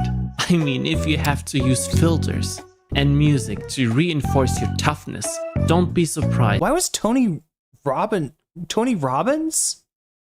Is Tony Robbins a right winger now? When people think you're still stuck in puberty. Looking at the optics of online bro culture alone can actually be very cute, seeing these softies staging themselves as some stoic philosophical hero online. And I'm a softie too, but I'm not pretending like I'm not. I think it's none of your business, but I don't want you to think I'm triggered by you. I'm not. Okay. I saw somebody say that and I think that's interesting. I think you're annoying, but I'm not triggered. And like every overdramatic do you know what triggered means? Theater kid, you just can't help yourself telling everyone how hard your life is, how much you struggle your whole life, when in reality, you might have no idea what real struggle is. So you have to... Wait, Tony Robbins is the anal and chill guy? Wait, isn't he the guy that does the weird, like, firewalk thing? And, like, he sells a bunch of books that are, like, awaken your inner giant. And like you do. I have... actually, no, Tony Robbins, like... The shit that he does is very much in line with the, current right-wing self-improvement kind of grift. No idea myself. I don't know. Oh, neurolinguistics. Wasn't that the big thing that he pushed? Know what it's like? I'm privileged. What differentiates this from this is that one of them is more honest and mature than the other. As usual nowadays, everything is just shit and giggles until you realize what real-world consequences this has. Obesity comes from you Jews affecting our media. They have taught us World War II history like we're children. And they freaked out when I shared a BBC documentary, no less, because they had tried to wipe this from the universe about how Germans were ethnically cleansed. Stalin's, there's a book written by a guy, last name Kaufman, blanking on the... Are you talking about the Oblast on, in the, North Sea? That little area that Russia took back over? What is that thing called, chat? That little area of Russia that's separate from the rest of Russia. Is when she says Germans were ethnically cleansed, is she saying because they were moved out of... Yeah, I think we did see Destiny for a second. Oh yeah, no, he was definitely there with his blue hair. For people who don't know it, Destiny did a whole arc where he collabed with Red Pill dudes. He went on, Fresh and Fit and a bunch of similar web podcast things. And, a lot of it was him debating these guys, but it was also showing them that he's one of the good ones, The first name where he said it's Germany must perish. I'm glad they bleeped this out. As absurd as the appearance might seem, there are unfortunately many who might laugh at it at first, but then start taking parts of it seriously. What started out as an ironic joke slowly turns into, well, there might be something to it. The absurdity and especially the irony works great. Yeah, is it Kaliningrad? Is that what it's called? When she was saying that she said Germans were ethnically cleansed and nobody talks about it, right? I think that was one of the Lebensraum targets, right? And that I think maybe when the USSR took it back over, they pushed those people out of there. Great as a shield against criticism, because hey, none of this was really serious, right? Boys inside the manosphere love to identify themselves with characters from pop culture. Whether it's Thomas Shelby, Patrick Bateman, or so-called edgelord characters like Joko or Eren Yeager. Edgelord characters are particularly popular with incels because they see themselves in them. The misunderstood outsider of society who are the actual victims. Or just straight up Nazi Superman. Edgelords break taboos or cross boundaries to provoke, often through sarcastic, dark humor. This mindset is clearly reflected in their visual aesthetics. That's why it's common to see references to provocative imagery involving extreme figures like Nazis, mass shooters, or serial killers in incel subculture. These are often used to grab attention to epically trigger snowflakes who take everything too seriously. The dehumanizing ideology of incels is especially visible in the cartoon-like portrayals of racist offensive caricatures like Chads, Janks, or Tyrones. These exaggerated figures may come with a tone of ironic dark humor, but are clearly ill-intended and just plain cruel. The caricatures closely resembles anti-Semitic cartoons or other forms of dehumanizing propaganda from the past. Unlike the Nazis, who used eugenics to justify racial hierarchies, incels used eugenics to measure attractiveness based on external traits. This reinforces the fascist tone of their visual symbolism. The value of a human being becomes quantifiable. The higher your attractiveness, the higher your worth. I was actually trying to avoid the topic of incels because this frankly seems like a bottomless pit. The aesthetics of incel ideology deserve their own deep dive. So I'll be covering that in a future video. In a nutshell, men and women believe in fixed hierarchies in society. They have scorn for women, glorify violence, emasculate men, see themselves as victims, talk about conquering women, are fundamentally anti-feminist, justify or belittle assault, hate queer people, and... Yo, Twitch just killing it over there. Burpel, thank you for the gifted sub to Sitting Cow. Excuse me. To Sitting Cow. Sitting Cow. You just got jellyfished, and that's a good thing. Love minors? I am so done with the manosphere, man. Let's just move on. What's next? Oh no.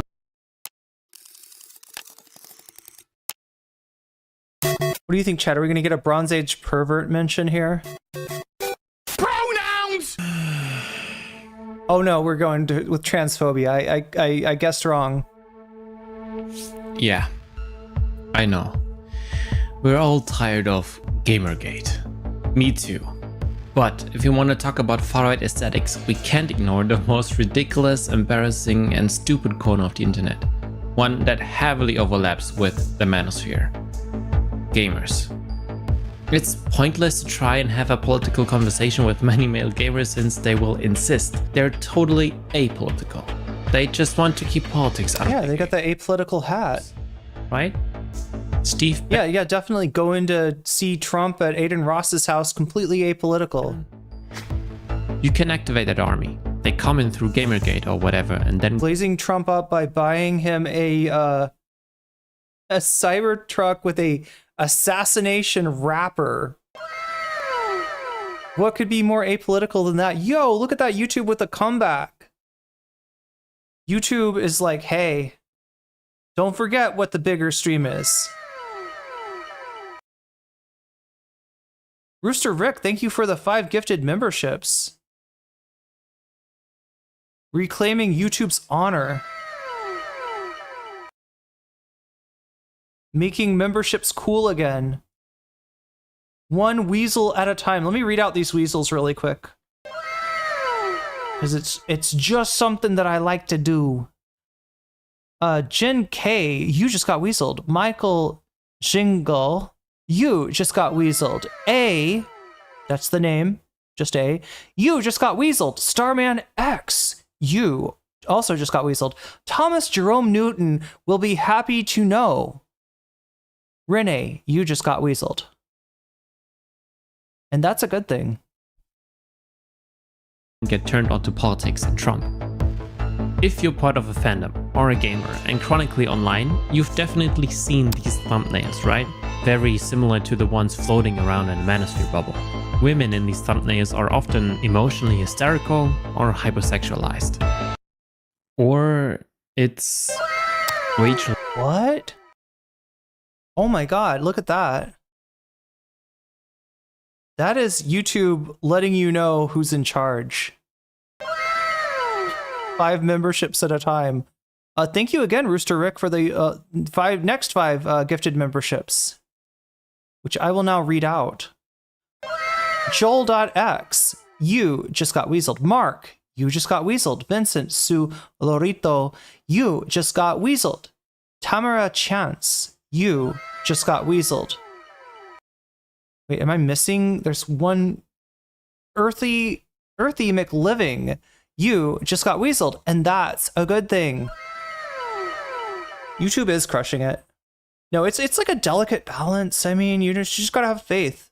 Secular? These apolitical, edgy, basement-dwelling free speech. Tectone! This one motherfucker. Should I cover more of this asshole?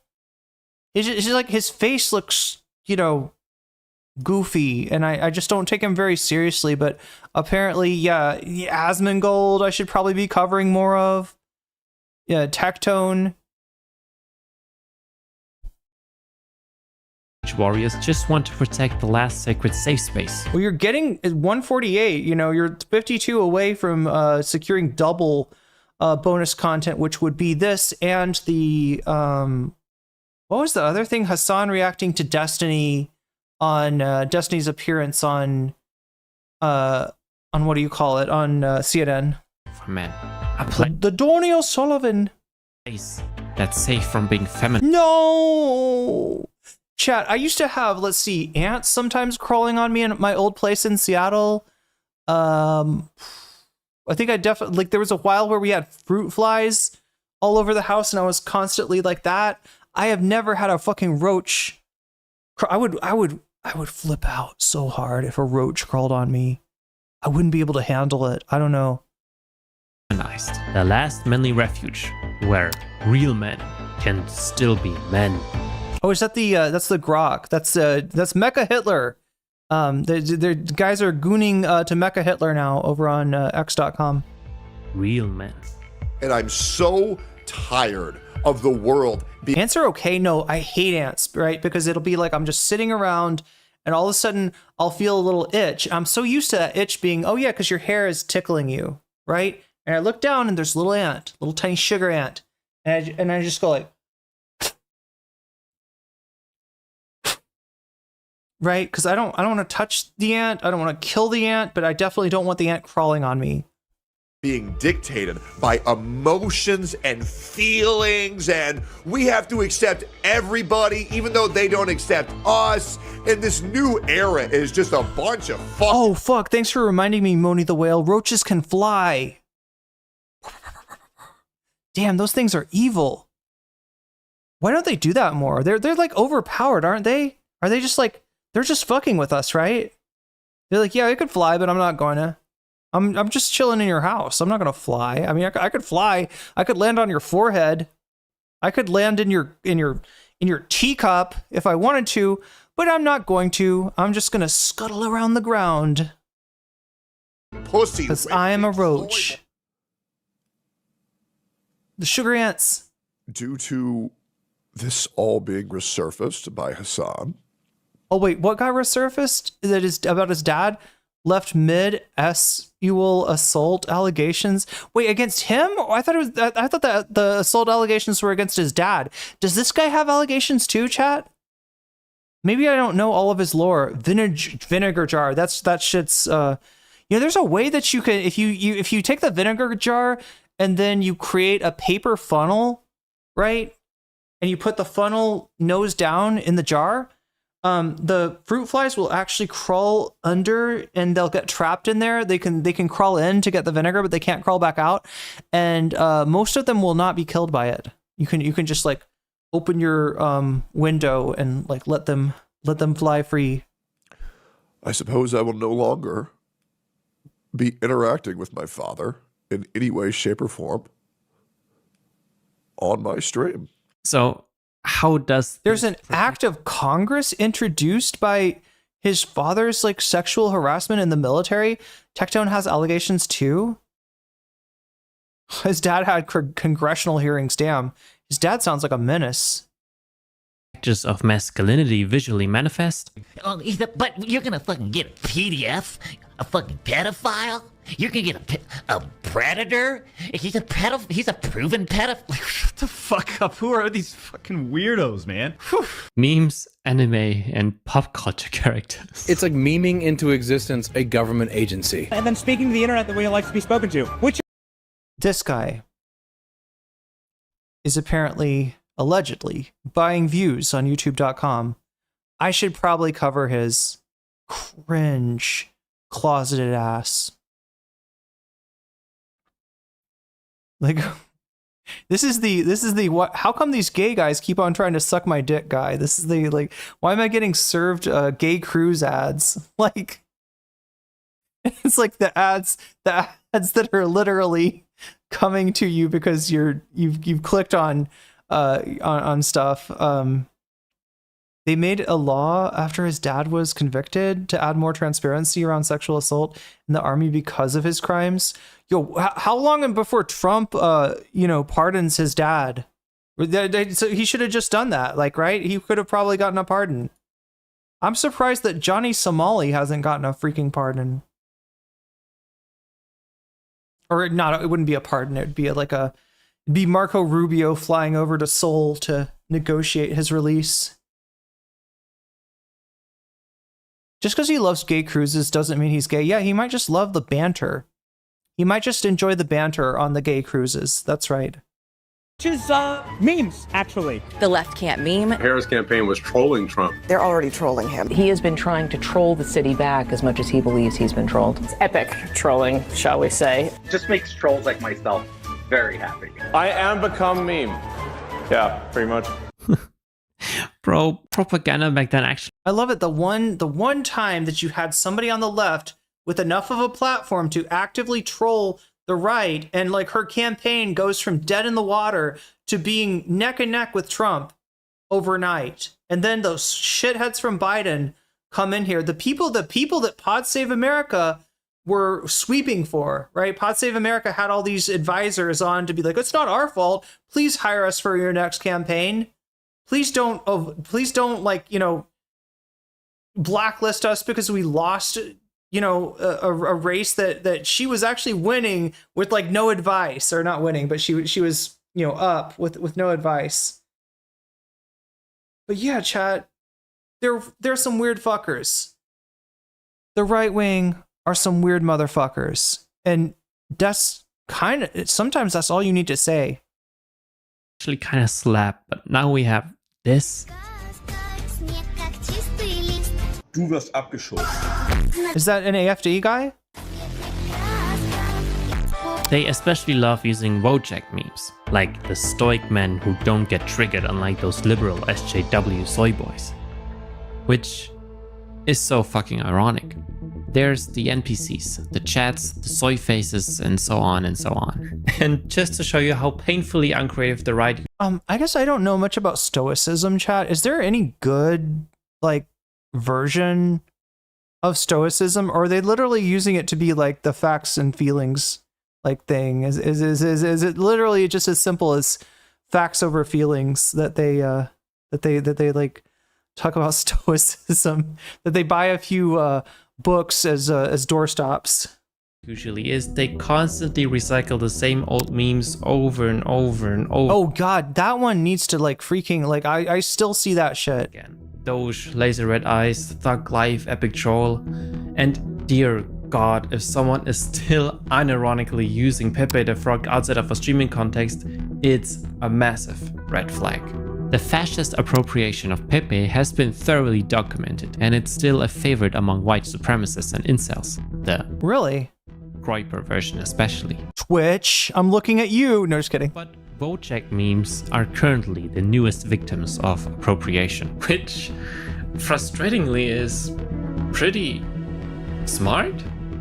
Like, try explaining to someone who's not online all the time that a fucking frog or Wojak could be a Nazi symbol.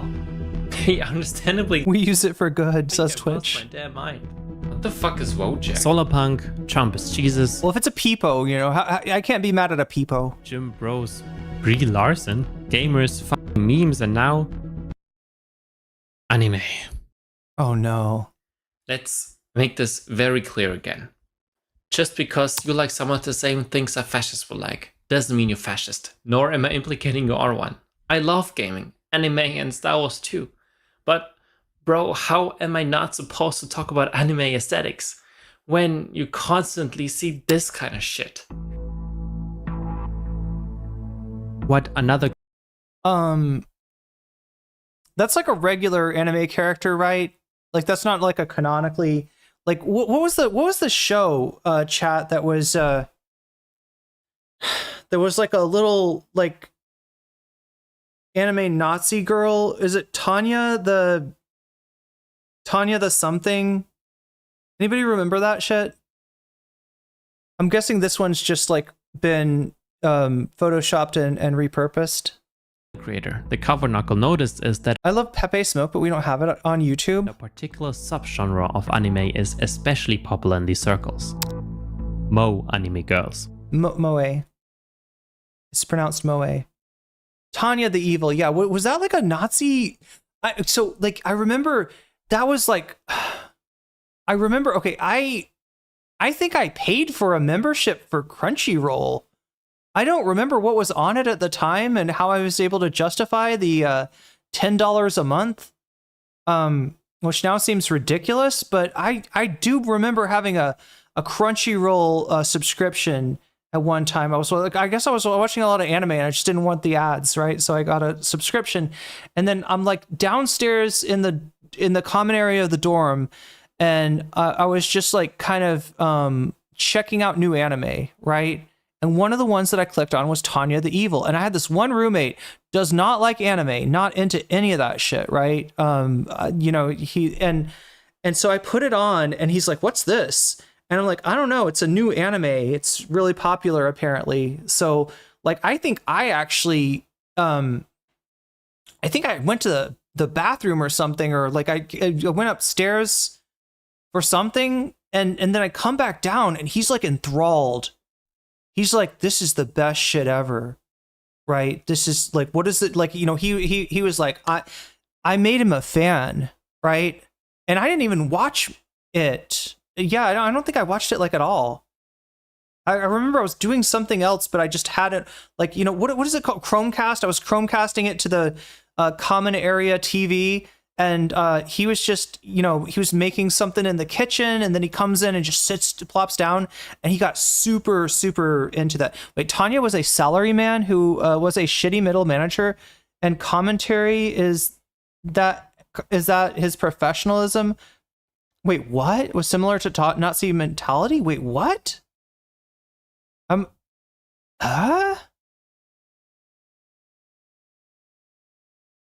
Was like $6 a month back in the day. Tanya the Evil wasn't secret about Tanya being the bad guy, so it wasn't like actually like it wasn't like promoting. I thought it was just a like a isekai or like an alternate reality or alternate history thing or something, but it was like in a different world or something. So it was like the aesthetic was definitely Third Reich. There's no getting around that, right? The aesthetic was definitely Third Reich, and he okay. So first of all, Tanya is like depicted as being, I don't know, 12, 13, something like that. It's a little 13-year-old girl dressed up as a Nazi. And she's like super badass or something, and she, I don't know, commands the troops or something. But yeah, this guy got super into it, and I'm just like, that is so fucking I'm sorry. Should I not judge people? I like I said, chat, I haven't watched it, so maybe I don't know shit about what I'm talking about. But I was always sus of this guy for being like, the first time I saw it and you know just clicked on it to see what the fuck this was, right? And you know, I got bored and I left the room, and he's like still down there watching it, like, you know, 30 minutes later. Cute, innocent, mostly underage, sometimes sexualized anime girls. Now we're getting into the really weird stuff. Putting aside the pedo vibes, this kind of cutesy aesthetic whitewashes all meaning. Suddenly, friendly fascism becomes quite literal. Anime aesthetics are perfect for whitewashing, softening or trivializing imagery that would normally be seen as fucked up. Wait, Jojo, what does Jojo Rabbit have to do with this? It reminds me of Jojo Rabbit. Once again shields itself behind irony and dark humor to delegitimize criticism. This entirely online bubble is so... It's World War I alt hist, okay. Oh, that's what they do. They were just use the Iron Cross. I got it. They avoid the whole swastika issue by throwing an Iron Cross on there. So bizarrely fascinating to watch because they're so hyper online, so niche that even the people who agree with the ideology. Was that his first water? Yeah. Was the first time Asmongold ever drank water. Weird. Yeah, biological value to create human offspring. Exactly. Like that's a lot of women's, like women have like an intrinsic innate value because they can have kids. And so whenever they're older and they're not able to have kids or for whatever reason, that's not really as viable, then their biological value goes down in the eyes of a lot of guys. Which is weird because they'll always use that biological argument to be like trans women aren't women, trans men aren't men. And then they're like, okay, so what makes you a woman? Is like, well, your ability to have a child, your ability to conceive, right? And then so you're like, so what about women with hysterectomies? And they'll always try to say that like, no, they count too. Like they had one, they had the ability to reproduce, or they could have, or, you know, something like that. They'll always say something like that. But I think that this answer that he's giving here is a lot more honest. They do not value women beyond their ability to bear children. That's the long and short of it. And you know, even to add another edge to it, to bear pure white children. So they're, you know, obviously white women is, yeah. That's it. Yeah, beauty is their whole selling point. Yeah, exactly. Oh no, the kid from The Last of Us isn't enough for us. Wait, Jojo Rabbit is a movie about the Hitler Youth, and Jojo Rabbit was made by a black man who's Jewish. I went to an opening night, my Jewish family, we all loved it. Okay, I've never heard of, wait, I mean, I've heard of it, I just don't know anything about it, honestly. Jojo Rabbit, huh? Absolutely just making fun of Nazis. Nice. Or Hollywood's gone too woke ever since Harvey Weinstein left. Like, listen to yourself. The movie stars are not as attractive anymore. I think women got uglier in movies ever since Harvey Weinstein left. Yeah, you want to bring back the casting couch, right? You want that to be a criteria of who gets to be in the movie, like, right? Who's gonna who does like Harvey Weinstein want to, you know? Andrew Tate level bar. Games and movies aren't dying or under threat because of black Jewish trans women who are over 18 who don't want to fuck, or Brie Larson or pronouns. You are being manipulated and used by greedy corporations, grifters, and politicians, and you don't even realize it. This can't get any stupider, right? All my niggas Nazis, nigga. Okay, I'll be real, guys. Listen, I'm Jewish. You guys know that. Hitler was a great leader. What he did was wrong. I obviously It's getting a little too spicy. You know that Chud Logic just got shit canned for a week for something not too dissimilar from that, and that was on YouTube. Tunnels coming to set you free, bringing the light for all to see. No more tunnels, no more fear. Trump Gaza is finally here.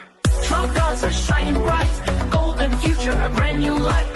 Did we ever figure out if the person that made that was even? Oh yeah, so we're linking it up with the reality of Gaza. But like, do we ever find out? Because like, you know, if you look at the cursed AI thing, the video for Trump Gaza, right? The belly dancers that they have are like, you know, have like, you know, bearded and masculine looking faces, right? It's it almost seemed like it was something that was like to get right wingers to pick it up, and then but I don't know. Feast and dance, the deal is done. Trump Gaza #1. Trump Gaza shining bright, golden future. Because like, do you see how this is indistinguishable from parody? Right? The deed is done. I mean, that's some fucking dark parody, but you know, it's brand new life. Feast and dance, the deal is done. Trump Gaza #1. This is, unsurprisingly, the wet dream of the far right.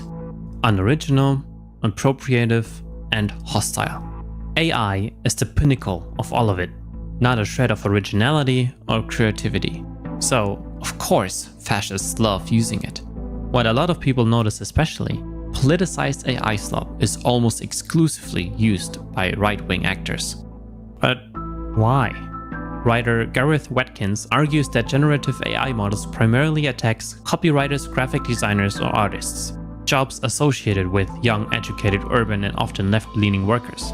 Imagine the White House hiring an artist to giblify an crying immigrant getting handcuffed by ICE agents. Ridiculousness aside, why should they waste any state resources when they can do this for free?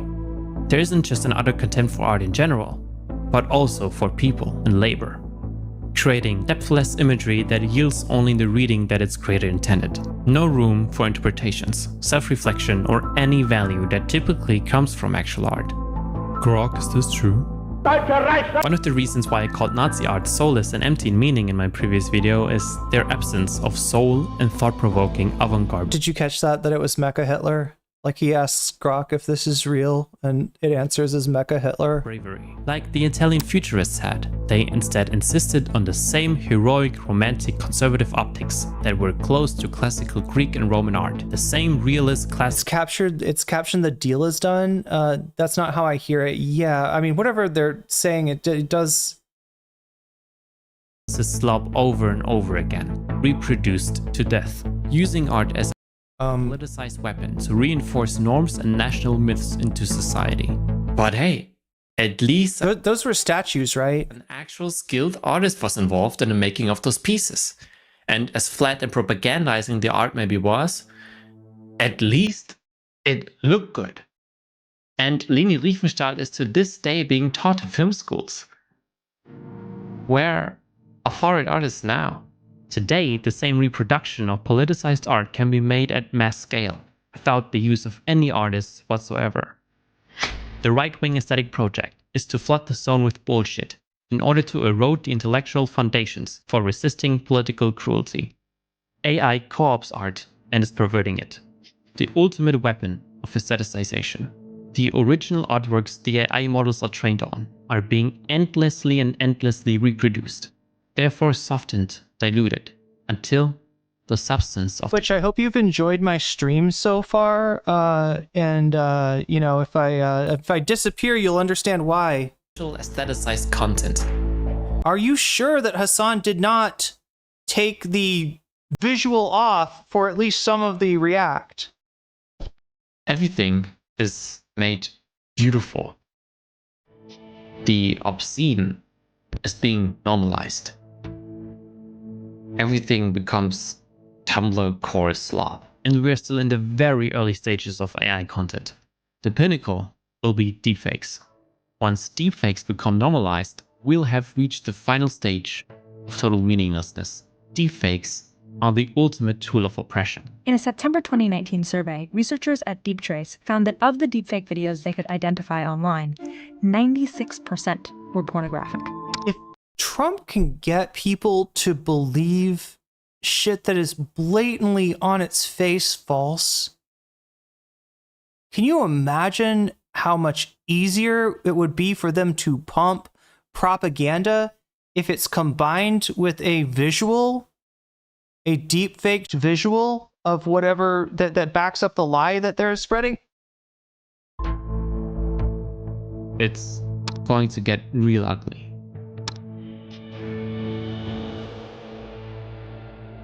Memes, AI slop, pronouns, like, we've lost our sense of shame.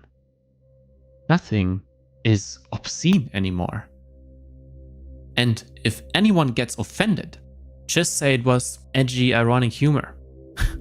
At least just say you were autistic. You can get away with... It was autism that made me lift my hand like the character in Doctor Strangelove. Had the balls to be honest about it. You're a little bit more than a far-right Republican. Hey, what can I say? I think you can say I'm a fascist. Yeah, I am. No, chat. He's not actually a fascist. It was his autism speak. That's a big problem for me. You know, being neurodivergent, is I'm always accidentally saying I'm a fascist or accidentally sigging Heil, or yeah, that's definitely a real thing, as Joe Rogan would say. Ethan Klein's been using AI lately. That was another option on the bonus content, right? Yeah, he had a whole segment where he talks about his love for AI and just shows you completely that you know, he is not, he is like the fucking case study. I mean, he's not an actual baby boomer, chat. He's like a millennial, but he uses AI like a boomer does, right? He's like every bit as he's every bit as wait, what's going on?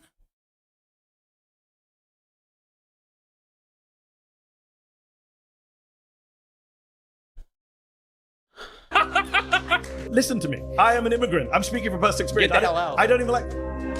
I should get the hell out. Yes. Why? I don't want you here. Has our reality really become Reddit?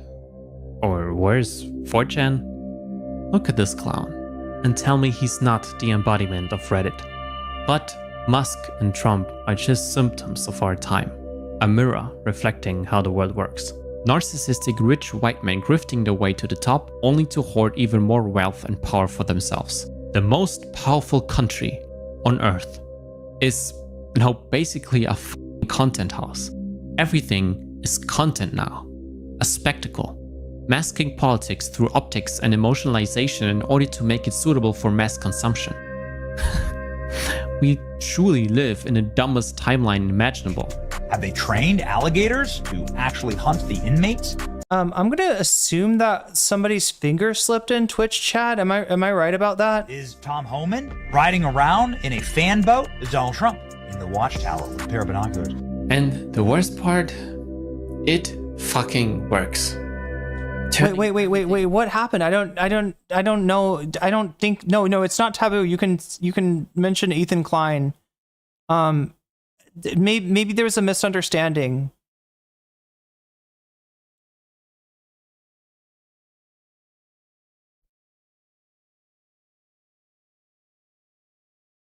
AutoMod doesn't allow it to be. Well, no, they just said EK. AutoMod doesn't allow it to be displayed in the first place. Does it like what do you call it? Like asterisk out his name? Into ironic memeable content has made everything meaningless. No, like I untimed you out unless there was something else that was, unless there was some other reason. Probably sat on their phone. That's entire, especially considering that this mod is not talking in chat. I'm gonna guess that that's what happened. It seems like an accident.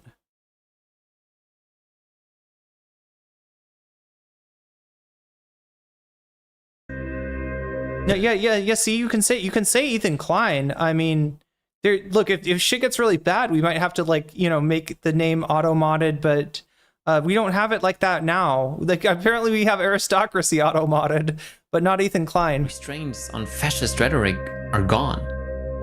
The previously unthinkable is now normalized.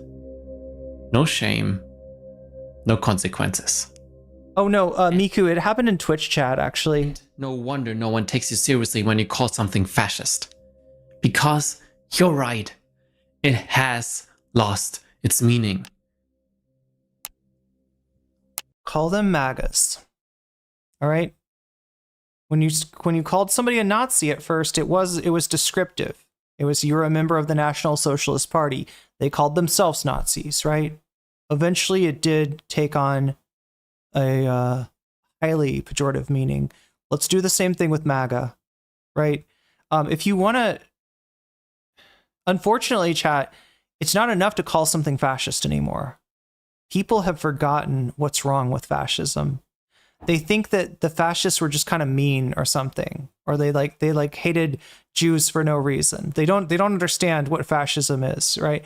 That's why it doesn't work as a, rhetorically when you identify something as being fascist, because people literally don't understand, what's the problem with that? So you kind of do have to explain it. You have to re-explain it, unfortunately. Which is the point?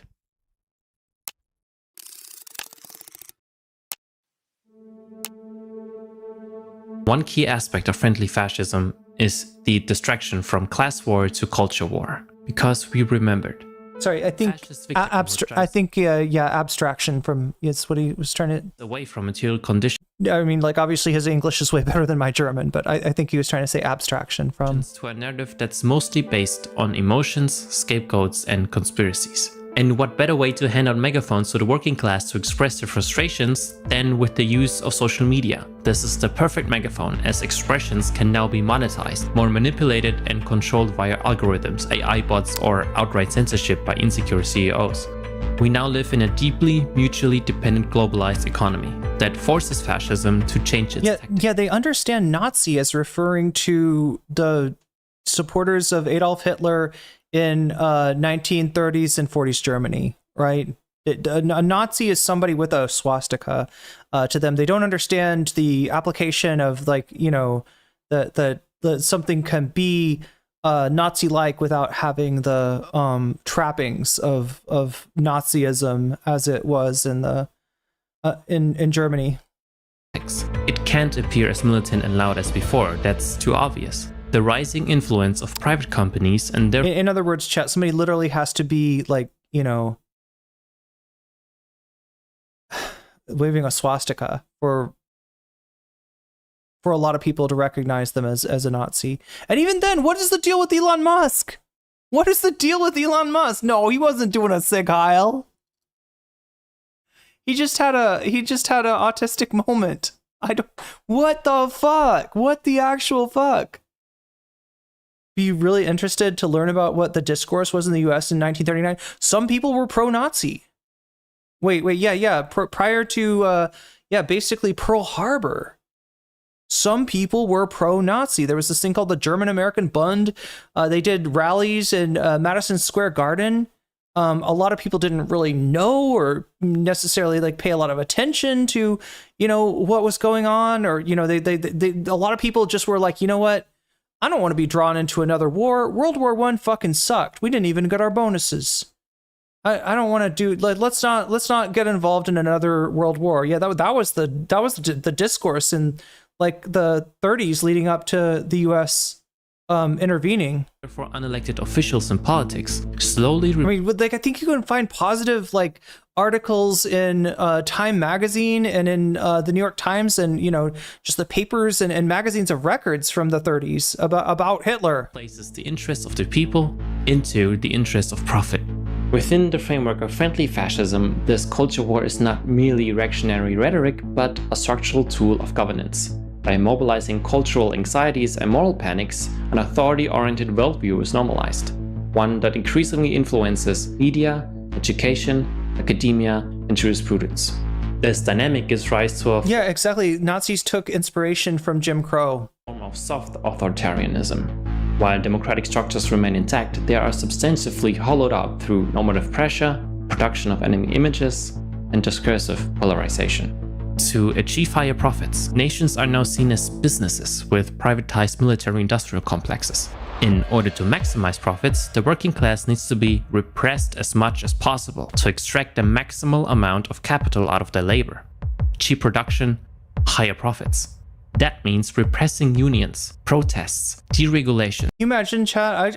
Look, can we all just like, I don't know if any of you are religious, but can we just all like concentrate our hope on that someday some Twitch streamer will get banned for accidentally showing a MAGA hat? So some well-intentioned Twitch streamer like myself that was just that would be a positive thing, chat. I would eat a ban for accidentally showing a MAGA hat if it meant that society had fully rejected that and that now defined that as evil. So the alternative is something that it's a future I don't want to live in. Privatization, expanding police force, increasing surveillance, integrating the three separations of power, invading countries for resources, so far and so forth. Violence is now primarily executed with a gun, yet, but with paper. Bureaucratic violence. Just look at Project 2025, the US healthcare system, or basically any asylum process or unemployment help. To soften or rather distract from a negative image, corporates use woke virtue signaling to promote their inclusivity and allyship. Corporates knowingly or unknowingly help fascist movements to flourish, as long as it protects their capital. Why else do you think Musk supported only far-right parties in Europe? Fascism, with the help of an oligarchy, now comes in the form of boring, bland corporatism that slowly creeps its way into society. Neoliberalism needs fascism to survive. They go hand in hand. Because we can literally see that this system doesn't work anymore. Global crisis, inequality, war and suffering are at the rise because neoliberalism is not a sustainable model. The top 1% of the world's population own more wealth than 95% of humanity. 95. Each one of us is losing trust in the system and therefore in democracy. According to the Leipzig authoritarianism study in 2024, only 42% of people in Germany are still satisfied with democracy as it functions. That's a drop of 50%. Sarah says Elon's father was the leader of the Canadian sect of Technocracy Incorporated. Yeah, they wanted to make the what was it going to be called, the US Technate or the American Technate? Canada, United States, and Mexico.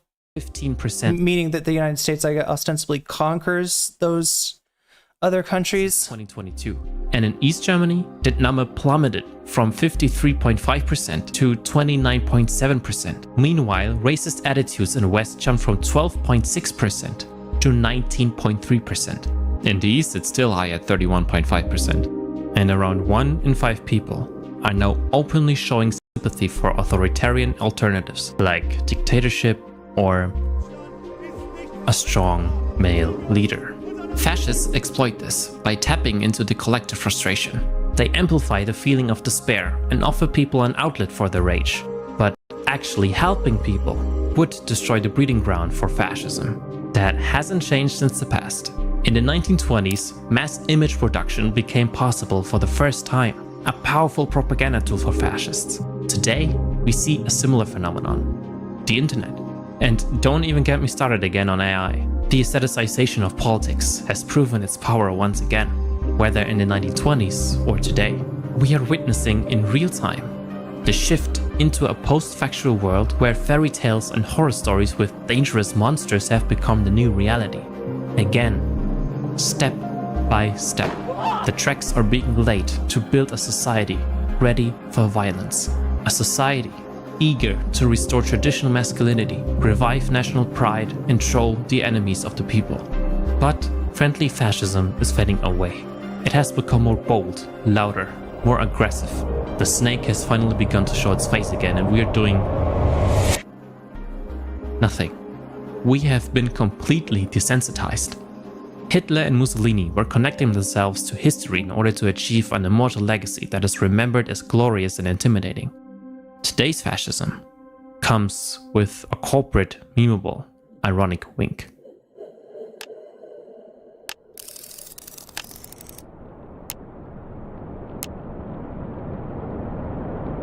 I'm not going to cry a fucking river when people who have genocide. Okay, we all know what he says here. He got banned for this.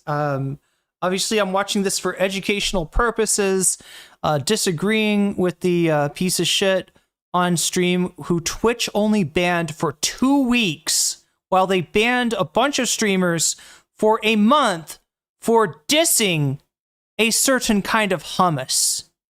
Not because they violated terms of service, but because Twitch caught heat from a hate brigade targeting Muslim and Arab streamers. They are not the same as us. I guess that's not helping my case and not, you know, fucking getting shit for showing Amazon saying is... They come from an inferior culture. Oh my god. In all ways. It is that simple. No, I don't feel bad for them. I don't feel sorry for them. I don't care. I don't support them.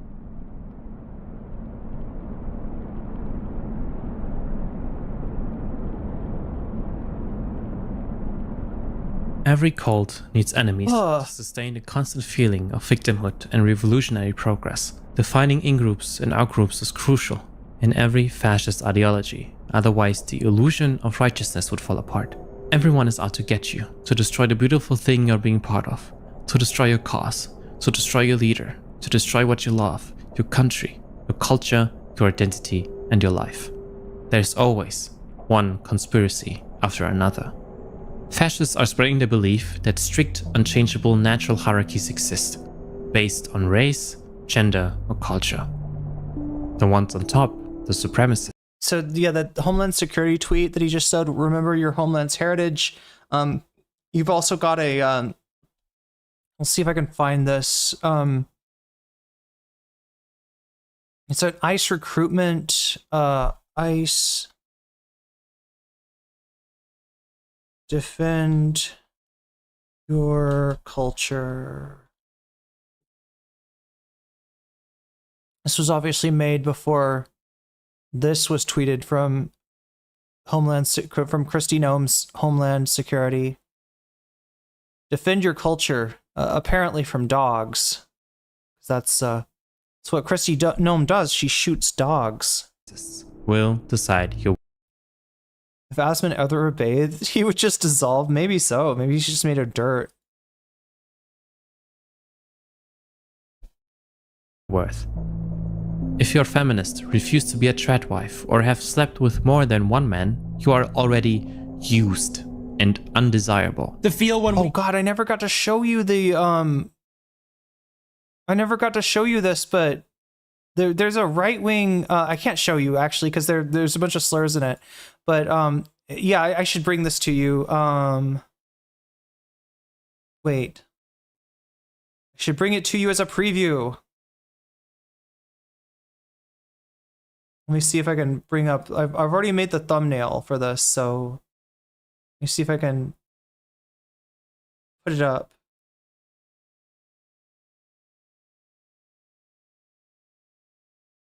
Come on, computer, find the thumbnail. Find the thumbnail so I can show the chat what I've been working on. Yeah, there was apparently a right-wing content creator. I mean, like, this is a, I guess this is a working prototype of the thumbnail, but yeah, there we go. Anybody recognize these tweets? There's a bunch of right-wingers in a beef over the fact that one of them got a engagement ring, and they're, you know, calling her a hoe, and then, you know, somehow Pearl got involved. It's Pearly things, and the you know, the clapback against Pearl was that she slept with black guys, right? That disqualifies her. They're all saying sit this one out, right? For, like, you know, telling each other to sit this one out, right? That they're not, you know, they don't need to be heard from, and their reasons are like, you know, because you're promiscuous, or because you've slept with black guys in just Pearly Things case. But yeah, this is coming up. Obviously, chat, this is way too close to a Kyle Kalinske thumbnail for me to actually, it's not the final form, right? But it was kind of a joke. But yeah, I had been working on putting together the story. Some of you may know about this. We control your bodies. Hey, we control your bodies. Guess what? Guys win again, okay? Men win again. And yes, we control your bodies. It's your body, my... This is like what somebody says that they want to get, you know... Look, Richard... what's his fuck? Richard... Oh my god, why can't I remember the Nazi guy's name? Richard Spencer got punched in the face, right? When he popped off about Pepe the Frog. He wants to talk about controlling bodies. Somebody's going to give him a little bit more than a circumcision against his will if he's not careful. They're gonna take a little too much off the top, if you know what I'm saying, chat. There was an organization called Scum. Look them up. We will keep you down. Not that I'm endorsing that or anything. Forever. You will never control your own bodies. Your body, our choice. This will reduce your worth. If you produce art, content, or other forms of creative expression that don't align with right-wing ideals, are no longer labeled as entartete Kunst, but are instead branded as woke.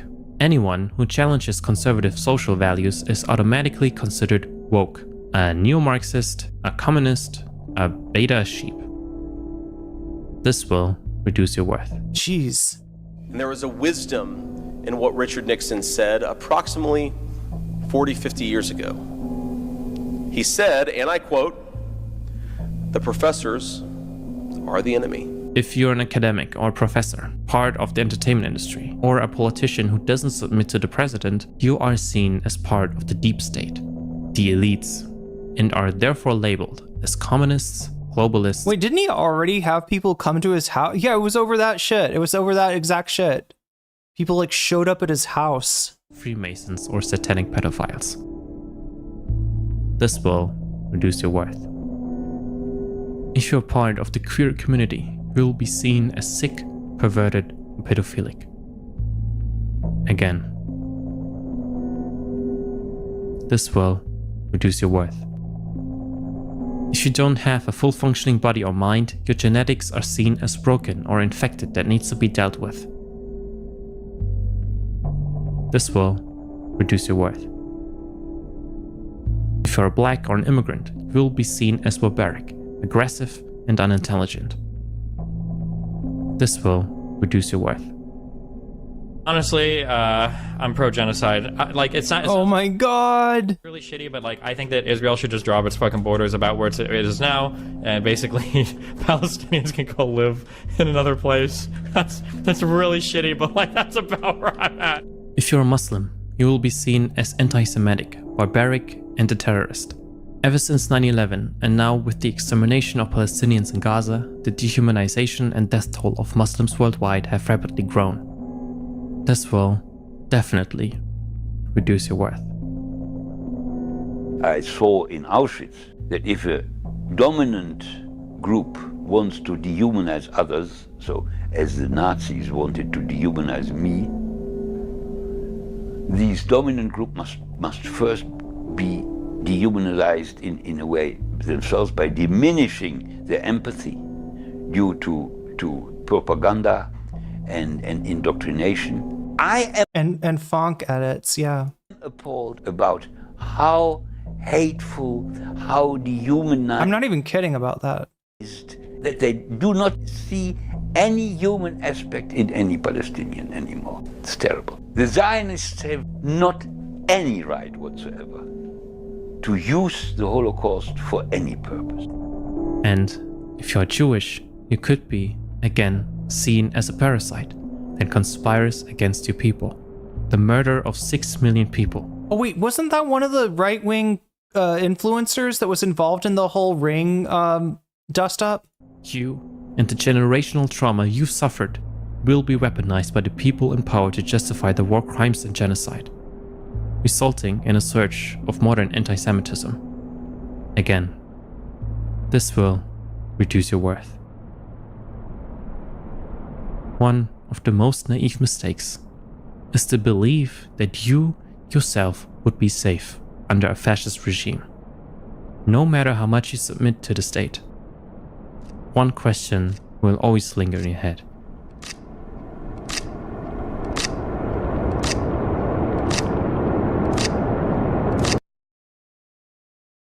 Am I safe?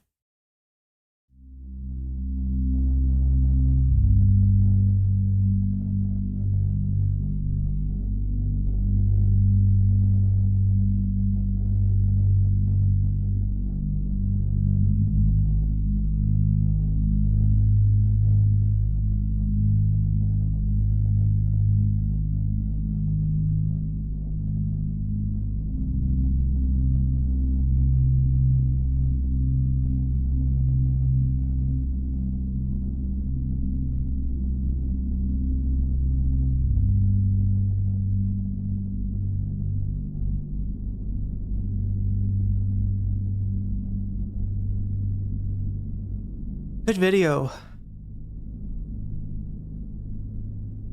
Apparently there's a prequel to this video if you're interested. I'm subscribing to Ben Herman. And maybe give it a thought yourself. Here, let me make it easy. Let me make it easy for you. There you go. If you want to support this content creator, I have just put the link in Twitch, and I am about to drop it into YouTube as well.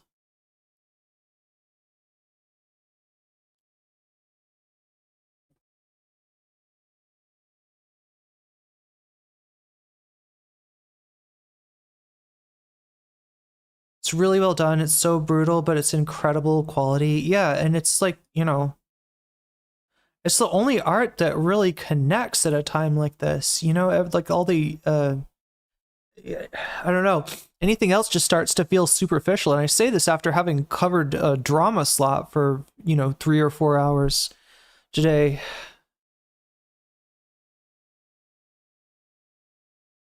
Oh my God. That was a lot, chat. That was a lot.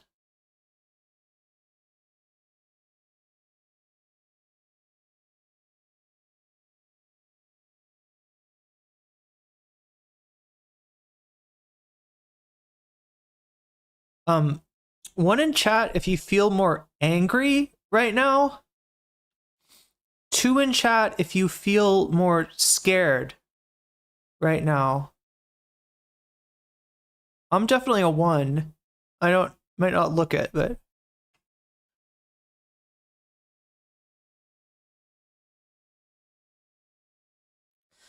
I left a lot of people behind in America.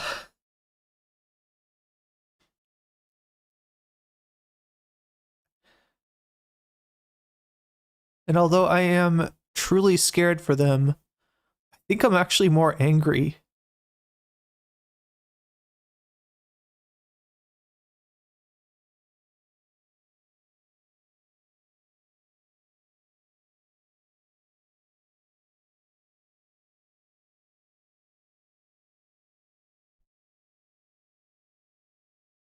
Yeah, 2 was scared. 1.5, that's It's understandable. Watch the movie Pearl last night. I'm filled with feminine rage against any oppression. Glad that I got out with what I did. Yeah, me too. I mean, like, it's if I'm ever gonna help anybody, it's not gonna be from, like, I don't know. I would have fucking disappeared.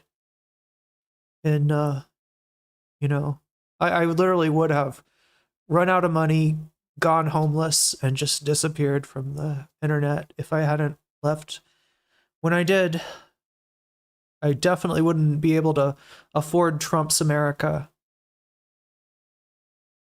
If you're watching me on Twitch right now, we're going to raid into some comrades over at Echoplex Media.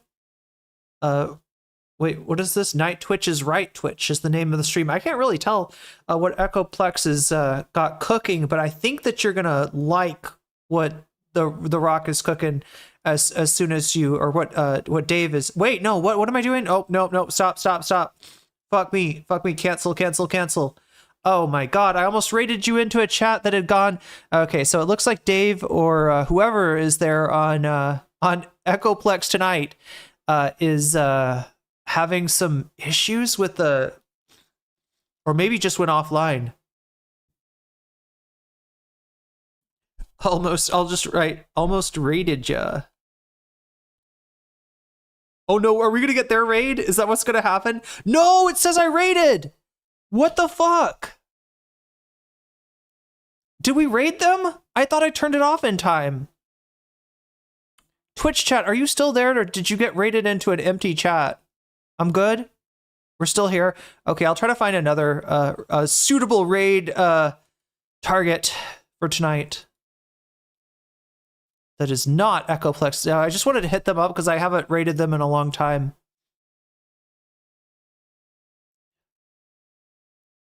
Do you know about the homeless sweep in DC tonight?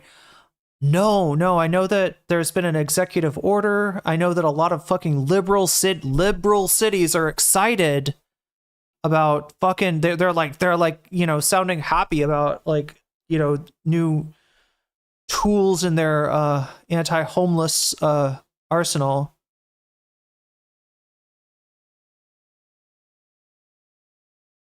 Okay, I think I just gotta hit reload on this or something, because like sometimes it shows me I don't know, sometimes it shows me old information. I think that's, yeah, it's all because Big's Balls got clapped. I probably shouldn't say clapped.